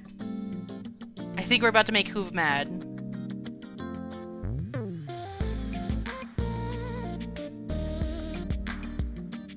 Yeah, okay. I think we have to make him mad.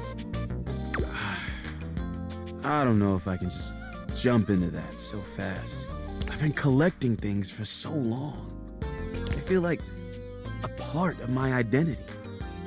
In order to feel comfortable letting things go, I think I need to reclaim some of myself first.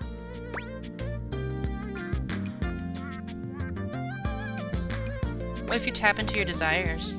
You know, I haven't let myself feel good in a long time. And there's nobody I'd rather kiss than you. What? Wild! How did we get here? You lean in to press a gentle kiss to Hoove's lips, and you're pleased when he reciprocates. He doesn't push it any further, but he's more than happy to meet your energy in kind.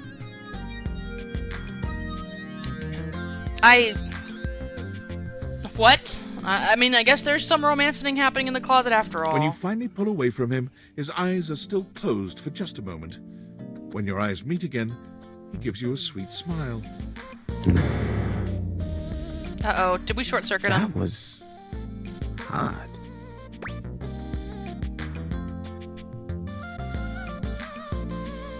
Excuse me while I reform myself into something solid. What are all these stars I'm seeing? Yes, it was. Wow. Now I'm a little lightheaded. And if that's a taste of what's waiting for me, I am so ready to make some more room in my heart.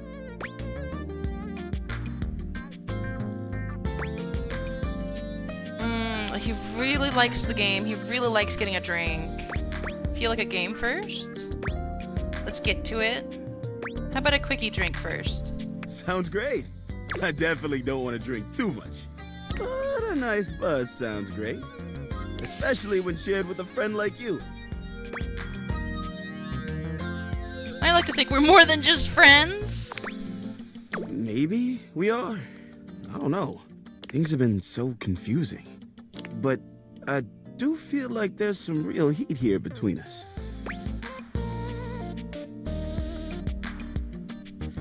You telling me another kiss might clarify? Let's find out. I see what's going on here. Hoove kisses you with a passion and heat that leaves you positively trembling with desire. You're almost tempted to feel yourself, just to make sure that you've not actually melted into a puddle of goo. Wild.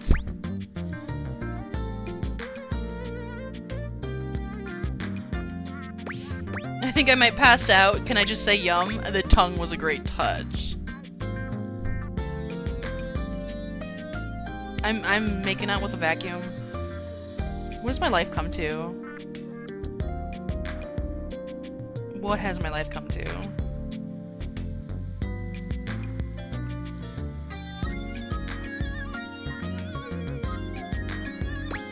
You think I might pass out? Yeah, I think it's safe to say there might be something here. Now, where were we? Right, let's have that drink. What should we start with?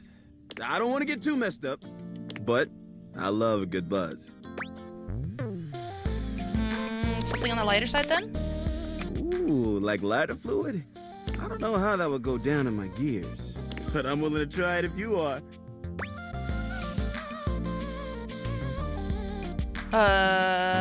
Ooh, but I don't feel like water's a good suggestion either.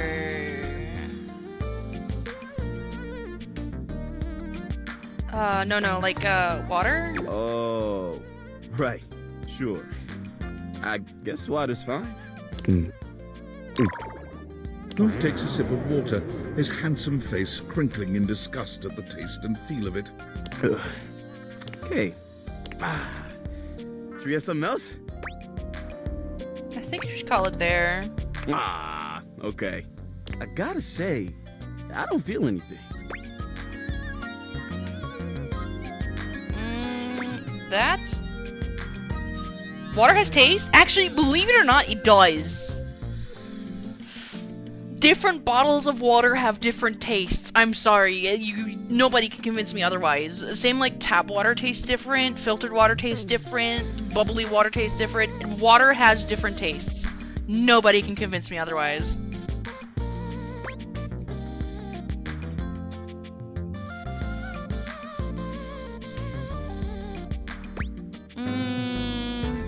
Let's have another then. Now you're talking. Got a lovely buzz going on now. How are you feeling?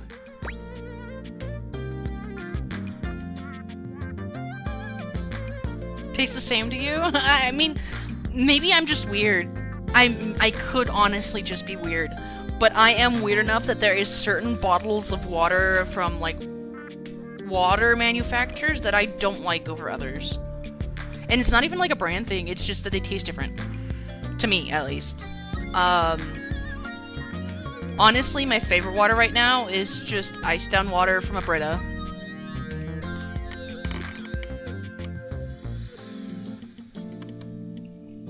Or mineral water. Oh, I love me some mineral water.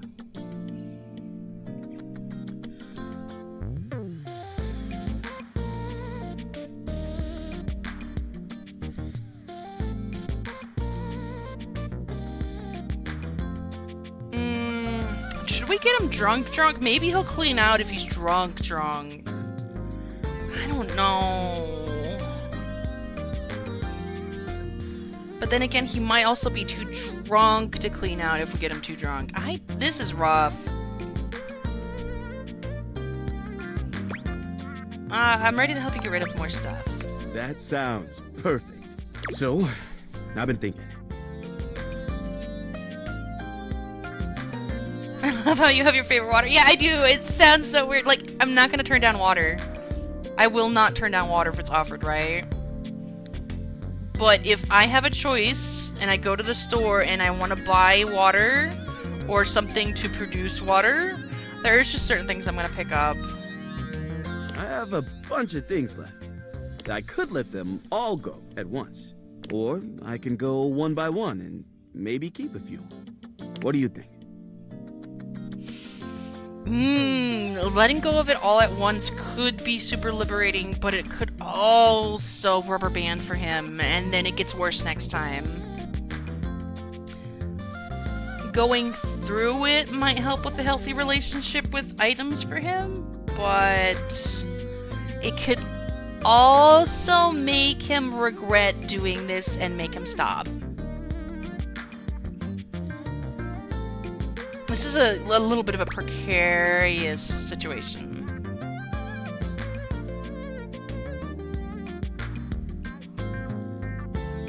Also, I feel like if he lets it go all at once, he might lose his sense of purpose. So we're gonna go piece by piece, I think. Let's take a look at what's in there. Ooh, I've got this origami bird. Oh, it's so cute! Let it fly or keep that. It looks precious.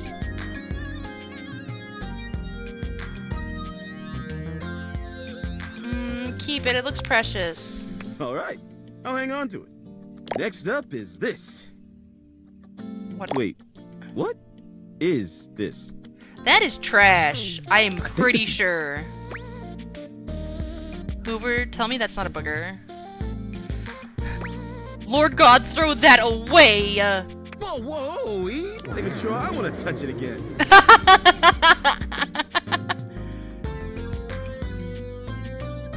Pretty please get rid of it. I'm just gonna leave it where it is. Let's forget we ever saw it, okay? Well, all that was a bit exhausting. I think I need a minute. Please come back again soon, okay? I'll be back as soon as I can. I'm not sure I'm ready for that. I'm sorry, what? Why would he even have... I know, right? I mean, I know he's a vacuum and he collects things, but why is he trying to hold on to it? What? This game is wild. Did we already talk to Abel today? I know we talked to Dorian, we talked to Hoove.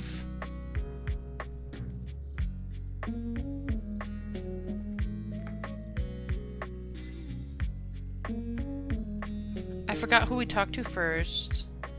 My brain is lagging. What? Thank you, Hector.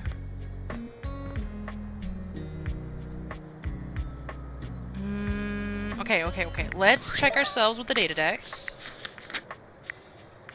Okay, we're friends with Stella. We're friends with Dorian. I do believe there's a way to date Dorian, per se. I adore Stella, but I'm I'm okay with just being her friend. There's Shelly, there's Abel. Abel I'm struggling with. Tomfoolery.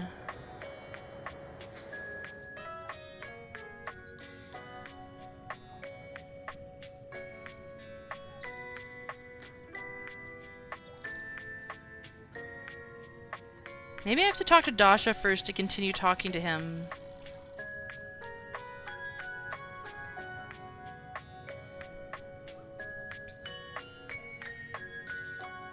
There's 8 tables in this house. Okay, I might have to count and figure out.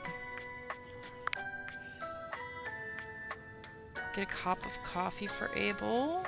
Check out the landing table. Check out the dining table. I've done that though. Why is that not registering? Huh? Okay. I don't know that I like Lux. Not really sure I like art either, but... There's a hubby Koa. Gaia... Jack Sparrow... Michelin... Caprizio... Thank you, Hector. There's Copy, Jean-Luc Pizzois, Bathsheba... Okay, we're finished with the towel. We need to finish with Dasha. There's Penelope. We're done with the computer. We kind of had a standing date with Lyric, but I've kind of been doing everything else. There is Winifred. There's Maggie. There's Rain. I need to talk to Celia about Rain. There's Betty. Diana. Oh, right. Diana. I don't know if I'm going to continue that one. I might go back and ask Skylar to skip that. And there's Teddy. Washford and Drysdale. Our laundry pods. Henry Hoove. We're pretty close to done with Henry Hoove. Yeah, I think we're pretty close to it. Remove Hoove's button from his bag. Remove lint and hair from Hoove's bag. Okay. So we have to try to get another cleaning out session for him.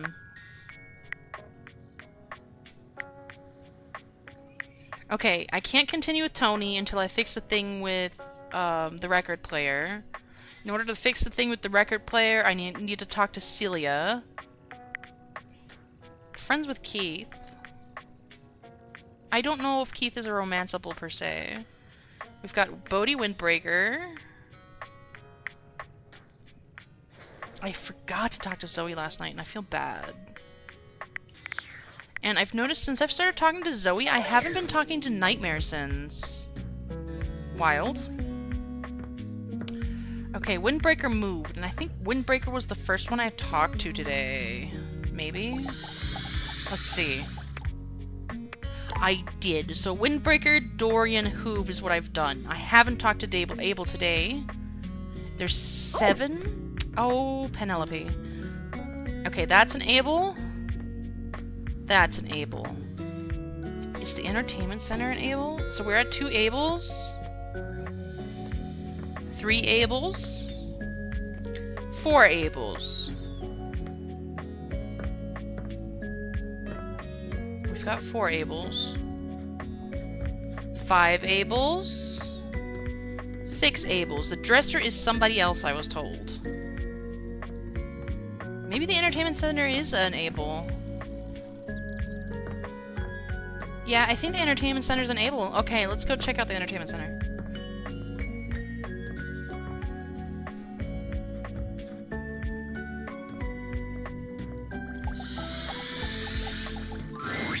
Hey there. You want to watch some TV?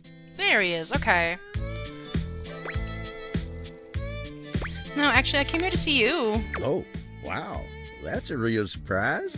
You know, being here in the living room, there's all kind of fun stuff to do here that ain't me. I have so many comments there. Sure, I might hold your drinks for you, but you got so many fine options. Kelly's always got all kinds of programs on. You ought to introduce yourself to him when you get a chance. Nice TV. A little energetic, mind, but nice. Connie's another great way to spend your time here. I'm sorry, who? Your video game machine. Dang newfangled entertainment contraptions. I can barely keep up with the TV. Anyway, listen to me go on. All I mean to say is, you got all kinds of things to do in a place like this, and here you are jawing with me. I don't like that he doesn't like that we pay attention to him. I don't like that. I appreciate you.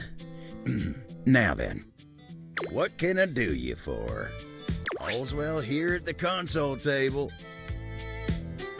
Wow. Well, mostly. I want to watch Yellowstone, but nobody else does. Oh, Yellowstone? Okay. How am I supposed to relax when I could be watching the greatest TV show ever made?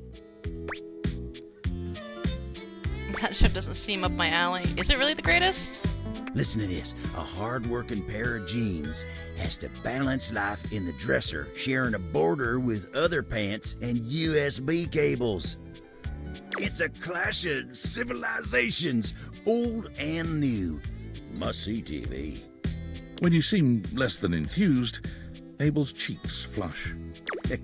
Anyway, yeah, fine here. Just waiting for my turn on the TV. Oh, that's... come on! This game really does not want me to interact with Abel. Okay, wait. What did the data deck say? Is there 8 tables or 7 tables in here? Abel. There's 8 tables in the house. I'm still missing a table. Okay. 1, 2. With the windowsill? No, that's the whole window. Okay, 1, 2, 3. Is that a tape? Let's see. Okay, I found all 8 tables. Cool. We need to talk to the table underneath the record player. We need to talk to the table underneath the record player. I also need to talk to Celia. Okay, Dorian.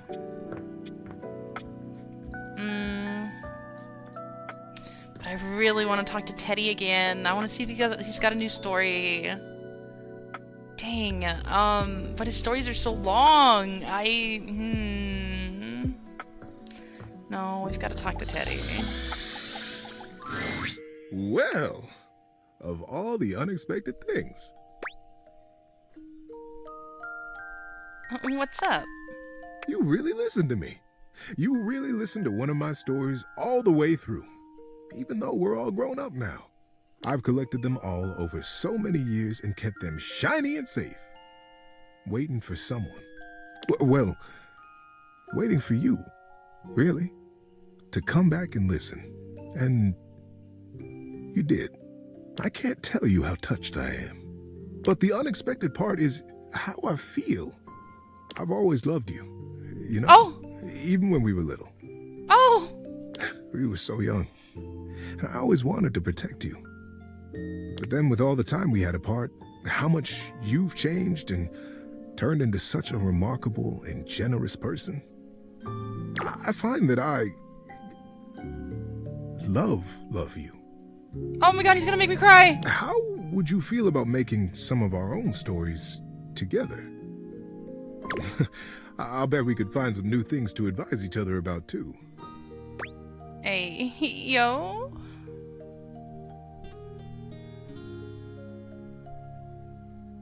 He is so sweet! He's gonna make me cry! Gosh, Teddy, it's all good. I really enjoyed it. Oh my, I thought you'd never ask. I love you too, Teddy, but I just love our friendship. Let's stay there. No. Ah.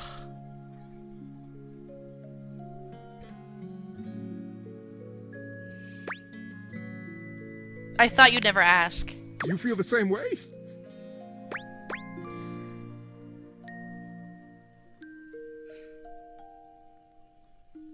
Absolutely, you fluffy piece. Let's go have a real adventure. Buckle up, buddy. There are so many stories I get to tell you now. I love it. I love you, buddy. Oh! I forgot they say something in the screen. I know, I feel like a dick now.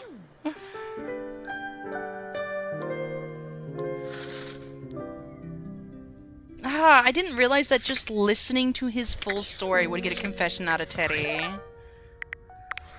Ah, dang.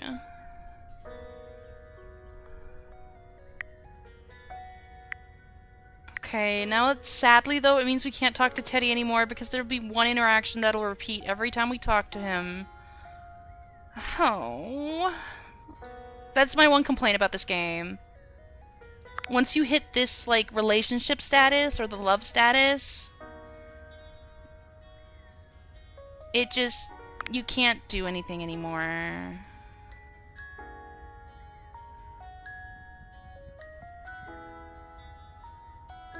Oh, dang, was I supposed to break his stories up into 3 pieces? Oh, dang it! So I wasn't supposed to listen to the whole story. The whole story just fast-tracked the relationship. Okay. Dang it. I don't want to talk to Skylar. She's gonna tell me I have to figure out something. Okay. What Dorian have we not talked to yet? We've talked to this bathroom Dorian. Closet Dorian? These doors here are of the sliding variety. Rather than swinging it out, I glide across myself horizontally, never touching. You may try to have both sides of me open at the same time, but let me be the first to say that it is physically and spatially impossible.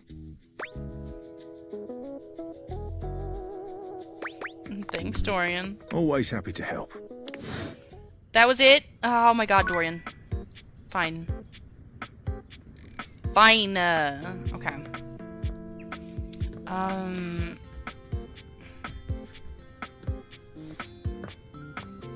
Okay, let's talk to the table that Rainey sits on. I think this is a table. Real decent of you to come see me here, with a beauty like Rainey around. Well, hell, I wouldn't blame you for not even knowing I was here. I don't mind, though. Supporting Rainey while she makes her beautiful music is a real pleasure. The nicest record player, too. Always thanking me for holding her up and letting her do her thing. Nice to see a star like her be so humble. Oh my god, he's too nice. But you don't look like you're here for a song today, are you? What can I do you for? All's well here, amigo? He doesn't let me talk. Thought it'd be nice if I could get Rainey to play me a little country music. In the mood for a good tune? Okay, just checking on you. Nothing to complain about here otherwise. I feel like I broke the game with Abel somehow, like I've offended him. And he's just too nice to just properly hate me, you know?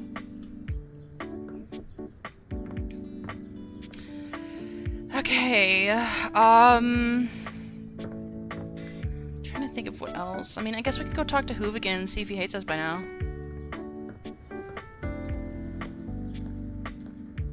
Let's talk to Hoove. Oops. Oops!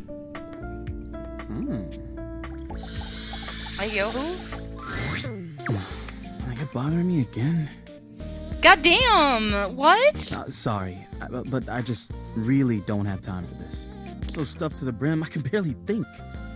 Let alone work. And the house is a mess. Crime scenes are going uninvestigated every day. So, why don't you just leave me alone? Was I supposed to tell him to empty it all at once? What?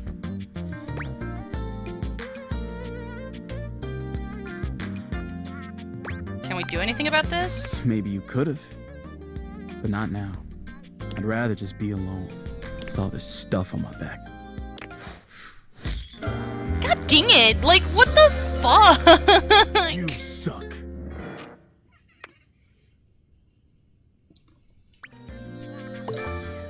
You know what, Hoove? Yeah, go be grumpy.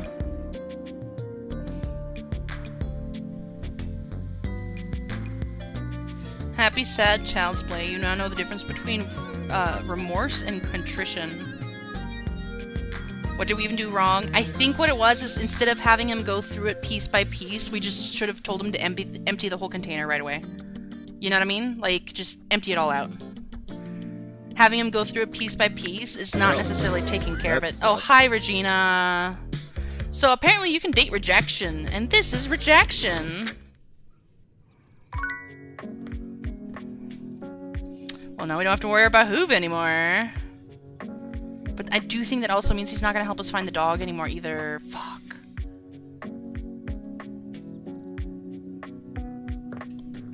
Dang it. Ugh, okay.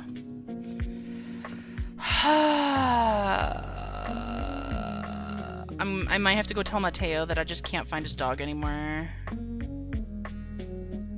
I might be in deep doo-doo. Oh.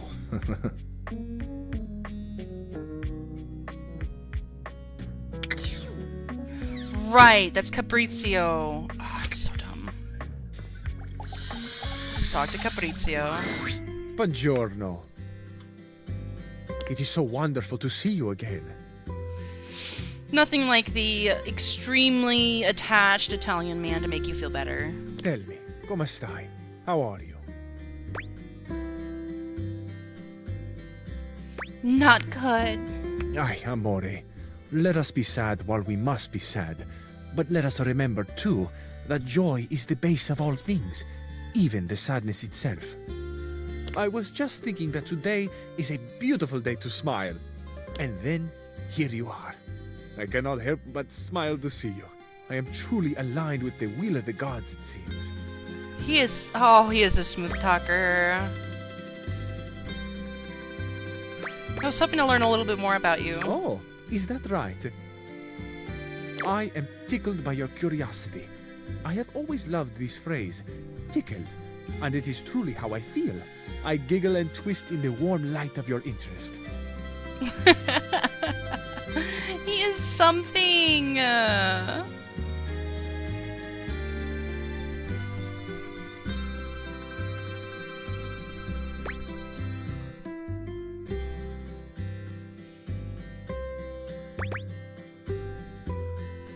Tell me about your past. I'm afraid that might bore you, amore. There are so many more beautiful things we could be sharing. Ooh, what's he hiding? What's Caprizio hiding?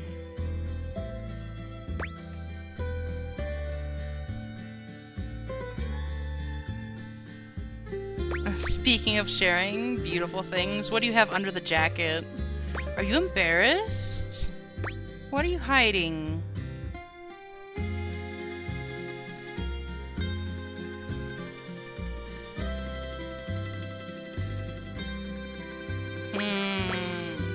Let's just check what's under the jacket. This jacket? My jacket. Underneath is my body.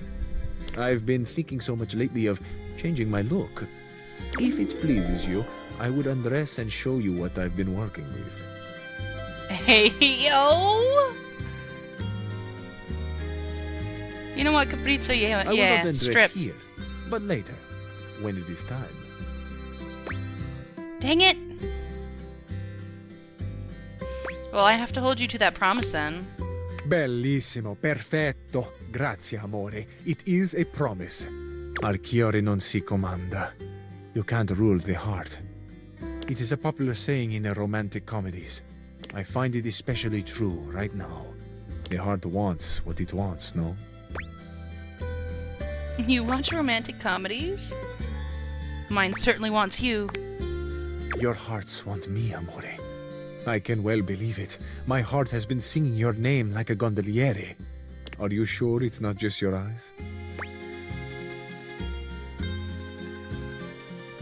Oh, I feel like he might actually be a self-conscious gentleman. Can it not be both? Amore mio, you really do know how to flutter a cabinet's doors.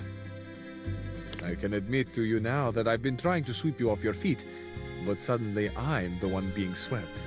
I can truly say that I have not been this happy since, well, long ago.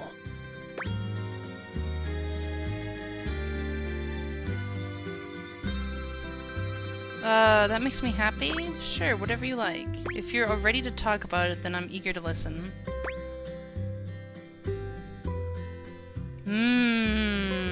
If you're ready to talk about it, I'm eager to listen. Ah, Amore. Your kindness itself. Thank you. Years ago, I lived with someone. I grew quite close to them. The days we shared seemed to last forever. It was idyllic. They took loving care of me, and in return I kept things organized. I expressed my love for them by creating a space that pleased, where the good feelings grew like flowers in the sun. Oh my god, did he used to be a picnic basket?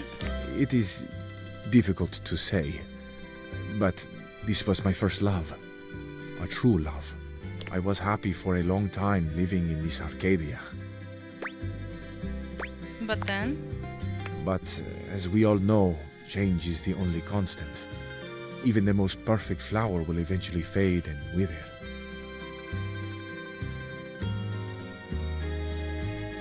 It still burns in my heart to think they might not have known the depth of my love. Given a chance, would I have done things differently? Would I have been braver and told them? Would I have let them go at all? I truly do not know.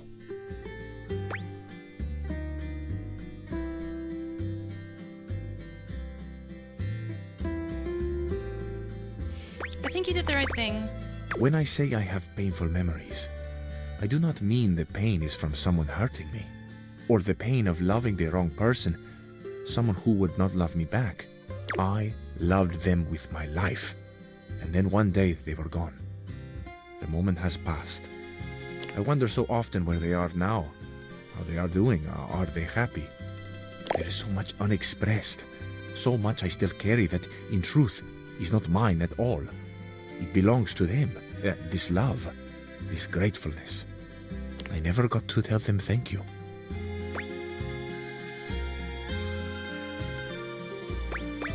Thank you for sharing this. Amore, I have not ever thought I would grow so fond of another again. I did not believe I had the room for such a glorious bloom to grow a second time. But here you are. You are this spring after a long winter, and I could not go on without sharing this with you. It is my past. It is so much of what I carry. Thank you for listening. Thank you for the chance to know you.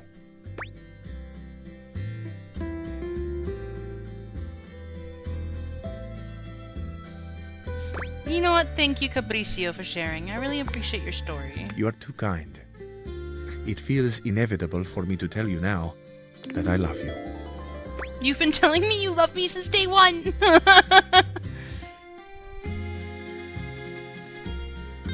I love you too, but I can't help but wonder something. What's on your mind?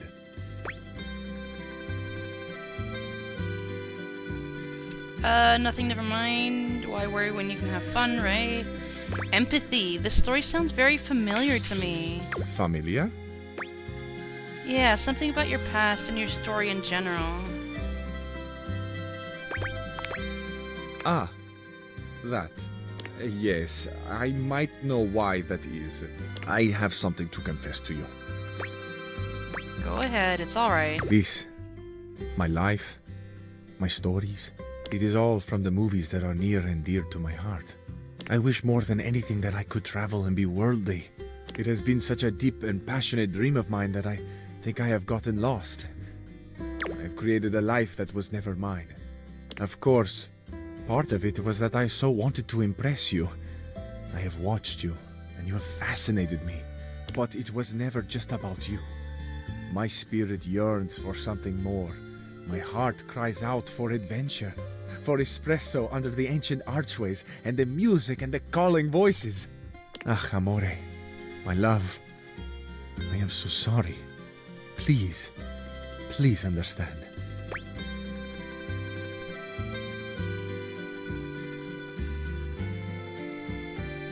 Oh, all of this has just been made up? Plagiarizing a bunch of movies!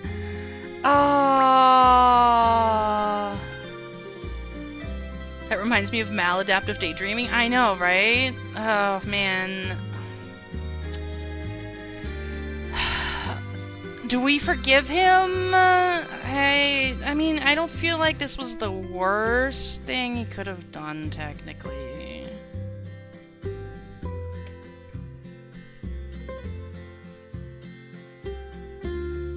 Technically.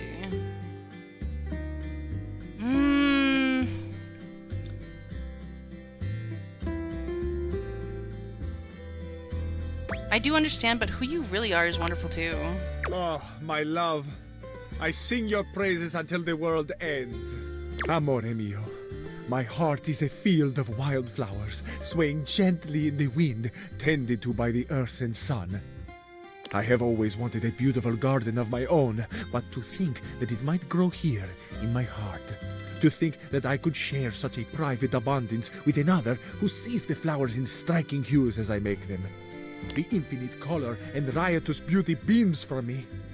The way you have made me feel is unreal. This love will be our masterpiece. To have the full beauty of the world, an exquisite you. My life reflects in on itself until I am blinded by how much I see. Amore, you are eternally the brightest star in my sky. Te amo.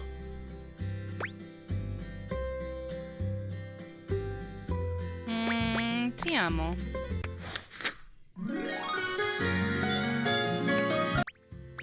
He still hasn't shown us what's underneath the jacket. I'm just saying. This has been a trip. This has been a trip. Oh, I can't believe Hoover hates us. Dang, I really should have just had him empty everything. Okay, so we're done with Teddy, we're done with Hoover, we're done with Caprizio.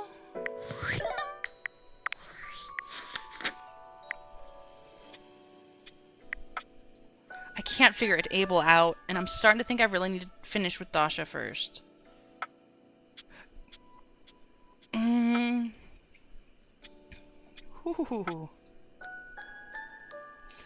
We're done with Daisuke the dishes. I really don't like the toilet. We're done with her towel. I think I need to finish with Dasha.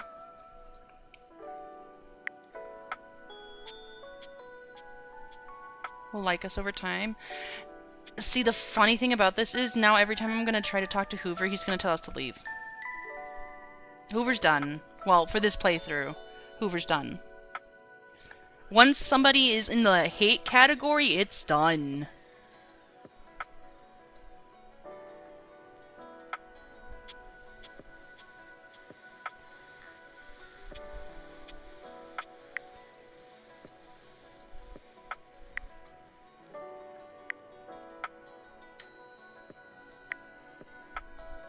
Here, I can actually show you. Because Volt and Eddie hate me. And I actually kind of wanted that to work out, even though I don't like how vulnerable that relationship was between them. But yeah, I can show you. Like, these two hate me. And it turns out it was because I think I made one dialogue option incorrect in one of the interactions that I had with them. Everything else, I guess, was technically okay. You really don't listen, do you? It's astounding you've managed to survive this long. Perhaps I wasn't clear enough last time. Nah, I got it by. You are not welcome here. Yep, that's how the interaction with him is every time I try. Every time. It's not gonna change. So. Wait. We gotta talk to Zoe.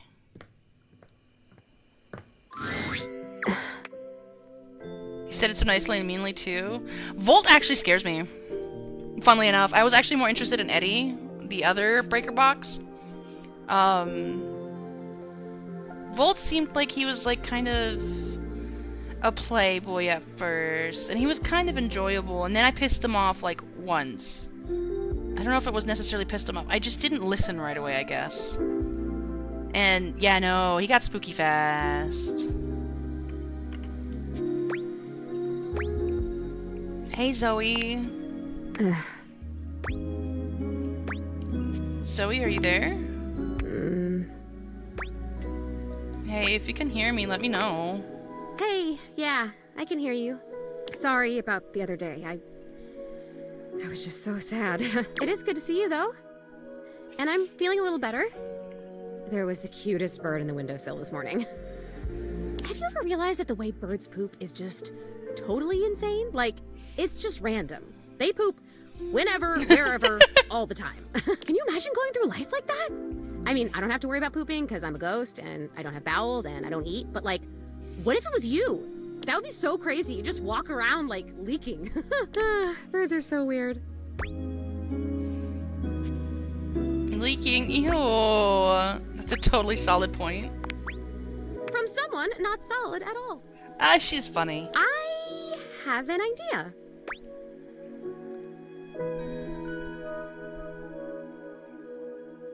About what? I've been thinking about where I should go next. Should I find out what my next adventure is? Like, actually die? Or should I try to come back to a life of sorts and be a real being in the house with guys like the time capsule? And you and your magic glasses. Ooh. Don't move to the great beyond, please. Honestly, maybe going to beyond sounds peaceful. I would love to have her here, and I would love for her to be able to interact with all the furniture.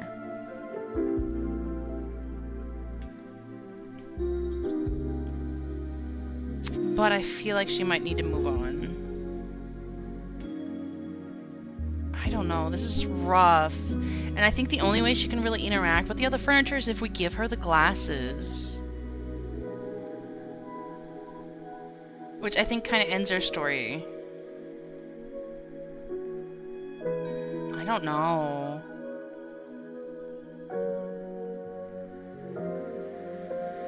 Honestly, maybe going to the beyond sounds peaceful. Okay. Well, I had an idea to do a seance to bring me back, but I can stay here and try to go away for good. I'll let you know how it goes. Oh, and I think she hates us now. Crap. I mean, I get why she's upset, but she is a ghost. Dang it.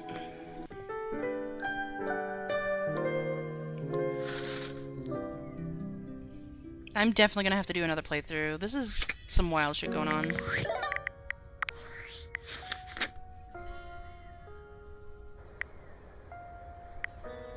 I'm gonna have to do another playthrough for sure.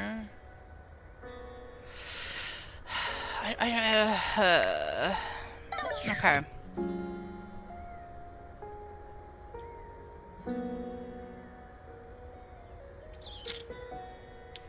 Kind of spooked about talking to the diary. I don't know how to talk to Abel anymore because he's kind of like on this loop. But maybe if we talk to Dasha, that breaks that loop. Okay, let's talk to Dasha. Hi, Dasha. Hello. What can I do for you, my friend? Oh, I love you. Oh, Dasha. Oh, hey, Dasha. Abel seemed a little down. Are you sure? It takes a lot to upset him. He's always so kind and easygoing. He was sighing a lot, and he told me to come talk to you?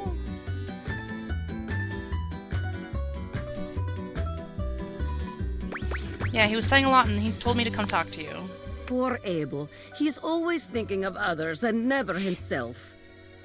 I have told him many times he should consider taking a suitor again.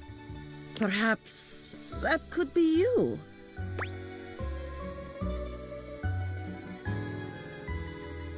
Me? A suitor? Why not you? You are lovely. But if not you, there are always others. Are there a lot of others interested in Abel? Less and less over the years now, but yes. Abel has always been popular, even if he tries to keep others away. Oh. What's up with that? Some objects have hurt him in the past. But I don't think that is all. He has always preferred to be alone. I don't get it. I feel like everyone I talk to says he's so supportive. He is very supportive. You need something done? Abel is there. You are hurting? Abel is there. As long as it is about you, Abel is there. But when the attention is on him, he is freezing up. As he would say, like hairless cats jumping into a bucket of ice. Makes sense. Ah, yes. I believe he is afraid. Afraid of what? Of himself, perhaps? Or of loneliness? But he spends most of his time alone. Being alone and being lonely are not the same thing. Abel does indeed enjoy solitude, but I think even when he is alone, Abel carries others with him. The loneliness Abel fears is that of rejection. To give so much of himself freely and have that thrown aside, I think it would ruin him, and he is knowing it. She's right. Guess he's not up for anything casual then. Yes, nothing casual. If you want his heart, you must mean it. But I know this. If you do pursue him, he will not let you down.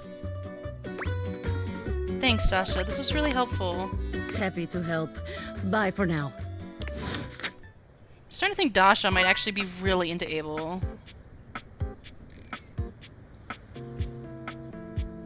Oh, dang it. Okay, let's talk to this time capsule. Whoa, buddy! Hey, nice to see you. Why is there headphones as a belt? Okay. Hey, Bodhi. I found your way to my office, I see. Yeah, it's awesome in here. Seems like somewhere you spend a lot of time. Yeah. What do you think of this brave new world? Yeah, there's a lot.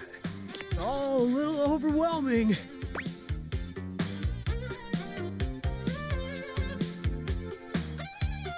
I think I know what you mean. Sure. I try to be a positive time capsule. The whole internet thing is pretty bitchin'. I think. Bitchin' for sure. Well, yeah.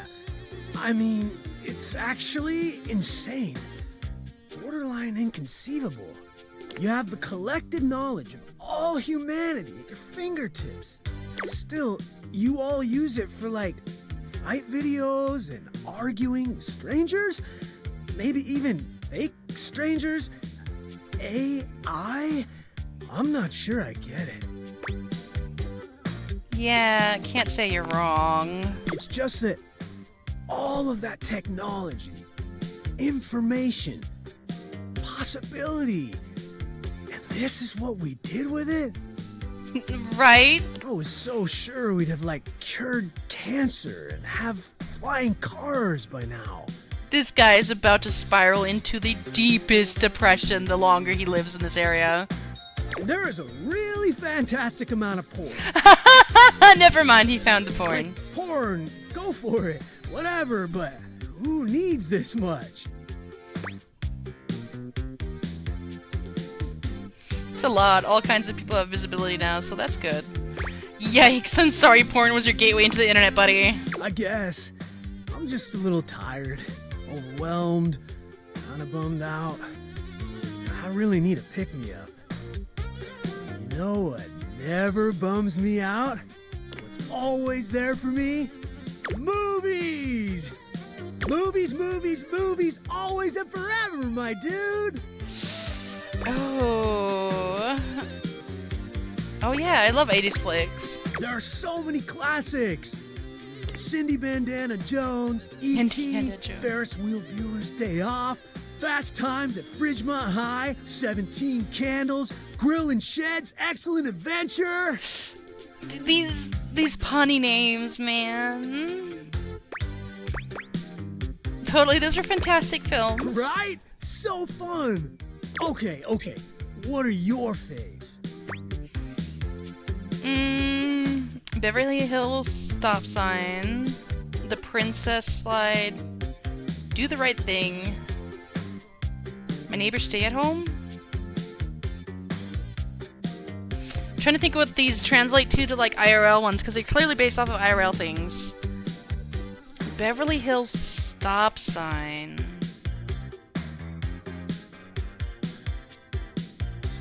Beverly Hills Stop Sign. I'm trying to think of what Beverly Hills Stop Sign is.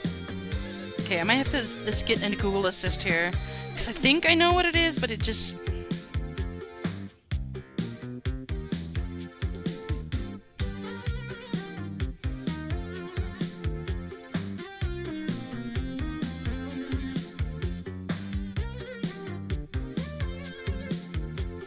There's a lot of 80s movies with Beverly Hills in the title. Beverly Hills Cop?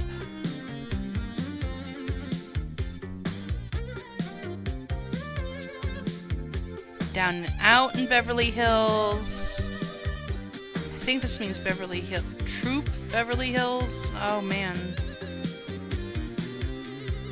I think it means Beverly Hill Cop. That's the one that Eddie Murphy was. The Princess Slide? Do the Right Things.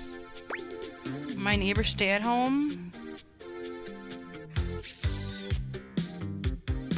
Let's do Beverly Hills Stop Sign since I know what that is. Oh man, so funny. Can't get that tune out of my head. Boom, boom, boom, boom, boom, boom. Comedy, action, fantasy, animation, drama. You got some really diverse taste. Thanks, Bodhi. Heck yeah! You know what? That's actually something I've discovered about your time that I think is pretty rad. You've got so many different kinds of faces now. You've got all these different personalities and perspectives and stuff. I mean, we had it, kinda, but you've really just gone so much further. Black, white, Asian, Arab, indigenous. Oh, and those people with all those letters? What letters? You know, Legibitiqua. Oh my god, I'm gonna say it like that from now on. Legibitiqua. Oh, Legibitiqua.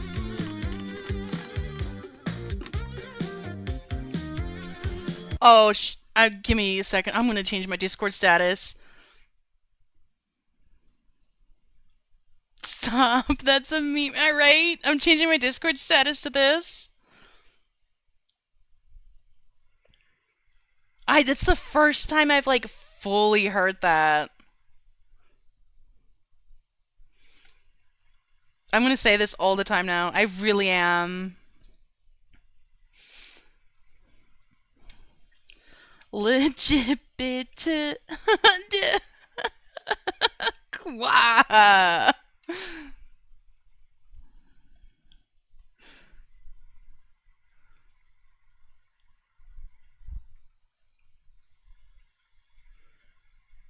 Oh, this is wonderful. I love Bodhi. You mean LGBTQIA+? Yeah, that's the one. Oh, there's a lot to learn there, buddy. Believe you me. Hey, I guess that's something that your internet is great for. Learning stuff. It's amazing. I was so much of my own time, I didn't even realize how pale things were looking in old Hollywood. You know what? Great I still realization. love my movies, but sometimes now when I see the jokes, the humor was way tough on anyone that was different.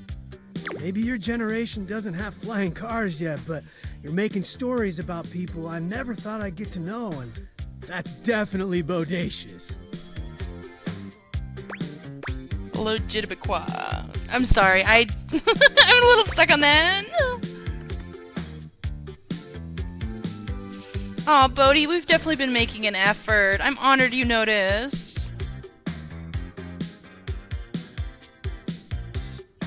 80s movies are still great though. It's healthy to be able to enjoy things and also know they aren't perfect. Yeah. Oh, that's a great point. You're right, compadre. Anyway, it was really nice talking to you. I've been pretty lonely for a while. I get that. Could have fooled me. You're super nice, and you're insightful, and you're funny. I don't know. I'll bet you're pretty popular. Okay, Bodhi's growing on me. Dang.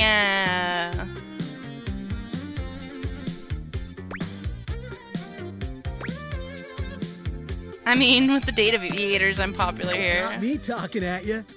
Anyway, great hang. I'm gonna cruise around a bit, see some more of the house, catch up on the 2000s. Later, Gator. I really want to give him a haircut, though. After a while, crocodile. Oh, he moved again! Oh no, we have to find him again. Please don't tell me you went back down there, though. Okay. Where did Bodhi go? This is like the weirdest game of hide and seek I've seen. Oh, there he is. Nope. Oh, come on, Abel, stop.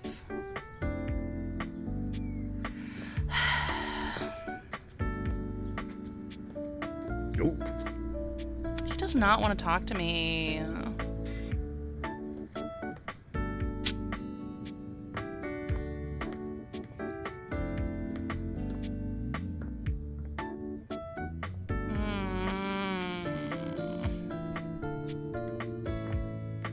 I'm actually kind of upset with Hoove.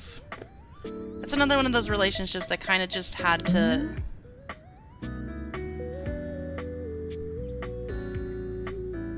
Oh, okay, so that's how I open that? Okay, come here, Bobby.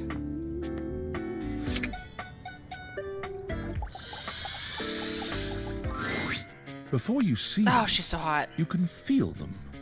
An overwhelming air of cool, of rebellion and edge given form. Leather and metal and the best hair and eyebrows you've ever seen. This rogue is impossibly cool. And looking at you like you owe them money. You got a problem, punk?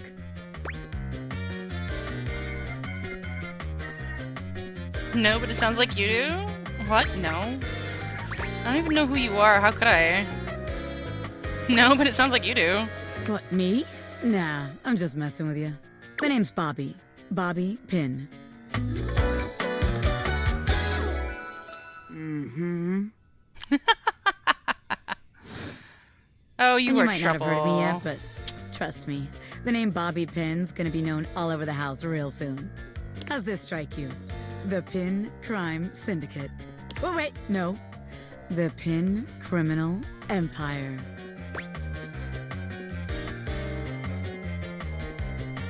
What about the Pin Gang? That sounds equally silly. You some kind of crime boss? What about the Pin Gang? It's kind of old-timey, but it does have that kind of Tal Capone feel to it.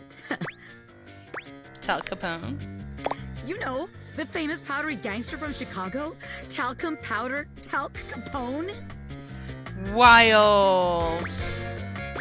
Whatever you say. Anyway, that guy.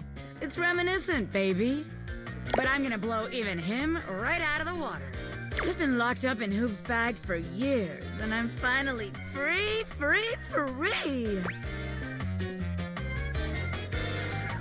Hoove? You know, the vacuum cleaner. Right. I had a lot of time to think while I was in there. You know, about who I was gonna be when I got out. Getting bent all out of shape, it does something to a pin, you know?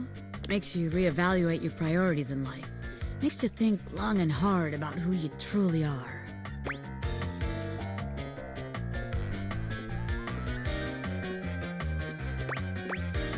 You don't normally look like this? Oh yeah.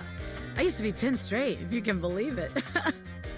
Getting sucked up into Hoob's bag was a real revelation. I never really felt quite like myself before. Would have liked it better if I didn't have to be locked away for a while first, but I feel like for the first time in my life, who I am and who I've always been are one and the same, baby.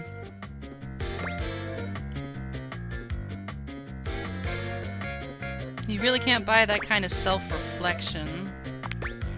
You really can't. I'm more powerful than ever now. I've been locked up, but I'm here now, baby. I'm ready to take what's mine.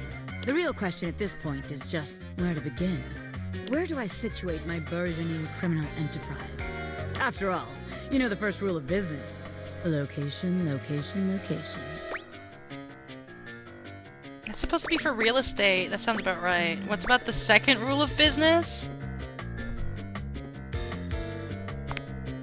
A-B-M-M.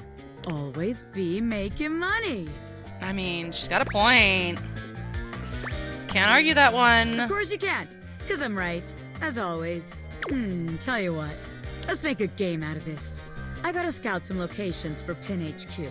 If you can find me, I'll let you be a small part of this little venture. What do you say?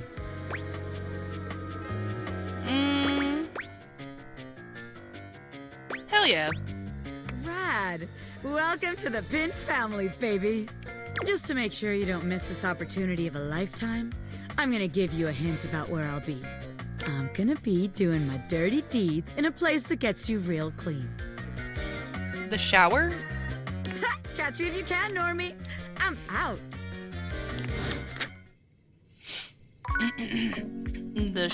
Really? I watched you move, lady. Oh, okay, well, we know where she is now. Wild. You know what?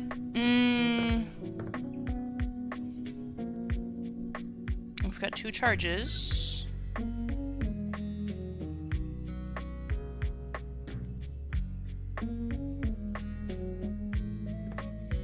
I really want to figure out how to talk to Abel.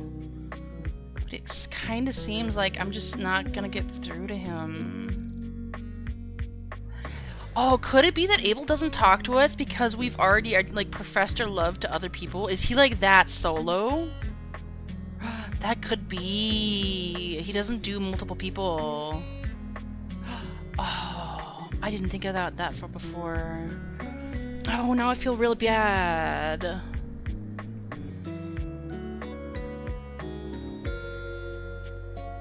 Dang, okay. I'm gonna try to talk to Abel one more time, but I'm starting to think that maybe that's what it is. He's so traditional that he just is not going to talk to us because we've talked to other people. Well, not talked to other people, but like said we love other people. You know? And I mean, that's his right. Maybe, I don't know. I mean, the computer was very much like, hey, before we do anything, I would like to go sleep around, please.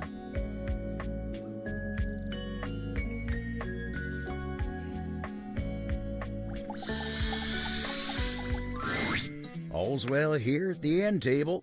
Don't work too hard now, you hear? I better see you turning in soon. You gotta take care of yourself. See? No way to just talk to him. But the thing is he doesn't even let us be his friend either. I don't know. I might have to go talk to Dasha again. It's really upsetting because I actually do like Abel's character. But I think he's just going to be one of those people that I have to do a very specific playthrough in order to be able to talk to him.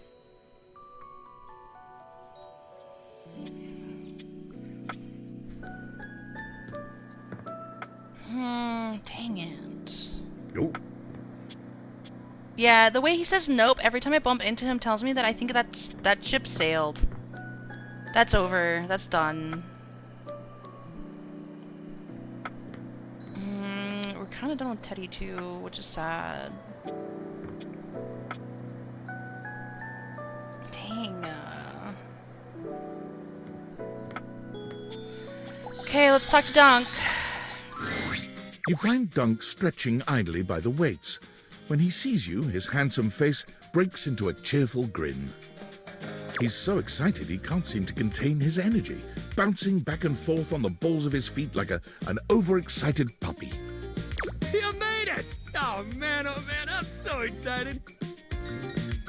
It's been so long since I got to work out with somebody else. And a newbie, too. Ah, there's nothing like a good lift with someone who's just starting out.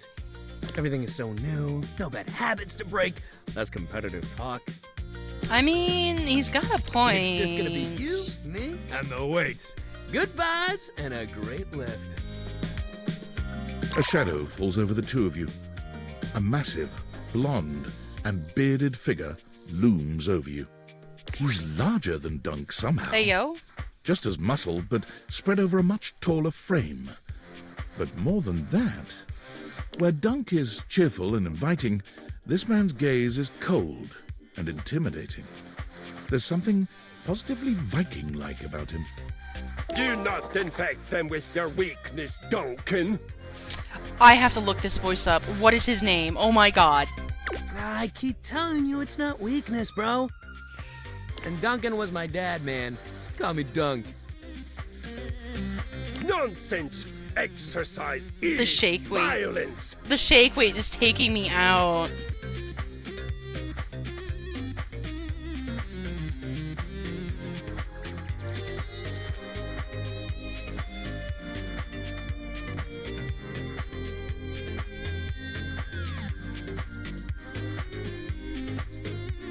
The shake weight is taking me out. I can't keep looking at it.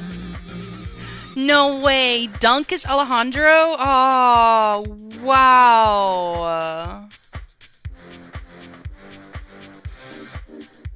Alejandro sub.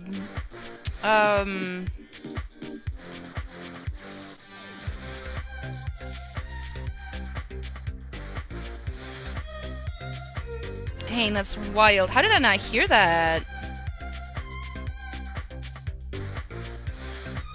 It is driving the weakness out of your body by force!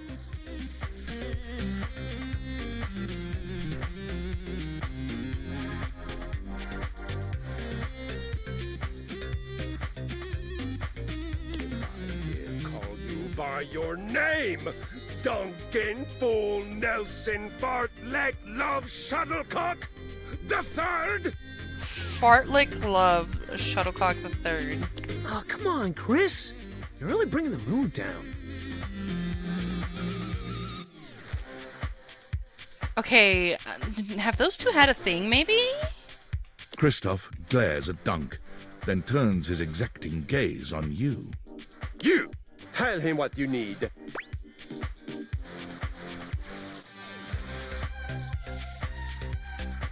Why do you care so much? I have listened to this child spread his harmful ideas about effort and positivity for too long. It was one thing when he had no audience, but with you here now, it is unacceptable. You have neglected yourself for far too long. In my domain, you will do so with intention and strength. None of this real winners do their best and know their limits sentiment and foolishness. This guy is intense. You really gotta relax, man. All of us share this room. And it's their house.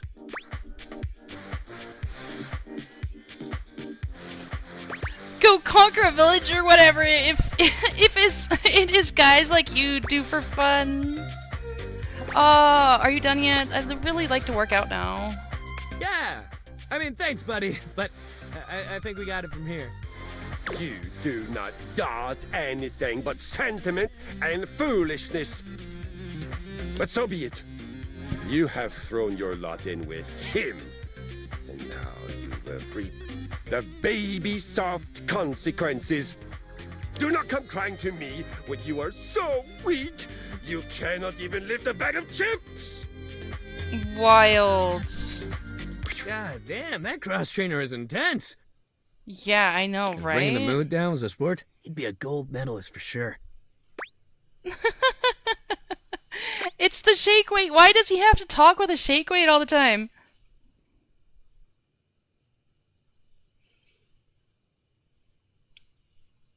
I don't even want to waste time talking about him. Yeah, we got our own stuff to get back to. Yeah, we do, Dunk. Today's activity is weights. Mm-hmm. He gestures to the weights you've long since abandoned. They're still in decent condition, if a little dusty in places. Oh, so I've been neglecting my sporting equipment for a minute. Nice to know.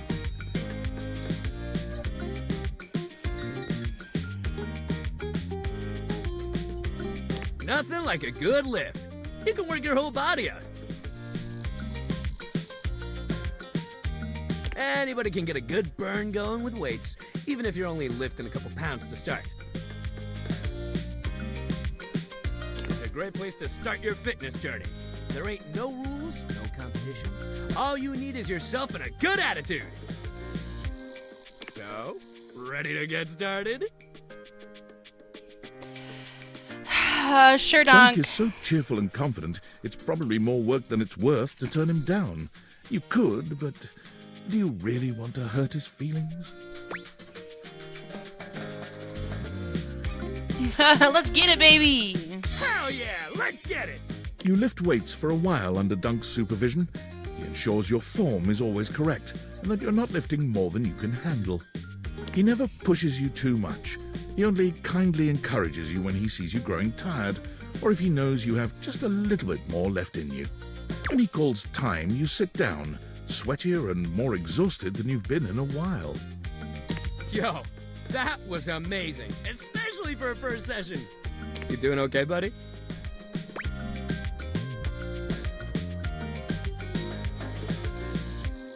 Yeah, this is nothing. It's not nothing. It's definitely something. Make sure you don't push yourself too hard, all right? Everybody's always trying to make it a race, but there's always going to be somebody stronger than you. You just got to do your best. If you're sore tomorrow, which you probably will be, make sure you take care of yourself. Try soaking in a bath with Epsom salts, or use a heating pad. You can even try a massage if you got a massager or anything like that. And it might sound like the exact opposite of what you need, but trust me, keeping that body moving when you're sore only helps. You lay around and feel sorry for yourself, it just gets worse. But I got something that'll help. Next time, we'll do some yoga.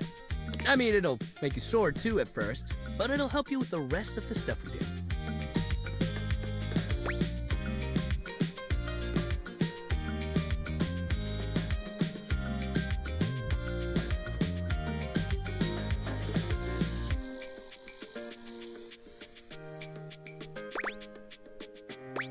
Sounds great. Hell yeah! Love that attitude. See you at the yoga mat. Hey, tomorrow yoga mat.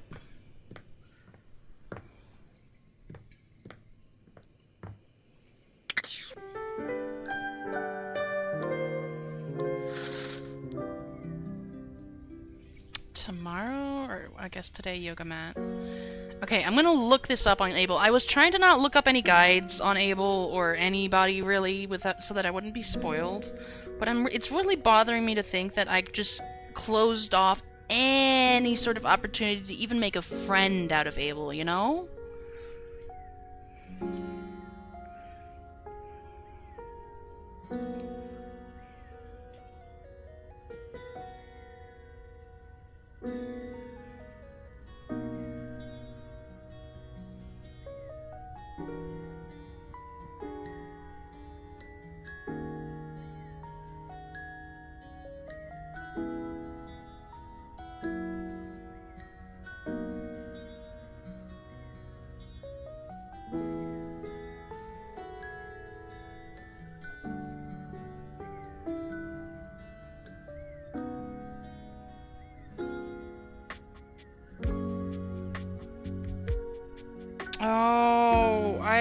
Okay.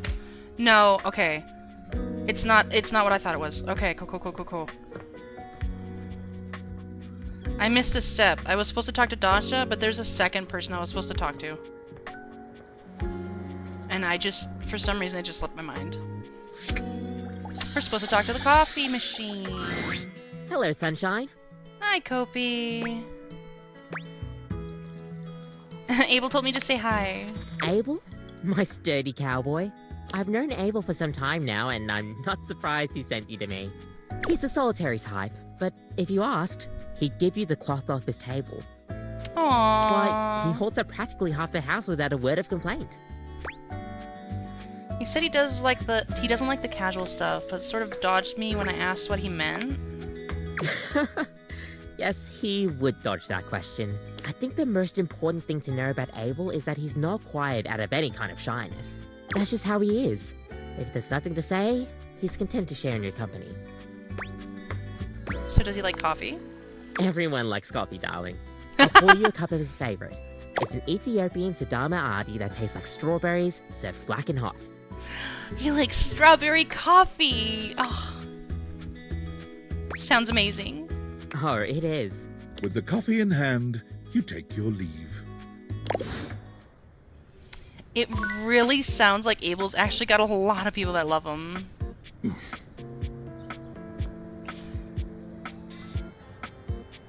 Okay, he's got a coffee ring here. There's no coffee ring here. He's also got a coffee ring here.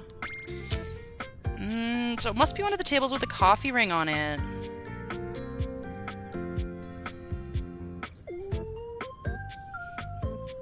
Let's try this one, because I feel like the other one he gets kind of weird about. Hey there. You get a chance to talk with Kopi? Yeah, she actually gave me this cup of coffee for you. She said it was your favorite. She sure does know her way around a cup of coffee. Thank you. I needed this today.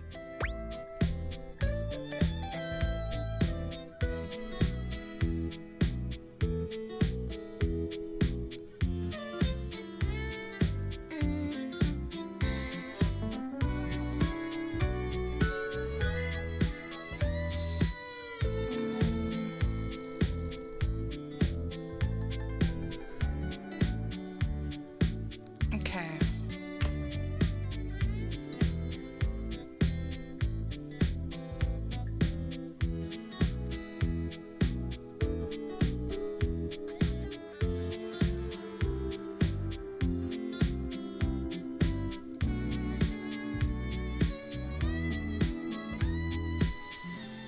Sorry, I'm just double checking myself because this is a little particular.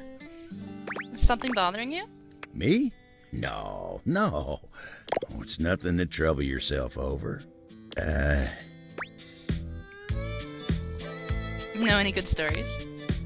Plenty of stories to tell. What about you? Me? Oh, sure. I've got stories. They're not exactly exciting, though. You know what? You want exciting? You should talk to the captain. Why, I swear he's seen it all. Why don't you go ask Captain Jacques about his time on the high seas? Dang it.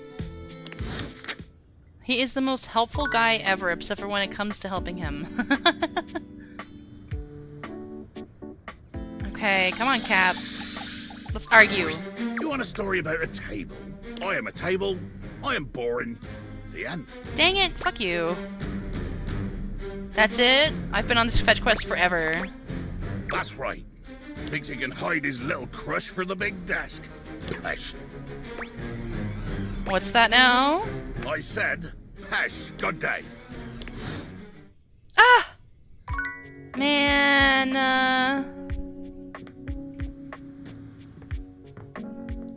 I like arguing with that pirate, actually.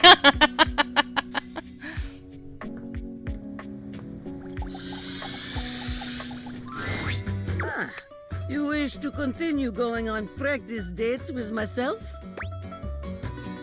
Yeah, practice dates, Dasha.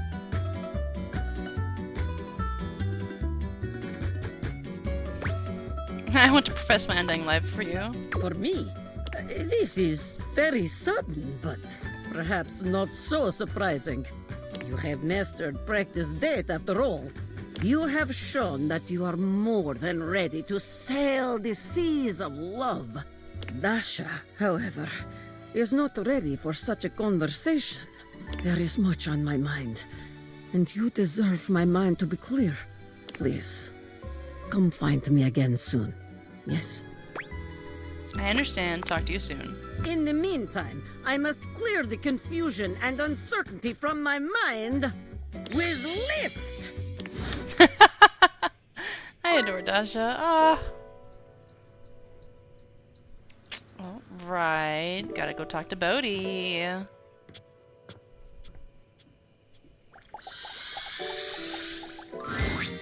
Vibe, baby. Hey, man, I'm just vibing. Hey, come on over here and test my vibe. Hey, buddy, do I need to worry about you? I am so good. I've been researching and checking out the house and generally vibing on all these new decades. What are you doing in the dining room? Oh, you know, just vibing. Hey, am I using that right? I've been practicing a bunch of different uses and sentences and stuff, and I don't know. It sounds weird. Pretty close. Whew. Okay. I've been chatting with Rainey. She's been playing some tunes. Okay. I dig that you have a record player. Old school. I've been listening to some of your new music, too. I like it. Well, most of it. Oh yeah? What kind of music are you into? Oh, wow. There's so much stuff I like. Pop, punk, rap, R&B, rock, soul, even disco. But don't tell anybody. As an 80s guy, I'm supposed to be pretty strongly opposed to disco. Which is dumb, because disco is so cool. Got any favorites? Well, yeah. From my era, I love Tommy Tree and Nikki Seven from Motley Crue Neck, Axl's Roses, Brick Chains, Richie Sambuca, Yngwie Malmsteen. Oh, and Phil Spector is like the best producer ever. This name comparison thing is so great. Yikes. What? I hate to tell you this, but all the folks you just named are really problematic, Bodhi. Oh yeah, they're wild men. Bodhi, they're cancelled. What, like their new records got canned? No. If it was that, you would have just said that. What does canceled mean? Oh no! I mean that somebody's poor choices and negative actions have caused pretty much everyone to universally shun them. Well, wait. Do they have a chance to say sorry? Kinda. It's rare. So that's it then. All my favorite artists are canceled? Like, they won't make any more music? Anything is possible, technically. But not likely. Sorry, Bodhi. What about forgiveness? Second chances? Redemption? You want a list of the messed up stuff they did? Oh no. I do not want that. You doing okay? Yeah. Just a lot to absorb. Kinda hurts that a lot of my icons turned out to be bad people. It's confusing, you know? I get it. It still happens today, actually. We just found about it a lot faster.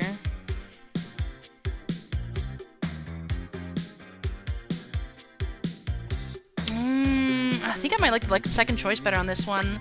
My generation's having a lot of conversations about separating the art from the artists. You can still enjoy the songs, just different awareness, I guess. Sure.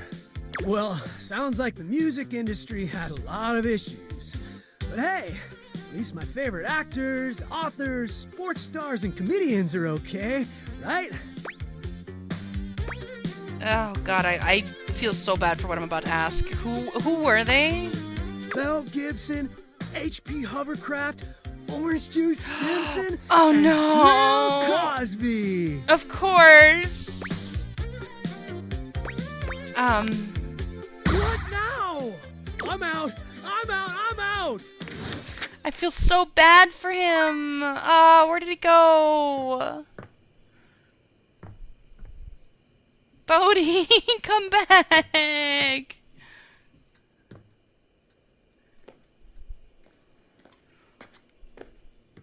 Bodhi. Oh, dang it. He might be gone this time. Did he go back down? No. He wouldn't put himself back down there, would he? Maybe. I don't know. He's having a little bit of a... How do I put it? He's having a crisis, so to say.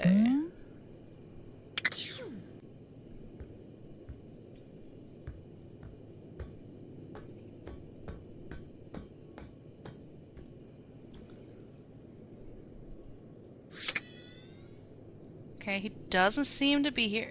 Oh, I can talk to the ladder. Okay, I don't seem to see him down here at least. Okay, so he must be upstairs.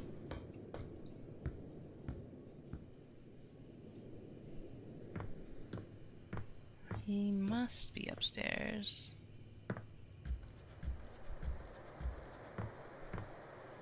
Oh, he's in my bedroom? Hey, Bodhi. Okay.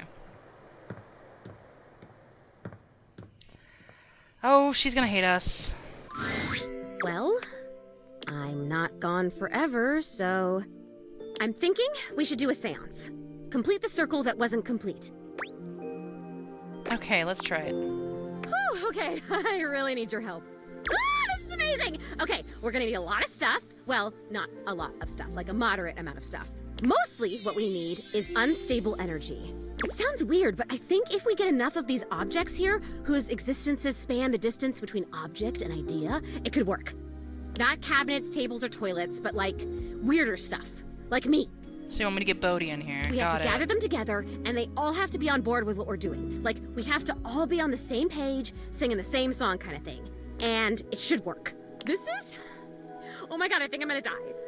Like, die again. Like, metaphorically from excitement. Do you know enough of the others here to do that? Honestly, 3 or 4 might be enough.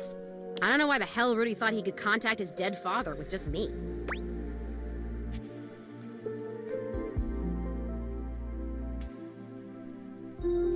I think I know some folks up here who'd be down to help us out. What does she mean? Weird like her. I'll go looking. I might have to find some new peeps, but I'll figure it out. Oh my god, this is amazing. I will be right here. I'll be waiting right in this exact spot, okay? Thank you! Thank you, thank you, thank you, thank you, thank you, thank you, thank you!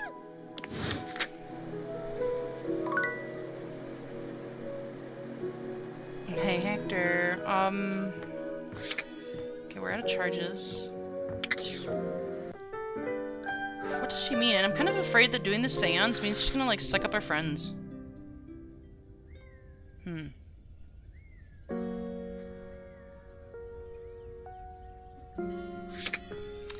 let's check in on Bodhi. He might hate us by now. Hey, compadre. Snuggle up in my bed, huh? Haha, yeah. I hope you don't mind.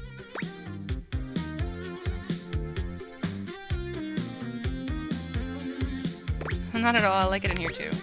Thanks for letting me have free range of the house. Bodhi looks off into the distance somewhere. He's clearly not his usual chipper self.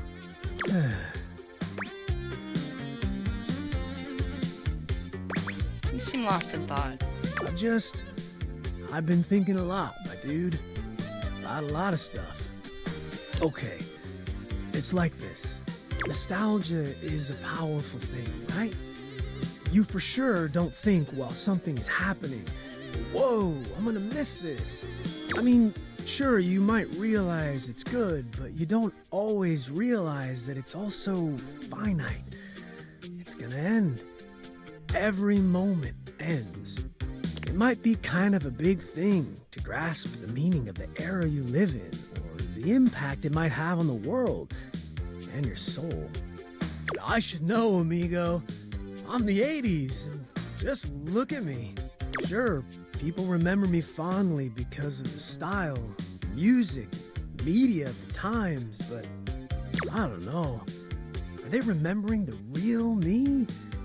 Or are they remembering and longing for who they were then? That is some deep thoughts. Dang. Think about it. Reaganomics, the hole in the ozone layer, Exxon Valdez, the Challenger, Chernobyl, the war on drugs, Central Park 5, the Iran-Contra affair, AIDS, for God's sake. That's all me. That stuff was a pretty big downer. Definitely doesn't sound like stuff to miss. I'm just feeling like maybe I wasn't as great as I thought I was. This poor guy is having a whole identity crisis.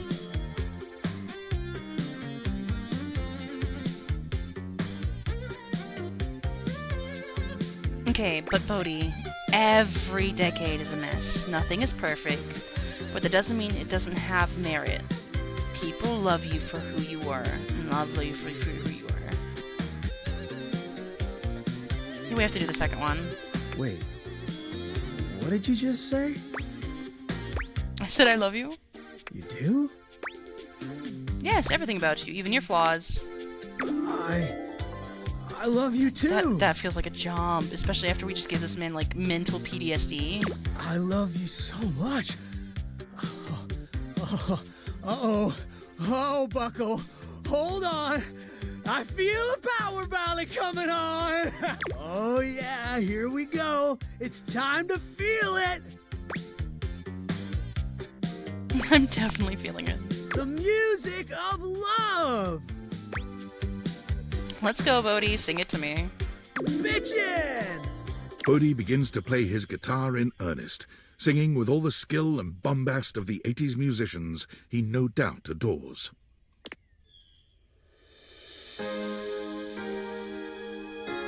Oh my god, are we copywriting a song?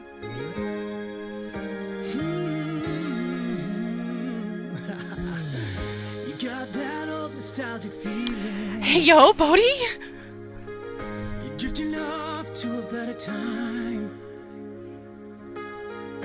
Put in all your hopes and decades long ago, but you're flying ever so high.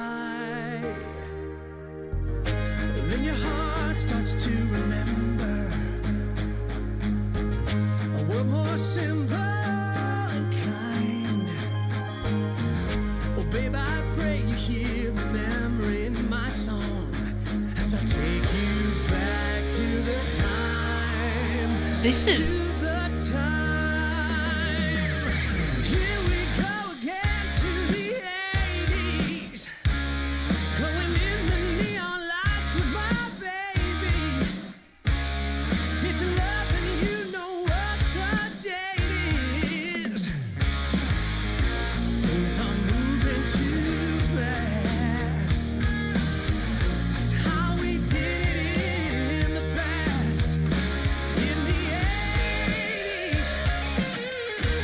This is actually really good.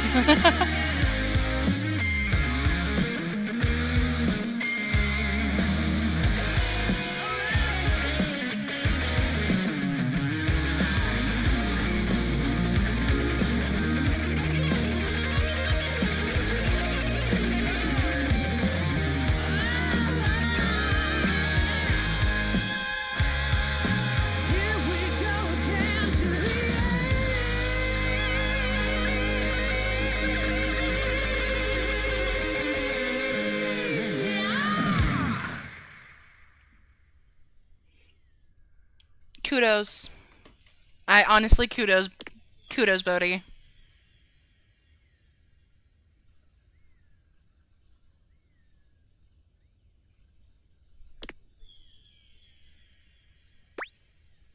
Finish listening. Oh, I guess I was supposed to click through the different animations. Oops.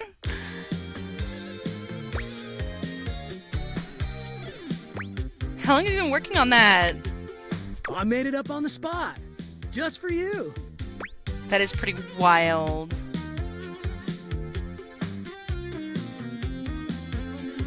You've got charm and spades, Bodhi. Can we hang out all the time? Heck yes! Hanging and banging is my jam. banging pots, right? Ah, sorry.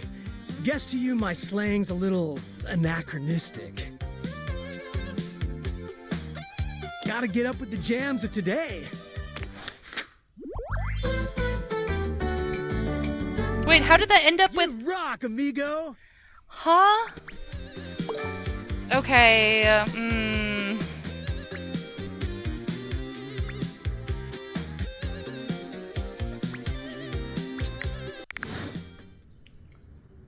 Did we just stick Bodhi in our pocket? I'm so confused. Where are you, Bodhi? Bodhi Windbreaker.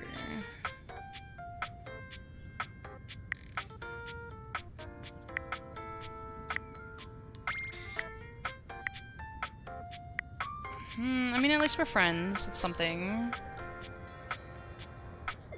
Likes the 1980s, dislikes the 1980s. I mean,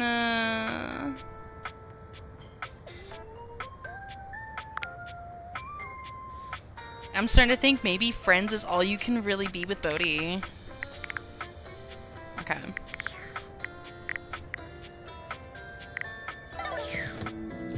Okay, we talked to the pirate.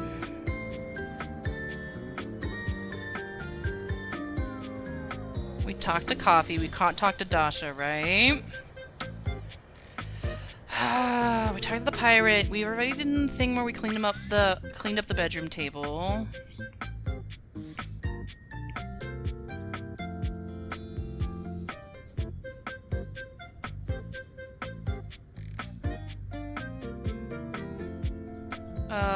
There's technically 2 other interactions we could do with them. Would we call this the landing?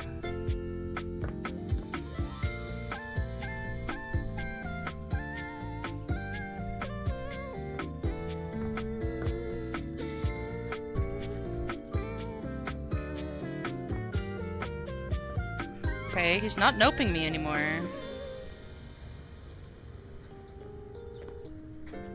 Oh, did we fix him? Maybe?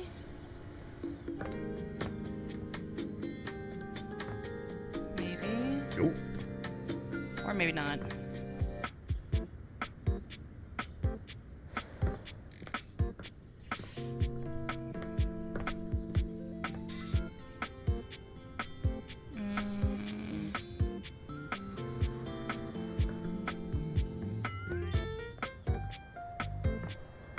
I might need to know some more concepts in order to go back to Zoe.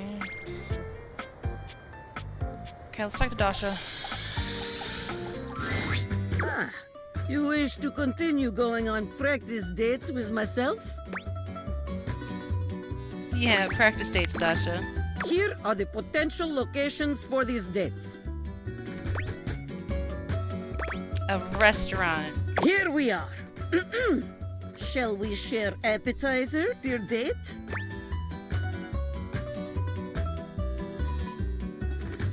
That pretty smile's all the appetizer I need. Huh? Pretty smile? Me?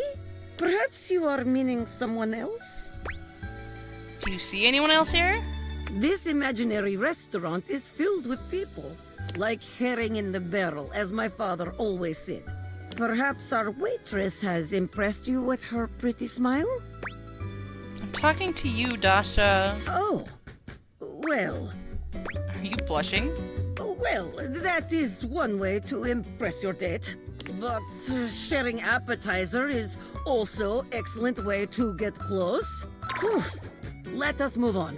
Our food has arrived, and I am eating my steak with great enthusiasm. What do you do next? Take your baked potato while you're distracted. Ask if you'd like to try some of my pasta. Tell the waiter it's your birthday. I don't know. I feel like that could be done in a mean manner. Ask if you'd like to try some of my pasta. Ah, that is the way. There is no greater joy than gazing lovingly into your date's eyes and taking bite of food from their plate. Romance, spark, sensual generosity, top marks. And now, our final question. The waiter walks in with bill and sets it on table between us. What do you do? I already paid the bill while you were in the bathroom. Challenge you to an arm wrestling match for it. I beg you to pay it with tears in my eyes. Oh. I already paid it while you were in the bathroom. Oh, it is like that, is it? You think you are faster than Dasha. You think you have gotten the better of me. You have started down dark path, my friend. One you are not prepared for, I think. Dasha, this isn't real. The date is not real, but the slight to my honor is What? very real. Watch your back. When we dine together next, you are in for it. How did I... Was it good, though? What? What? Yes. Technically. I mean, no, it is good. I just... I do not like to lose in this. Let us move on. If we dwell on this, I will become angry again. Very good. You are becoming quite the charmer. Oh, I guess maybe I should have arm wrestled her. There is always more to learn. We will continue next time. Can't wait. See you again. Okay, apparently I've got to arm wrestle Dasha for food. Understood.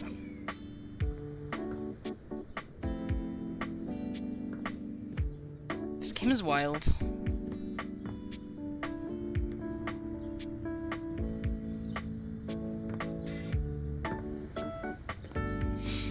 Okay, I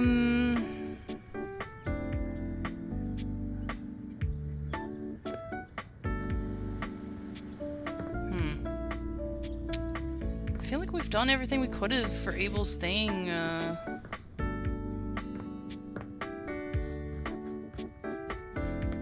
Okay, this is the landing, I think. Hey there. You look like you got a story you're itching to share. I take it you'd talk to the captain then, huh? I did, and he told me a great story all about Stoic Traveler. Oh, heck, I don't like where this is going. He said the Traveler was liked by everyone he met. Come on now. And that despite how rough things may have been in the past, he always did his best to support others. This is the last time I confide in that salty son of a gun. It seems like you're happy to help anyone you meet, but you won't share even a little about yourself? Abel. Yeah, look, I just... Time spent on me's time I'm not spending on others, right? You remind me of my old rectangular friend. Right, Dasha, nice lady. Anyway, you remind me of her. She's a sly one, too. Always trying to get me to focus on myself.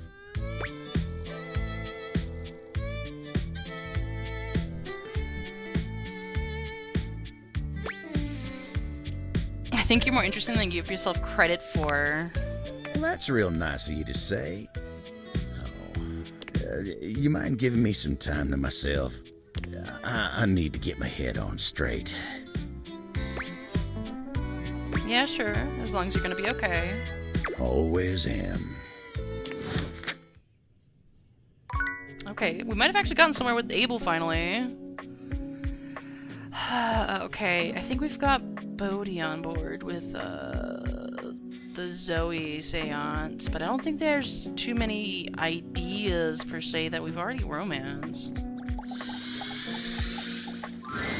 Dunk is in the middle of a downward dog pose, showing off surprising flexibility for someone with a physique as rugged as his.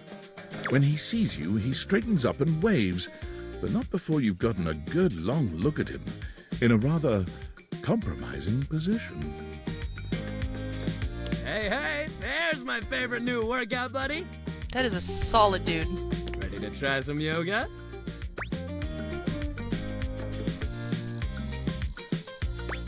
I guess. Hey, cheer up, buddy. Yoga rules.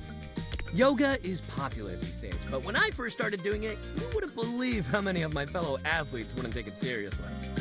Even now, you still got equipment like Chris, who thinks it's soft stuff for babies, and nothing could be further from the truth. But also, like, who cares if it's soft or not? Real strength comes from not caring about other people's opinions. We're gonna get our yoga on, and nobody's gonna tell us we can't. As if on cue, another household object appears in your periphery, perhaps to tell you you can't. What up, what up, what up? Dunk's normally unflappable smile grows slightly rigid. Oh, does really nobody like Shelly? What? Ah, Shelly, hey, we were just about to... Do some yoga? Yeah, I heard. Shelly throws her muscled arms around the two of you, bringing you in for an uncomfortable group hug. She's squeezing far too tight, evidently unaware of just how strong she is. But like, why do yoga when you could lift? Do you know how good at hugging you can be when you lift? Dunk manages to free himself from Shelly's death grip. You feel his strong fingertips wedging between Shelly's arm and your shoulder. Lifting is good for your hug muscles, there's no doubt about that. But you gotta have a balance, dude. Besides, yoga builds strength too. Dunk finally manages to pop you out of Shelly's grasp, but she seems entirely unbothered by your escape. Balance? Nah, bro. You gotta grab life by the screws. You don't want our good pal here to miss out on the best in life because they were too busy bending over and staring at the floor. I think he might actually be wanting to see me bend over Shelly, hint hint. Shelly, my dude, respectfully, life ain't all about lifting. Shelly's mouth drops open, as though Dunk has just said something absolutely unthinkable. It might be a good time to intervene.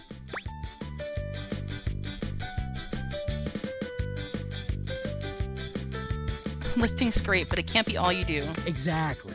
Lifting is great, but it's just part of the routine. How can you say that? Hey, Sussy Plays. Greetings.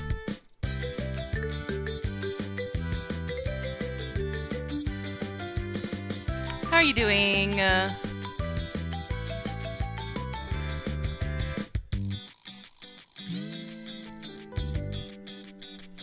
Apparently I'm trying to work out with Duncan, but I don't know if that's going to go so well with Shelly here. Kind of adore her, but she's kind of an abrasive personality for sure.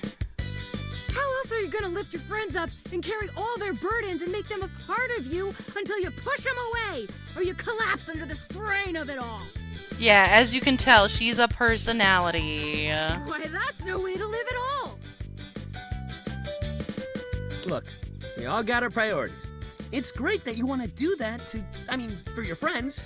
But what kind of world would this be if we all did Shelly's job? I'm not sure. Ooh, make her think, Dunk. This seems to break something in Shelly. She wanders away, muttering to herself. What if everyone did Shelly's job? So many muscles. Dunk exhales, placing his hands on his hips as he takes a moment to recenter himself. Calm. Okay, I'm starting to think Duncan is somebody that is gonna absolutely blow up when he gets mad. Okay, yoga time. So first of all, how do you feel about yoga? You ever do it before? I'm not buying whatever you're selling, dude. I love yoga. I'm not much for yoga. I probably should be, but I'm not. That was the old you. The new you might love it. Let's just try it and see. Okay, fine, dog. All right, let's get into it. How about we start with a nice down dog pose? Down dog pose. I need you to show me. Can do. Okay, just go ahead and put your hands down in front of you like this. Dunk demonstrates the move for you, placing his hands on the floor and bending down in a V shape. His movements are fluid and easy, and when he's done, he turns to look over at you with a bright smile. Make sense? Your turn. I might need, I might need assistance, Dunk. You bend down into a decent downward-facing dog pose, keeping your feet shoulder-width apart and placing your hands palms down on the mat ahead of you. Your body forms a graceful triangle shape. Dunk is elated to see your excellent posture. Yeah, that's it. You're killing it. Now, see if you can lift your leg up behind you so you're in a kind of standing split. Standing split. Why do you look so excited about that, though, Dunk? Dunk lifts one leg from the ground until it's parallel with his arms, continuing even beyond that until he's in a proper split. He's surprisingly flexible for such a big guy. Do your best. You lift your leg up as far as you can, and while you don't get anywhere close to Dunk's level of flexibility, he seems just as excited as if you had. Hey, yeah, that's it. You got this. You're giving it your all. Dunk leads you through several poses, encouraging you and guiding you wherever you may need. He's an excellent instructor, always considering your body's limitations as he takes you into your next position. This could be taken so wrong. By the time you're done, the two of you have worked up a good sweat. There's almost a sort of intimacy to the whole thing. You can't really remember the last time you did something like this with someone else. This is great. You're doing real good. Why don't we cool down with a nice cross-leg sit here? Dunk motions to you to take a seat across from him on the mat. As you take your place on the floor, you find that for once, his boundless energy has simmered down just a bit. Why the shake weight? Why is it that every time he doesn't know what to do, he pulls out a shake weight? It's weird.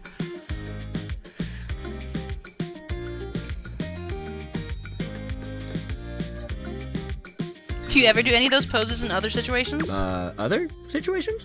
His eyebrows raise. Oh, you mean like at breakfast or in the shower? Oh, he's so naive! Okay.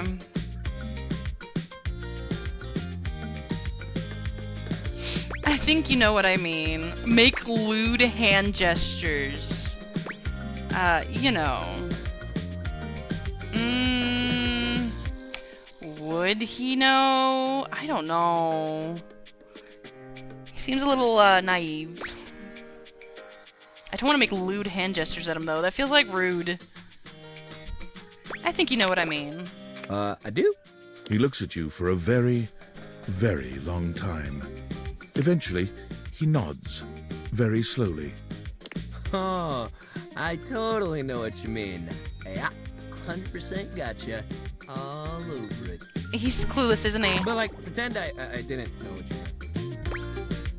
I was talking about sex! Oh, yeah, I know what that is. He waggles his eyebrows at you, giving you a grin so broad you can practically hear a cartoon sparkle sound effect as he reveals rows of perfect teeth. Yeah, I totally know what that is! Yeah, I mean, I respect the yoga, you know. But some of them definitely have their uses in the bedroom. Or in the locker room, under the bleachers. Maybe when we're done with our little circuit here, I'll show you. Ayo? Sure, I'd like that. Me too. Sex rules. Oh, he's a virgin, isn't breathes he? in deeply, in and out, seeming to relax further for just a moment. And then he's clapping his hands together and back to his usual energetic self. Great workout today, man. Really, you killed it. Next time, we're gonna do some good old-fashioned sports. I'll even let you choose the ball. Okay. Sounds fun. Hell yeah, that's the attitude.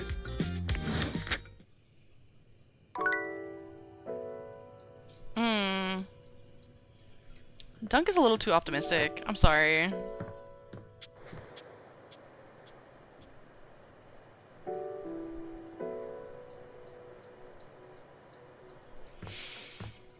Okay, there's so many characters in here, it's so intimidating sometimes.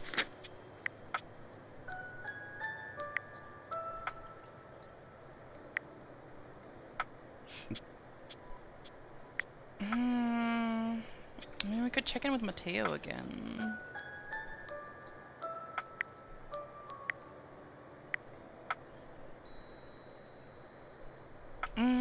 Okay. So many people.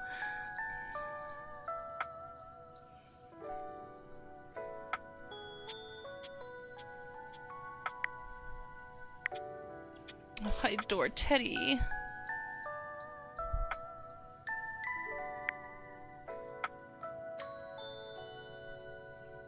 Oh, right! We need to find the bobby pin again. I know where she went, though. She's in the laundry room. She be in the laundry room. Okay. Come on, Bobby. Boo! I love her. Scream loudly. Listen to that scream! You can't be a hardened criminal if you leave yourself wide open like that. Welcome, recruit, to the future location of the heart of the Pin Crime Syndicate. Bobby gestures expansively to the laundry room. Just look at all the opportunities here. Right, okay. Tell me more, boss. Oh yeah, I like the sound of that, boss. So check it out. I call this one Sud Scam. You go out around the house, spilling stuff all over the place. You know, by accident. Wink, wink, wonk. They wink at you 4 times in a row, huge and exaggerated, just to be sure you're both on the same page. When they're like, oh man, what do I do? My clothes are ruined. You tell them you got just the person for them, and you send them to me. You wash their clothes, and while that's going on, I go through their pockets. Next thing you know, we're rolling in the dough. What if they don't have anything in their pockets? What if we get caught? What if they don't have anything in their pockets? Yeah. I guess we aren't all mega rich gangsters like myself walking around with fat sacks in our pockets. So maybe there is just one tiny flaw. All right. Let's see how this one strikes you. I call this one the old switcheroo. People bring us their laundry. We take that laundry and sell it online. Then we replace it with cheaper pieces that fell off the back of the truck. When they say, hey, that's not my clothes, we're like, yeah, it is. I look at you and I'm like, that's what you brought me, right? And you go, yeah, boss, that was it. And we just stare at the customer until they leave. How about it? That actually sounds like a massive scam.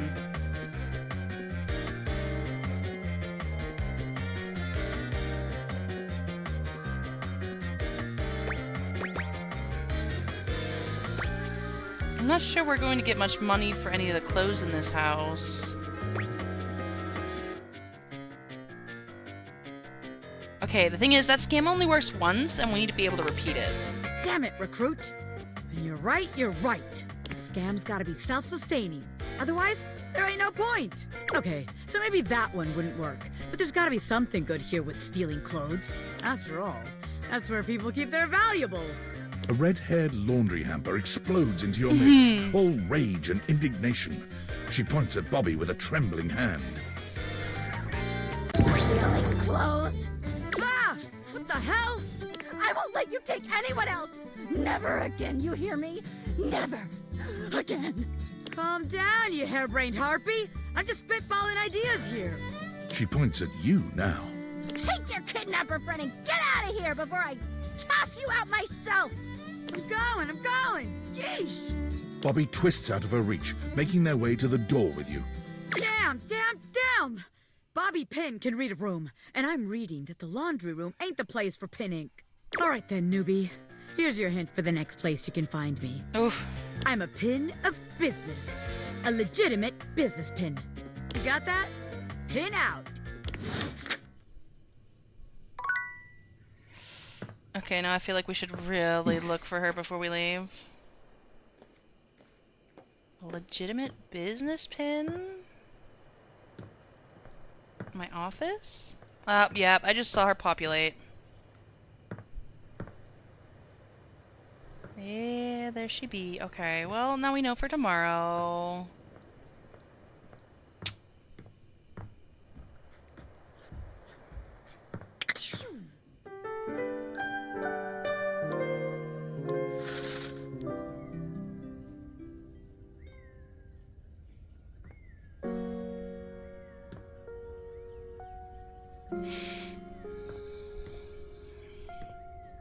Okay.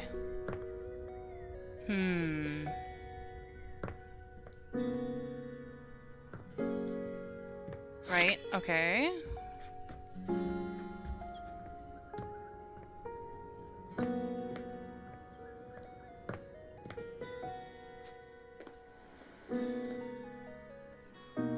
Okay, let's try to talk to Abel one more time.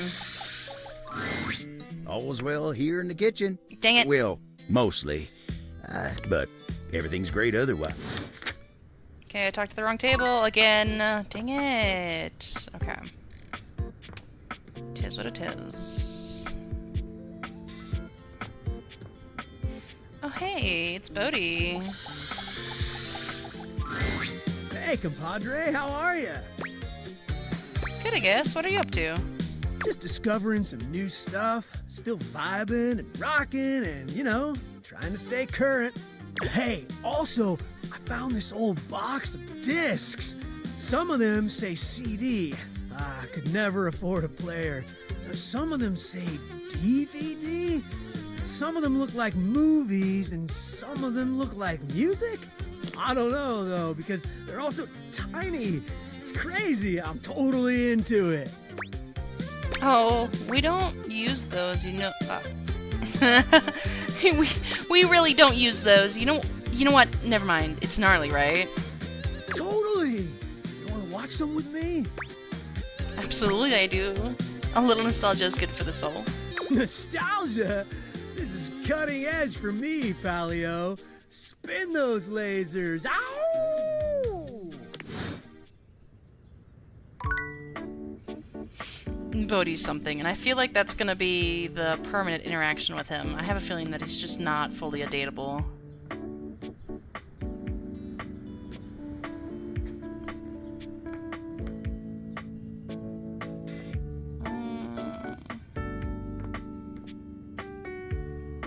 Okay, I'm gonna close this door, because it's Hoover, and it's the boxes. I can talk to the boxes in a different section of the house, so... Dang, I did talk to the wrong Abel today, though. Abel's a little tricky, man.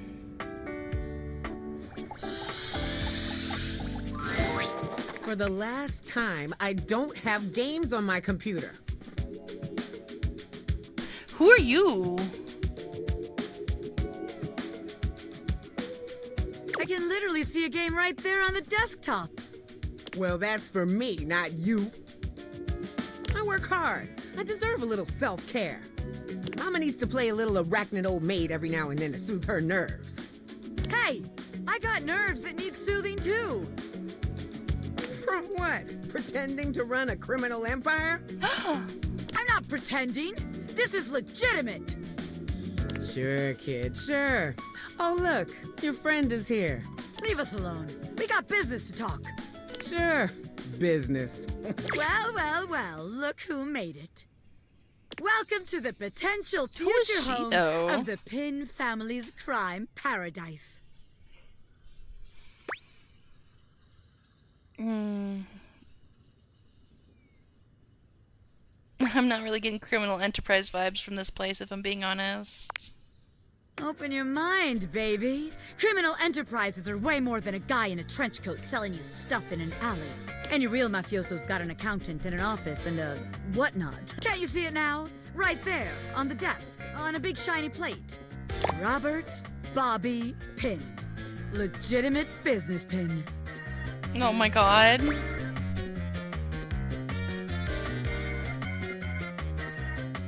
I feel like the legitimate part is going to have people asking questions. What? But the point of that is so they don't have to ask questions. Am I a business pin? Yes. Is that business legitimate? Also yes. It's real simple, baby. But alright. If the nameplate ain't selling you on the vision, check this out. I call it funny money, honey. So we tell people I'm a finance pin. I scam HQ, the office, really sells people on the whole thing. I make a bunch of fake degrees and licenses and all that. They bring me the money. I take it. Then we tell them that I invested it, and it's totally making a bunch of money, and they just gotta be patient. Meanwhile, we get some more suckers. Take their money, and give it to the old suckers. We just keep finding new suckers to keep the scam going. It can't fail. That's called a Ponzi scheme, and they don't usually end well. Only problem is we'll run out of suckers, and when it all comes crashing down. It's actually even dumber than your other ideas. Yeah, we'll eventually run out of suckers. Yeah. I mean, a hardened gangster like me can handle a couple of years in jail, but I can't be endangering the rest of my crime family. Besides, if I get locked up again, who's gonna take care of the rest of you yahoos? No, that won't do. Seems like the office just ain't gonna be the place for us. But hey, that's okay, baby. A gangster like me is flexible. So here's your hint for our next potential location. Darkness. Scary. Spiders. Get out, baby. Is she going into the crawl space?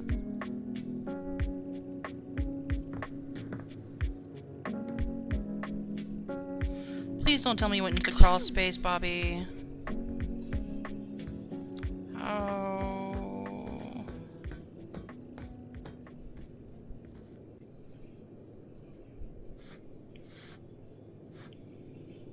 Okay, maybe not. Maybe not. Maybe she's in the attic.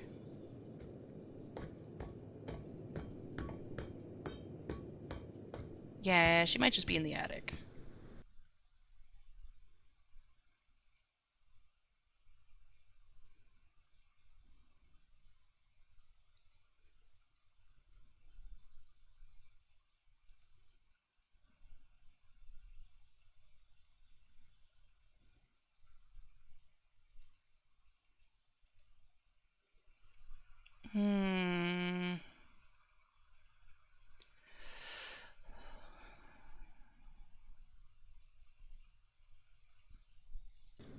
Okay. Let's check the attic before it gets too dark. I have a feeling she's up in the attic.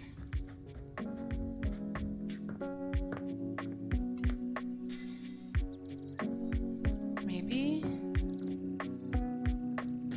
Girl, where'd you go? Oh, there she is. I see her. Okay, well, she's in the attic. Cool, cool, cool. I really need to fix that thing with... Okay, he said I get to pick at the ball this time? Or did we already do our yoga? I'm having a hard time remembering now.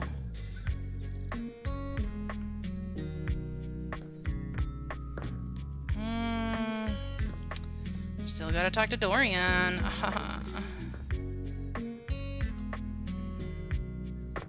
I'm getting a little PTSD from the diary, just because of how disjointed she is. So I'm not sure I'm gonna be trying to do her on this playthrough. I might have to like do an actual therapy session before I talk to her.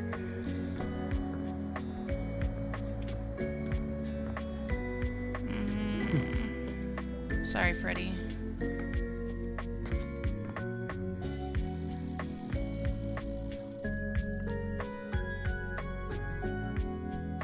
I don't know. The diary's freaking me out.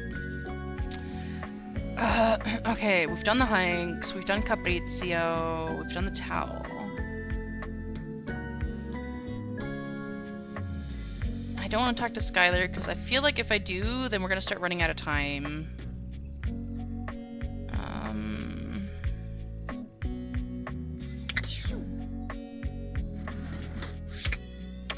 No, that's Daisuke.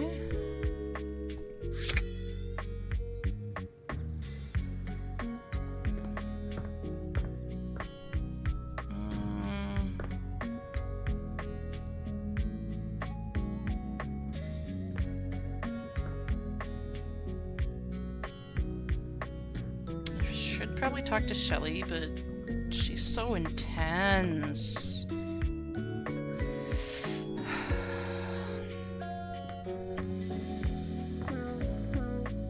You know what? Let's talk to Mateo. Be soft and fluffy. Mateo tends to a group of adorable dog-like creatures grooming them and speaking to them sweetly. Oh, they're so cute. Just a few more. And done. Oh, what a good girl, Damas. Que bonita. I bet that feels better, doesn't it? I know you're a Notweiler, but that snag on your tail was getting ridiculous. Oh, they're so cute. Looks like you've got your hands full. Oh, hey, you're here. I was hoping you'd come by. I wanted to thank you for talking to Phoenicia about making that post. Seems like I could have done more. Hey, trust me, that was a big help. We've already had some visitors stop by because of it. I even talked to a few things who said they saw Davy recently.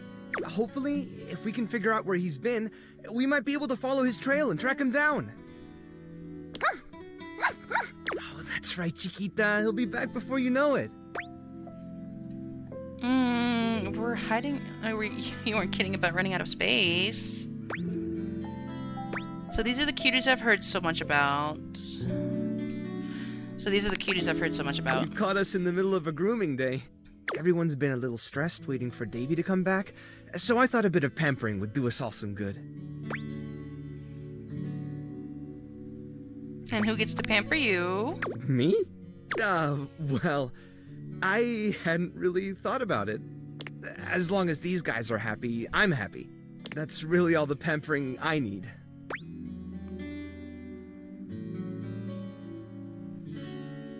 Come on, there has to be something you like to do for yourself. Most of my to-do list involves managing the rescue and looking after everyone here. Does that count?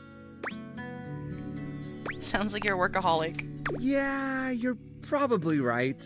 But you know, do what you love and you'll never work a day in your life.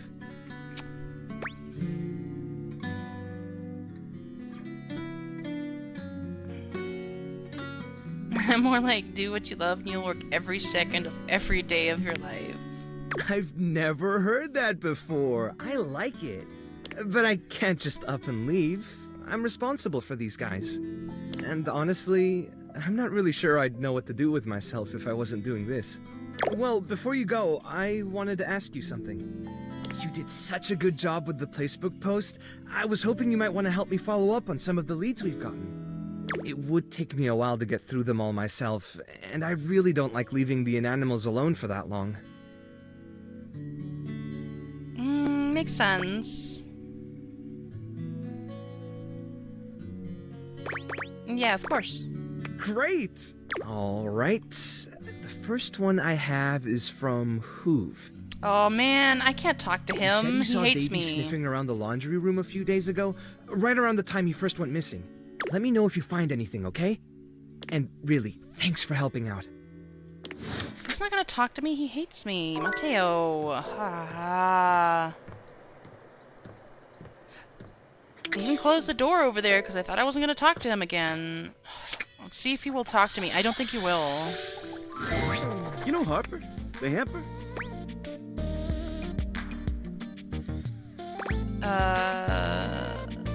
Yeah? Well, recently, when I was cleaning up around her, I happened to see one of the inanimals. If you're looking for him, you might want to check that area. Thanks. Sweet. See you around. Thought he hated me. Okay, well, guess, Mateo saved the day. Ahaha. Oh, wait. Is that it? What is that? Hello?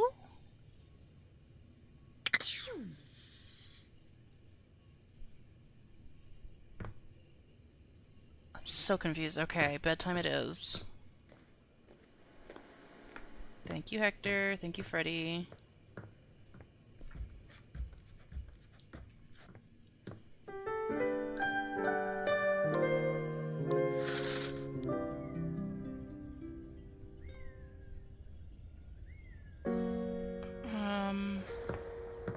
Oh, did I go to bed again without talking to Zoe? Ah, yeah, okay. I need to stop doing that. Okay, let's talk to that thing that was in the laundry room. I don't know if it's got something to do with Mateo.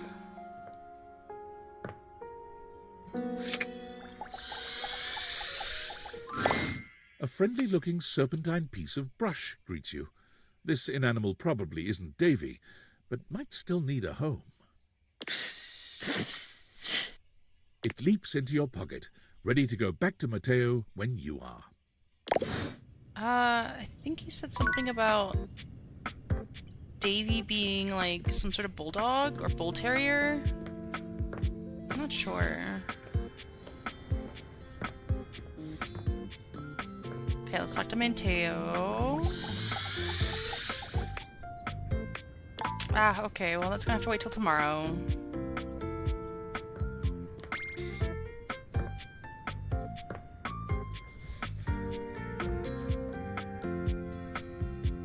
Let's talk to Dasha. I don't know. Okay, Dorian. Let's try to trap Dorian again, because he's interesting. Come for a cheeky look. Dorian assumes his usual bouncer position, highlighting his sculpted arms and perfect pecs. Take all the time you need. Yum. Glad I could give you a glimpse. See you around. You know what? Thank you, Dorian. I needed that. Oh.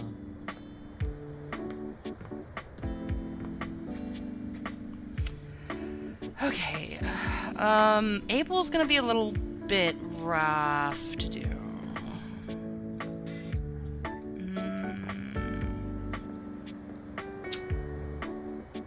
We've done already Mateo, we've done Dorian. I need to talk to the record player and convince her to go up and meet Tony. But I don't think she will.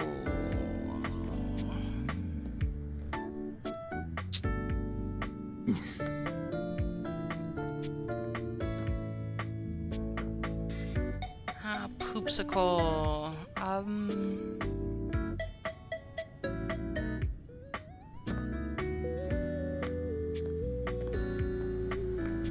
It's not that I'm necessarily running out of things to do. I think I'm just overwhelmed with the amount of things to do.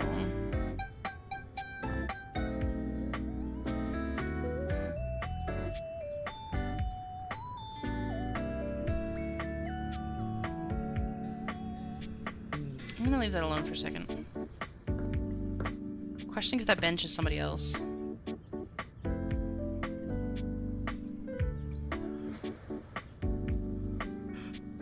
Whew. Okay.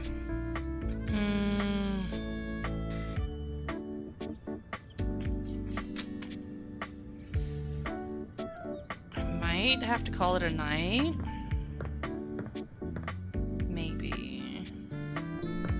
Let's talk to Dasha really quick. Let's try to finish out this day, and then before we go to bed, we'll save and exit. Ah, you wish to continue going on practice dates with myself? Okay, we're in a loop with Dasha. Why are we in a loop with Dasha?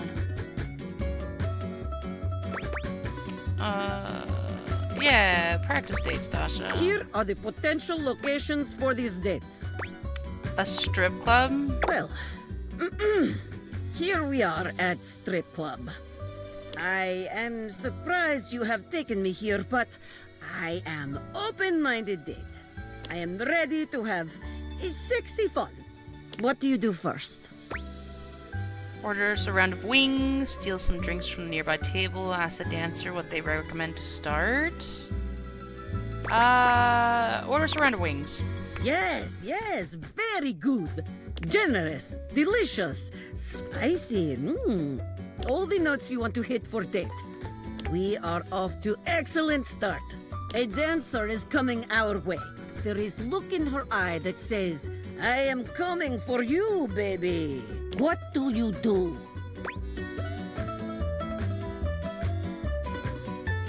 I ask if you'd like me to buy you a dance. This is wild. Lean in and tell you there's the most beautiful desk here.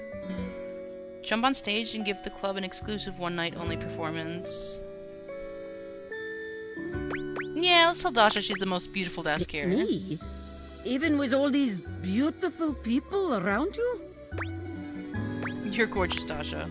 Beautiful? Gorgeous? Many find my strength intimidating. These are not words Dasha hears often. It's a damn shame you don't. Thank you. Well, on with date. Moving on then.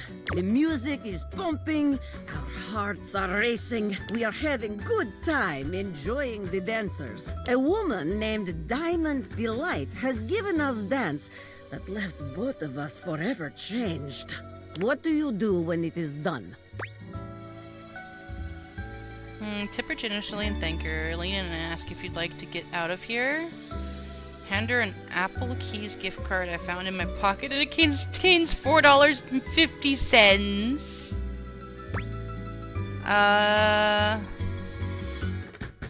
Lean in and ask if you'd like to get out of here. Get out of here? To go somewhere else, perhaps? By somewhere else, I mean home. Together, yes. Oh, wow. This is very sexy.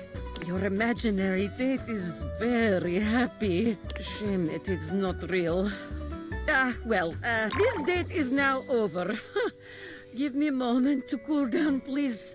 Very good.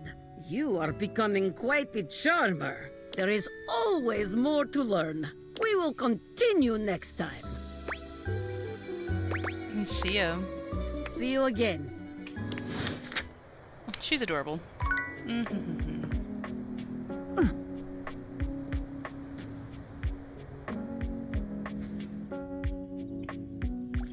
What is this box? Hey there! You're back! And you've proven yourself worthy! Hi, babe. Even though I seemed ill with foreboding, you still returned. Which means you care. Sure, babe.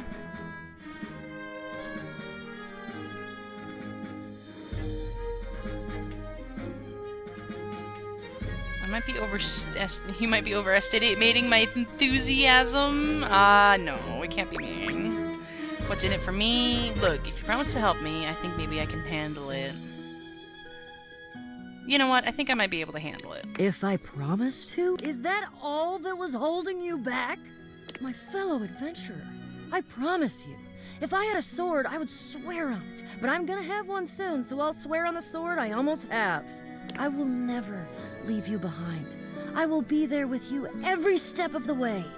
If you're really in, I have some more things that you need to know. Are you ready? Damn, you're really motivating. Let's do this. We've got a lot to go over. This is a two-part quest. Most good quests have multiple parts, and this is the best quest, so obviously it has multiple parts. I'm officially inviting you to go with me on the first part, the quest of the secret sword. It will be incredibly dangerous.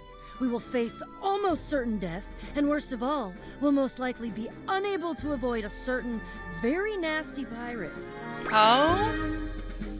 Wait, certain? Oh yeah, for sure. But don't worry. You can die every day, doing all sorts of normal things. You're gonna be fine. If you die, I promise I will be very respectful about keeping your remaining stuff organized. Gee, thanks, Bo. I feel a lot better now. That's the spirit. But now, we must speak of the pirate. Oh, you mean Jaquez? The ship in the bottle? I do. So you've met him then? Sure, in a manner of speaking. He's a prince. He's tried to kill me a couple times. Ah, fond memories. Why do we have to deal with Jaquez? Well, okay. Here's the situation. The secret sword is actually hidden in the hold of Jacques' ship. I've already tried to obtain it a couple times, but as you can see, I've been unsuccessful. I haven't quite figured out why yet, as I'm so clearly the world's foremost obtainer of secret, sacred, even cursed antiquities and treasures. But in the process of attempting to obtain it, I've run into Jacques, and now he is sort of alerted to my desires and kinda... Oh, I don't know. He has a whorish opinion of me. Did you try to steal his sword? I mean, yeah. Yes, sort of. I have executed some pretty fantastic feats of cat burglary and gymnastic daring in order to... Steal it. Well, yeah, that's the long and short of it. I don't even object, necessarily. Thievery can be just as glorious as the other acts, especially if it's for a righteous cause, which this totally is. The problem is that he's in the way of my righteous cause. Uh-huh. And he keeps trying to kill me. I wonder why. And he's just generally kind of a butt. Yeah, no, he actually kind of is, though.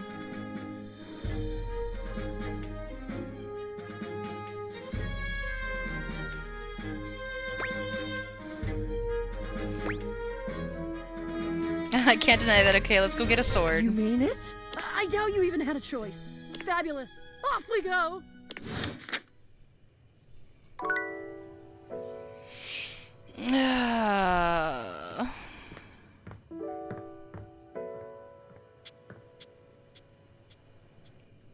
Okay. Let's talk to Bobby Pin and Zoe, and then I think I'm gonna call it a day from there.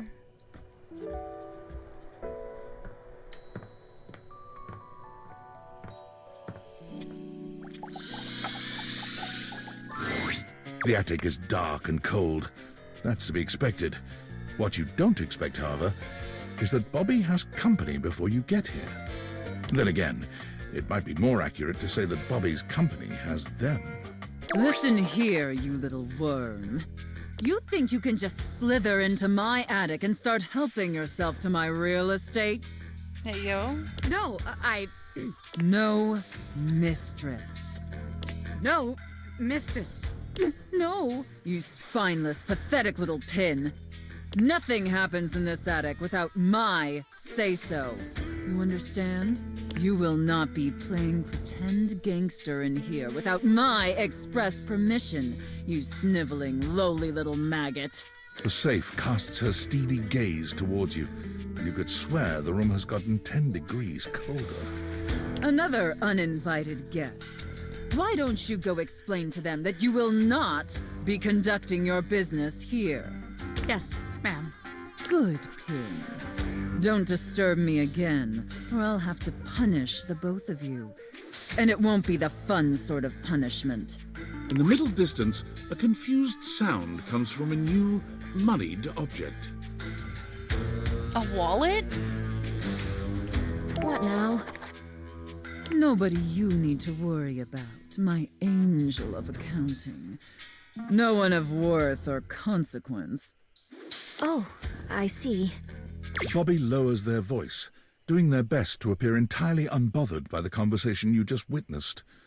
They try to strike a casual pose, leaning one arm against the wall, but they accidentally hit a spiderweb and shriek. Goddamn! They look back towards Sophia and lower their voice again. Welcome to the attic.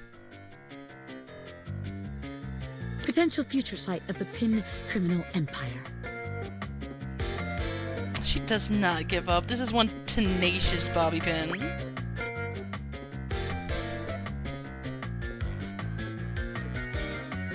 She is one tenacious pin for sure. This place seems like not quite cool enough for you. This place seems like it's not quite cool enough for you. I was just thinking the same thing. No. I mean, it's cold, yeah, and it's dark and scary, which is, like, great for striking fear in the hearts of enemies. No. Bobby Pinn runs a warm and welcoming criminal empire. I don't know if this place is really great for the vibes I was hoping to cultivate. But just to be sure, let's see how this scam strikes you. I call this one Scared Broke. Oh. So check it out. You bring our potential suckers up here to the attic. Okay. They think they're gonna have a meeting with me, the big boss. We keep them waiting a while, a good 20 minutes or something, and you keep reassuring them I'm coming. Okay. I speak up on them, scare the shit out of them. They drop all their money and valuables, as one does when scared shitless. We pick it all up and get rich. Repeat, repeat, repeat. Man. Okay. What if they don't actually have any money or valuables? I think there already are too many people up here to maintain the kind of scary environment you'll need. God, yeah, you're right. It was a great idea, but... all these wise guys up here crowding my shit and ruining the vibes. Yeah, you don't deserve it up here. Yes, it's not my fault, but it won't work, will it? Bobby looks around the room, as though desperately trying to source some inspiration from somewhere. They fold their arms over their body, trying to keep warm while still trying to look effortlessly cool. The result is less than convincing. Well, look. Maybe this time you come up with a scheme for us. Huh? Recruit? Yeah.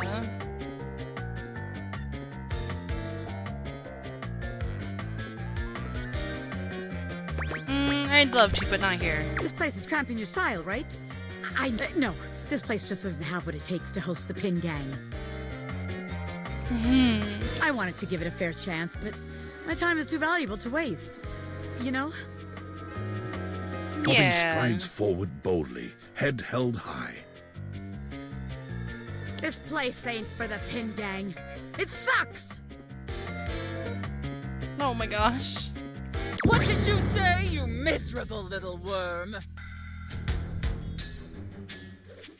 Oh no. Yikes! I'm out of here! Bobby calls over their shoulder as they disappear down the stairs. You can find me where the magic happens, baby! A debt of sin and rest in equal measure! Oh, she went to our bedroom, didn't she? Ay.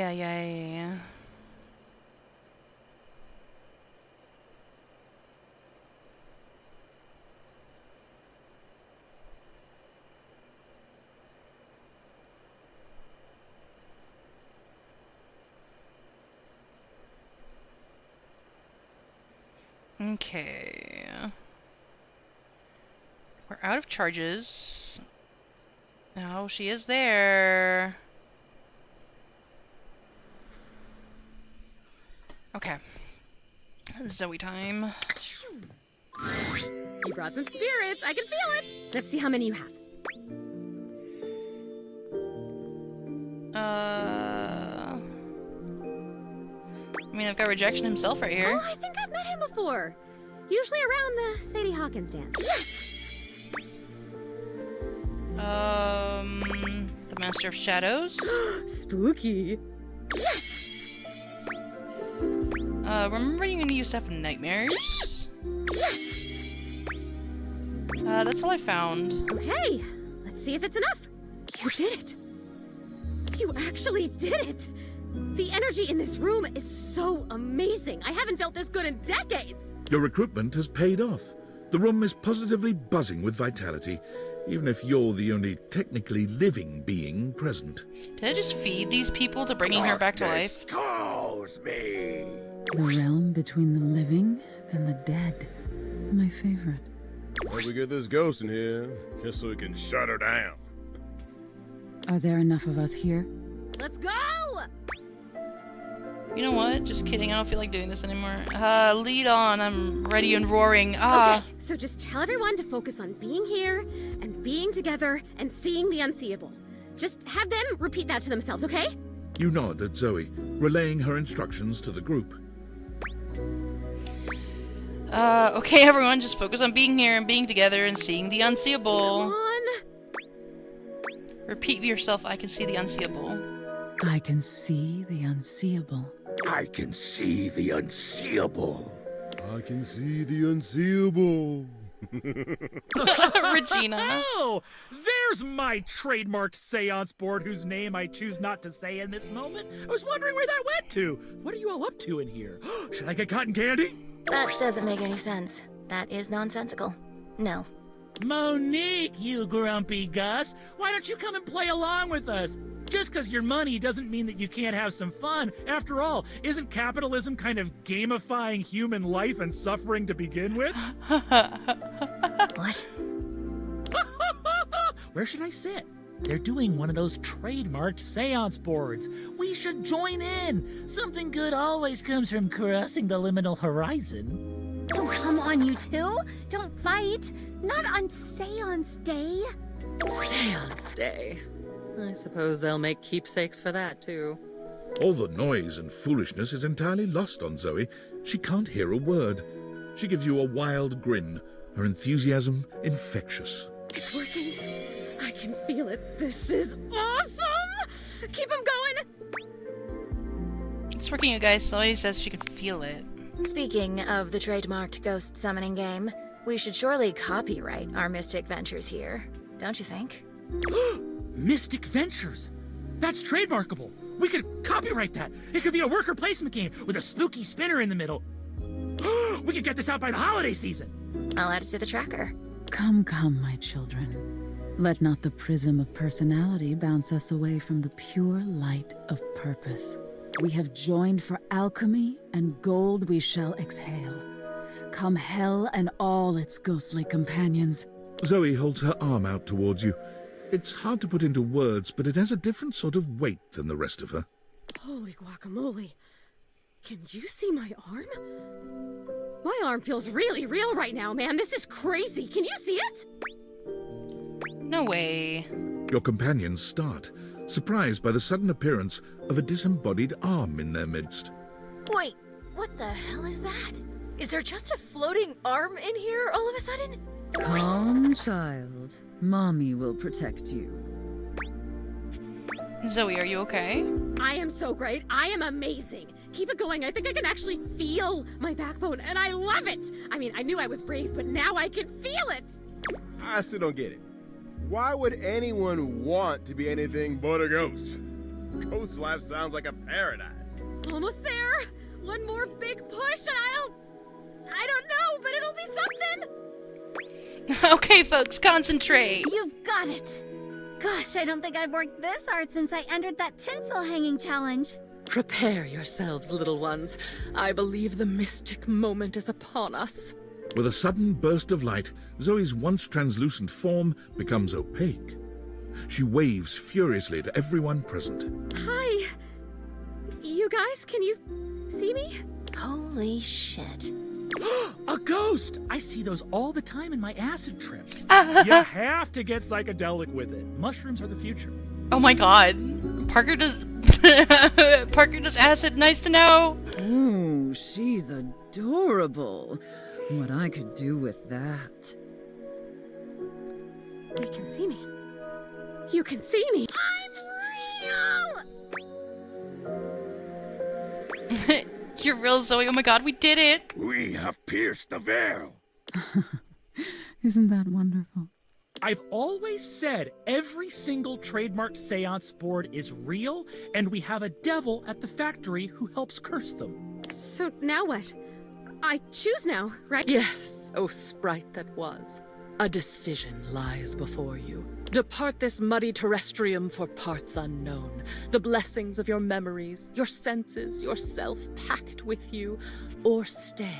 Stay with us and ride around the moon again and again until fire and dust consume us all. That's intense. Stay or go is the gist here. She does this. Oh, I hope she stays. It is so nice to make new friends. And new enemies. It's up to you, Zoe. You get to choose. I'm staying. Are you kidding? I'm totally staying. This is the best day of my death. Seance is golden? Oh wow, okay.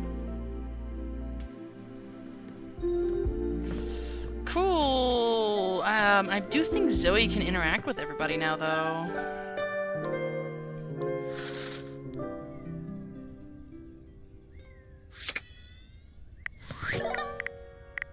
Okay, so I think we're at this point where I'm gonna need to take a break from this. I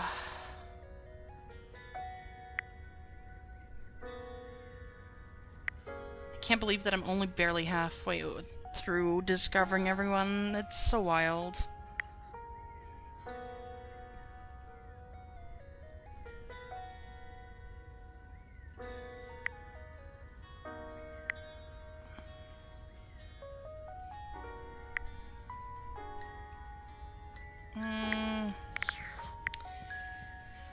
Yeah, let's save and take a break.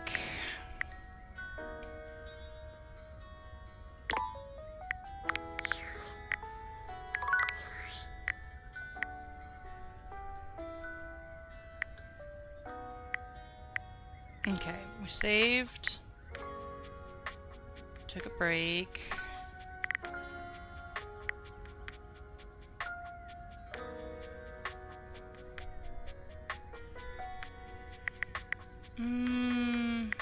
Yeah, we'll leave this like this. Okay, thank you so much for you guys joining me today. I'm gonna head off to bed after a really good shower. I appreciate you guys for your time. I know that time is rather finite and you decided to spend it with me, and I appreciate that a lot. I will see you guys the next time I stream. I'm not really sure when I can guarantee that per se, especially with it getting kind of busy around the holiday. However, I am hoping to be able to continue this game with you guys soon. Thank you so much for being here.